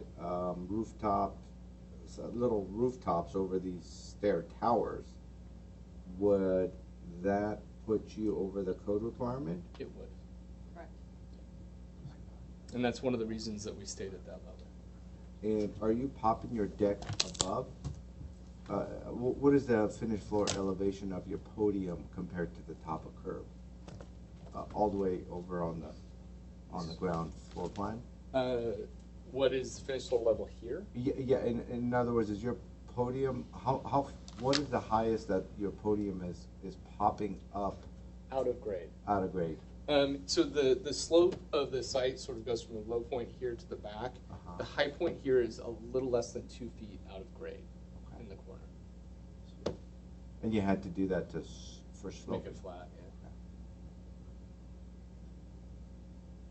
I have no other questions. I have 2 questions. Visit for me what the maximum height is and where you are now.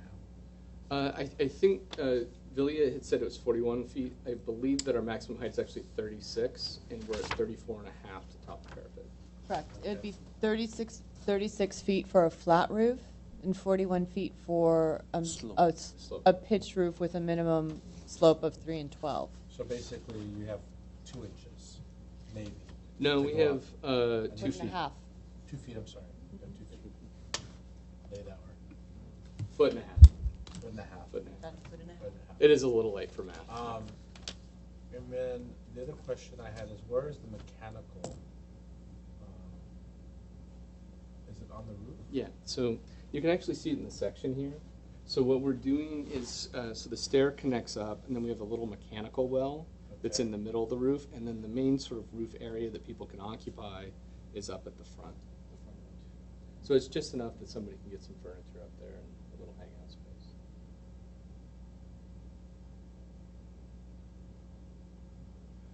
Did you at all consider, like on the 3rd level, where the water is coming out, actually making that somewhat of an exterior space with scuppers and everything for the water to drain out? That's kind of the intent right now. It's one of those ones that I think without materially changing the design and the aesthetic of the building, we can come up with a technical solution that keeps the look the same but maybe gives us a better waterproof. The only problem is the 2 middle ones, you would have to maybe flip those units. Yeah. That's your issue there. And I mean, we really need the light to these sides. Right. And so that becomes a tricky thing. Or you could, well, I'll let you figure it out. If you want to figure it out, I'm happy to take the consulting. You could have a party wall separation, and then that wall becomes kind of where you're. I think that's probably exactly massive drains down that area. Because in a very, like last year where we had all those rains, it's going to be almost impossible to drain all that water, right, without some sort of an overflow. Yeah, I have to admit, it's one of my biggest technical concerns with the project. We're doing a 5-unit townhouse style project on the edge of West Hollywood. It's Los Angeles, but it's right on Gower. And we have a very similar condition, but we're using those roof hatches. Actually, again, that Jay was the one that pointed us that way. Thank you for that. And they're working out really well. And you just have to provide a little bit of a landing up there, and it works out. So it's more like Hollywood Gower, right? Yeah, it's literally like the dividing line. Okay. Anything else? No, thank you. Okay, give the stick back to. Okay, seeing no other speakers, no need for a rebuttal period. Go ahead and close the public comment portion and open it up to deliberations. Mr. Bellion, do you want to start? Sure. I'm sorry, there was one other thing. Sure, come on up. Okay. Reopen the hearing. There were 3 staff recommendations. We're okay with all of them. The paving plan will provide, the lighting will provide, and the deeper 24-inch planters will also provide. Okay. Thanks for that. Yes, thank you. Thank you, Ryan. And we received one comment letter, and this was from Abundant Housing LA, and the comment letter was in support of the project. And there were no letters in opposition or even any messages or telephone calls. So. Okay, thank you. Mr. Bellion, do you want to start? Sure. First of all, thank you so much for this. This made, I think, a huge difference for me because those small renderings couldn't, and didn't do it justice. The inserts and all the designs. So, first of all, I deal with a lot of infill projects, and I really appreciate the fact that you took the time to try to figure out how you how you set back the building that much and still keep it a viable project. Because in most cases, architects we try to do that. We love to give the setbacks and not push the building to the property line. But at the end of the day, if you don't fit enough square footage, it just doesn't pencil. And that's probably one of the biggest challenges we see in developments, especially when you're dealing with an infill project. But over here, I think the site is challenging, the program is challenging, but even though there are certain things program-wise that might be difficult for you maybe, or for the owner later on. For example, like you go up and you have one bedroom and you have to go through that bedroom to get to the second bedroom. You actually don't have to. It misses. Yeah, like you don't see this every day, stacking up bedrooms. There are some challenges, but I understand you can't get everything.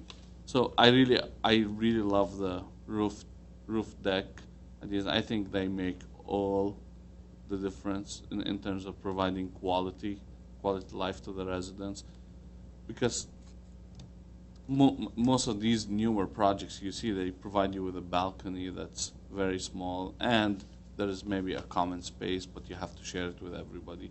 The idea of a private rooftop patio is phenomenal. So that's the first thought. In terms of design and detail, initially I wasn't too pleased with the actual design. I like the design, I like the contemporary feel, but I thought that it's still kind of missing the next level detail to make it like, this is like one of the projects that can be like a wow project, But just looking at those details, those smaller renderings, it didn't give it that wow effect. Now you look at this board, and it's just way more defined, and I can see the inserts, and I can start imagining the wood part. It's going to make it look very contemporary and very nice. Not to say that you don't have room to add to it, like maybe that next touch that will take it to the next level. Very nice project. I like the idea. Common spaces on the first level, they're amazing. The garden and the park and the idea of having that little building in the backdrop, all good ideas.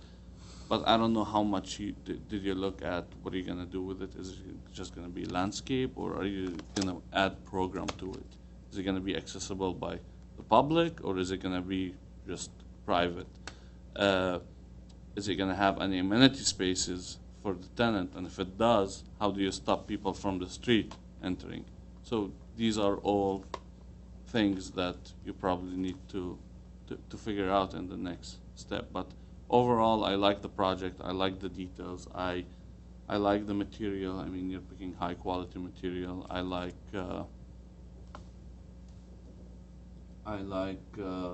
yeah, as I mentioned before, the setbacks and how the, you know, like you're getting away from that wedding cake thing, which a lot of the time you hear planning boards pushing for it, like, oh, set back the second floor, set back this.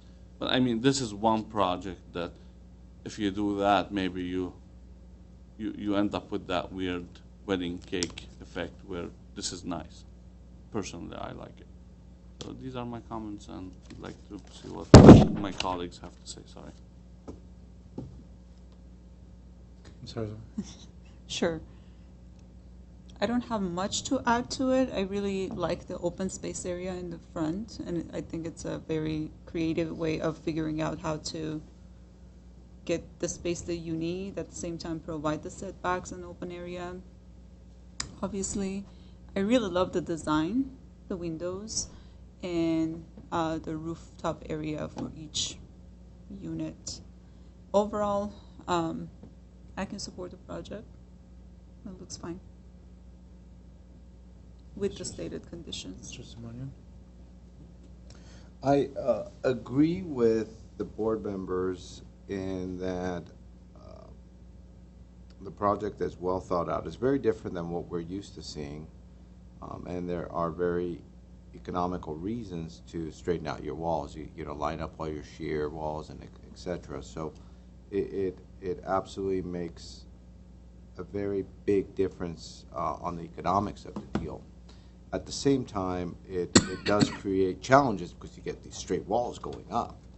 And so you've explored some ideas, which I think are definitely on the right track, of how do you maintain your straight walls, how do you line up your shears, how do you undulate the building, and so what you've kind of come up with is a pretty good solution. And so I'll just start off with overall, as far as site planning and the common open space, additional common open space, that all works. I absolutely agree with Mr. Billion in that we need to probably condition some sort of process where you start thinking about how these gates, fences, etc. are going to get integrated into this project, because it could make a big difference on how that front feels. You're going to have ADA ramps that you're kind of have to work in here that I'm not quite seeing all the details yet. You have certain, and I'm sure you've thought about it. I just, you know, holistically just kind of talking about, you know, you got your ADA ramps, you got those requirements, and then you have the entry gates, and then you have the entrances, etc. And you have some direct entrances into your units and etc. as well. So those are some things that I would echo in having to work out with further detail. Insofar as your roof deck is concerned, I think you're hearing from the board that we all appreciate it, we like it. I think you're going to have some challenges to work out as far as the drainage is concerned, and I think, you know, they're going to end up these semi-outdoor spaces almost that are completely waterproof with some serious drainages with scuppers in order to alleviate some serious problems. Now, my comment, the only part that I really want, I think, to emphasize as some work in progress is kind of what Mr. Bellion touched upon, is the renderings here really help as opposed to what we had before. And so when I was previously reviewing this, I thought some of the undulation that had occurred in these three-story walls were successful, but they weren't quite there yet. I think the renderings actually help me visualize what you're trying to accomplish. At the same time, though, I think what's missing for me, at least, if I could at least put some words into that difference that's required, is more of a contrast in your materials. And so, you know, I think your vertical siding that's that's, you know, as depicted, the gray, is really wanting to be metal siding. I mean, to me, it just, this contemporary building with these sharp corners should be kind of more of that kind of look. And then it gives you some flexibility to do a different material on the insets, and then all of a sudden that juxtapositioning of those two materials really starts to stand out. But once you kind of have this, both of them being cementitious product, one being more of the gray and one being more of the, well, I don't know what you would call it, it's more of this tannish color, I'm not quite seeing it as much. I could support, I think, the overall concept.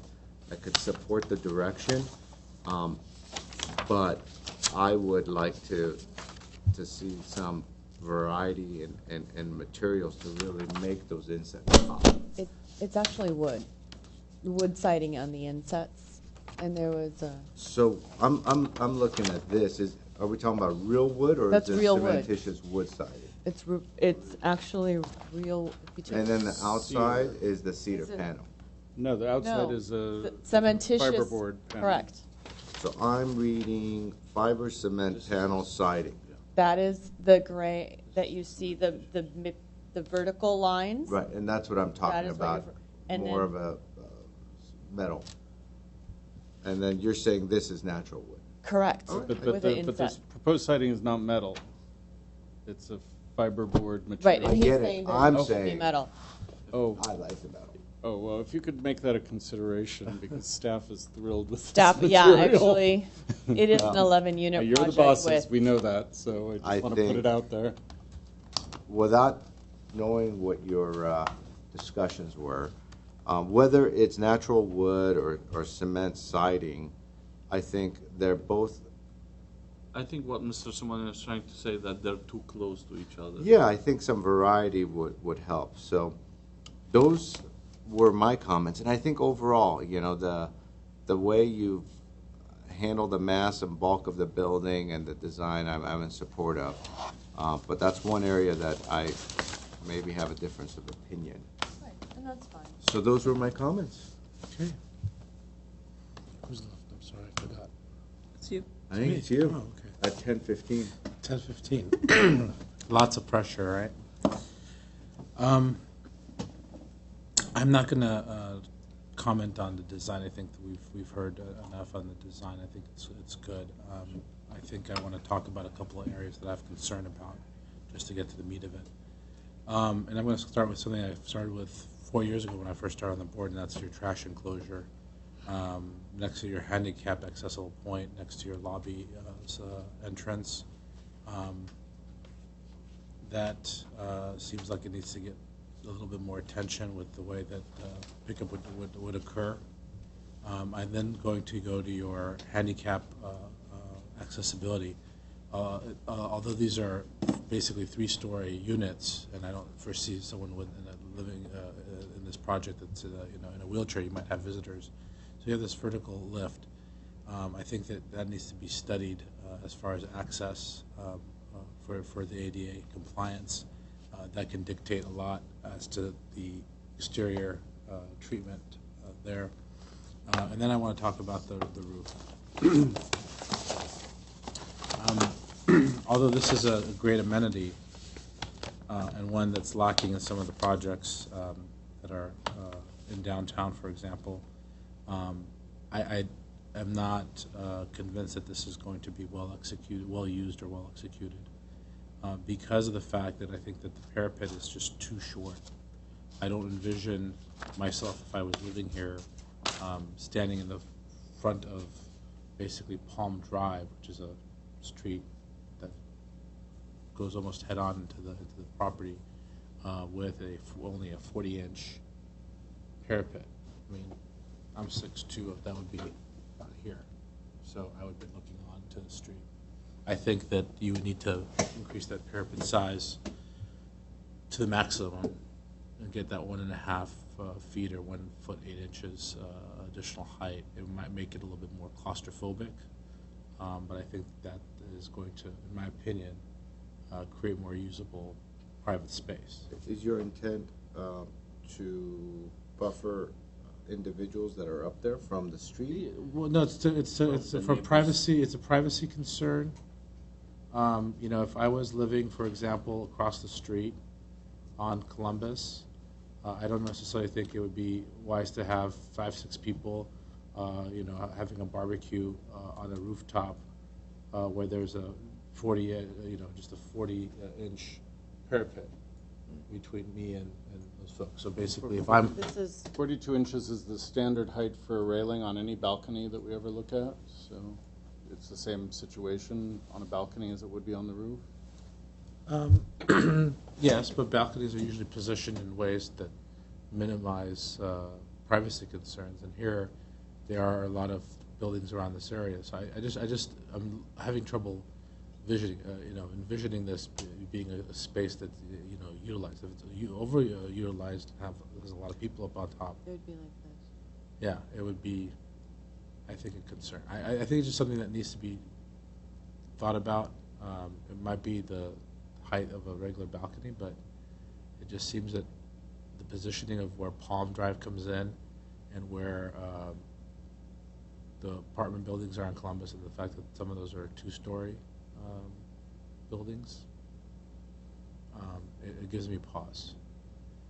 Additionally, when I first saw the space, I thought it was going to be more of a communal rooftop. So I would, and so if you have 2 neighbors that, for example, are friends, how do they interact on that space on the roof?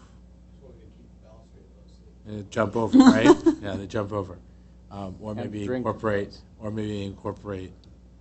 pass-through. I don't know if that's possible, but I think that space has to be revisited and thought about a little bit more. Not just about weatherproofing, which is obviously a great issue, and a liability, and obviously other things, but just to make it a little bit more functional and usable. They are a large space, but about half that space is attributed to the actual entrance of the stairs and is not usable. And then you have the mechanical area, which is required. But you basically end up with, let's say, to be fair, 2/3 of the space usable. And yeah, you can get a couch up there, outdoor type preferably, and hang out. But I'm just not seeing the functionality of it as much as I think my colleagues are. Those are my thoughts. Okay. So from what I recall, staff had some minor conditions placed on the project. Enlarge the landscape planners, provide decorative paving, treatment of the driveway, and submit lighting plan. So it seems as though, at 10:20 at night, we should try to move this one along. Yeah, my concerns are just are more of an invitation, I think, to invite a little bit more of a look on those items. I think the project, as my colleagues have indicated, is well thought out and designed to support, and there's support for the project. So, if there's no further comments, I'll entertain a motion. Well, my comments were, and when we were talking about conditions, I think it'd be, what I would support is adding a condition that the architect works with staff to more clearly define the building entrances, ADA access, the gates. There's a ramp at the front, so that's taken care of. Okay. But just overall integration of kind of where the fence is, where the gates are, where the intercom is, where the mailboxes are, and all those things. I'm just saying that that's a condition of you guys working out. If it's there, great, and because we haven't heard about it or talked about it, but if it isn't, that's something be worked out. I would support the project in its current design. However, I do think that there's work to be done with the way that the facade materials are integrated with one another and how the insets are designed into it and how those materials work with one another. And so I don't want to prescribe, let's say, metal siding and say, go with it, but I would support a condition which would create some alternatives for the architect to work with staff on. And can I suggest that we ensure that there's a difference between the two primary cladding materials in one or more of the following qualities, which would be module, texture, and color, but leave it open in terms of material? Texture and color. Modular, texture, and color, and material, I would add. Yeah, material. Okay. You know, I think just so you understand where I'm going with the comment is I've just seen a lot of these contemporary buildings that after they're constructed, where you just have these subtle differences between wood and siding, they just don't look as thought out and as rich as when you really go out and really differentiate between the materials. So that's my intent. Okay. So we'll ensure that there's a clear differentiation in materials, and we'll have this several ways that can be worked out. Now I'm going to address kind of my humble opinion as it relates to rooftop decks. You know, I think as more of a modernist architect, a lot of our projects are very urban, so I'm not as what's the word, cautious or dubious of the roof deck concept, because we just have it in every one of our projects. So I'm comfortable with it. So I'll put this motion forward and see if it carries. Well, let me clarify on my concern there. I agree with you that the roof in the design the rooftop decks work, and if this was the property that was mentioned earlier on the border of West Hollywood, or in a more area where there's more of these style of buildings, it would be very appropriate. But here you have the more traditional encased apartment buildings where most of the people that are surrounding this project have basically windows, no outdoor space. And so we're putting basically a unit that has that outdoor space and has access right next to them. And then you have these concerns. And so I wanted to have that just voiced. And I think it's a good comment, and I certainly understand the thought process behind it. So that was just... It's different when you have 8 projects with roof decks next to one another, as opposed to 8 projects without roof decks and you got one next to it. So So you're going to make a motion? I will move to approve the project with staff's stated conditions and adding 2 additional conditions as stated earlier. And unless I'm missing something that Mr. Bellion brought up or something, which I could be. I had 3 conditions that you had brought up besides the staff. More emphasis of the building entrances, which I haven't heard if there's consensus on that. No,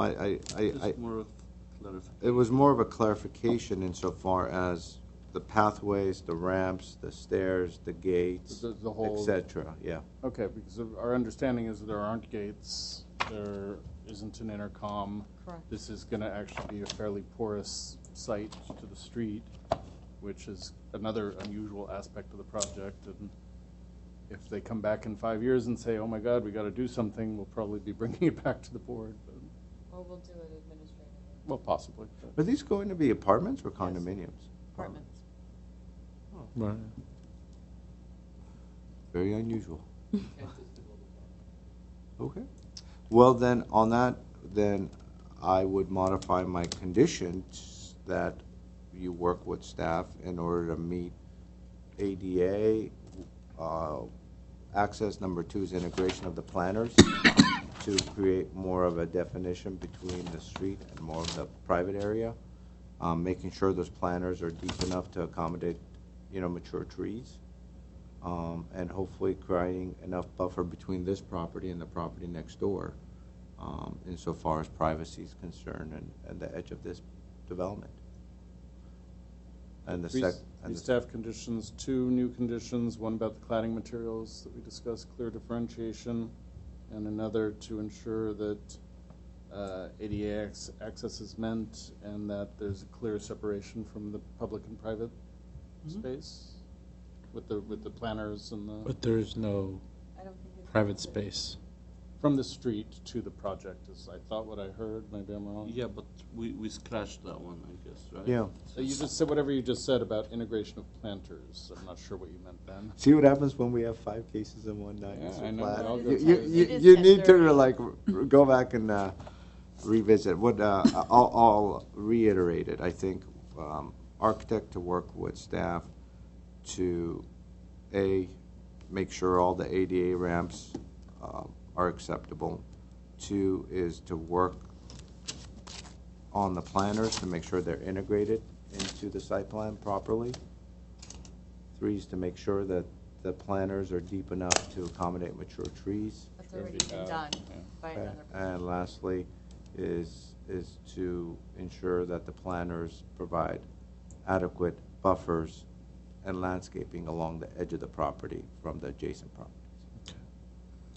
Well, those are good conditions, but I think we also need to do the negative declaration first. Correct. So let me see if there's a motion to adopt the negative declaration. I move to adopt the negative declaration. Is there a second? So, I'm sorry, who was the one that made the motion? There were a number of board. Mr. Simonian and Mr. Bentley, did you make the second? Okay, so in terms of a roll call, Board Member Arzumanian? Yes. Board Member Benlian? Yes. Board Member Simonian? Yes. Chair Pro Tem Charchian? Yes. Motion passes 4-0. Now, in terms of the actual design review, there was a motion on the table by Board Member Simonian. Is there a second? I'll second. Thank you. Roll call, please. Board Member Arzumanian? Yes. Board Member Benlian? Yes. Board Member Simonian? Yes. Chair Pro Tem Charchian? Yes. Thank you. Approved with conditions. There are no minutes on this evening's agenda. So is there a motion to adjourn at 10:30? Adjourn. Motion to adjourn. Motion to adjourn. I have your Thank you. signed declaration here. Oh, good. That's and what I also was have gonna ask. your speaker. My speaker cards? And there's the material board that looks like it's seen some better days.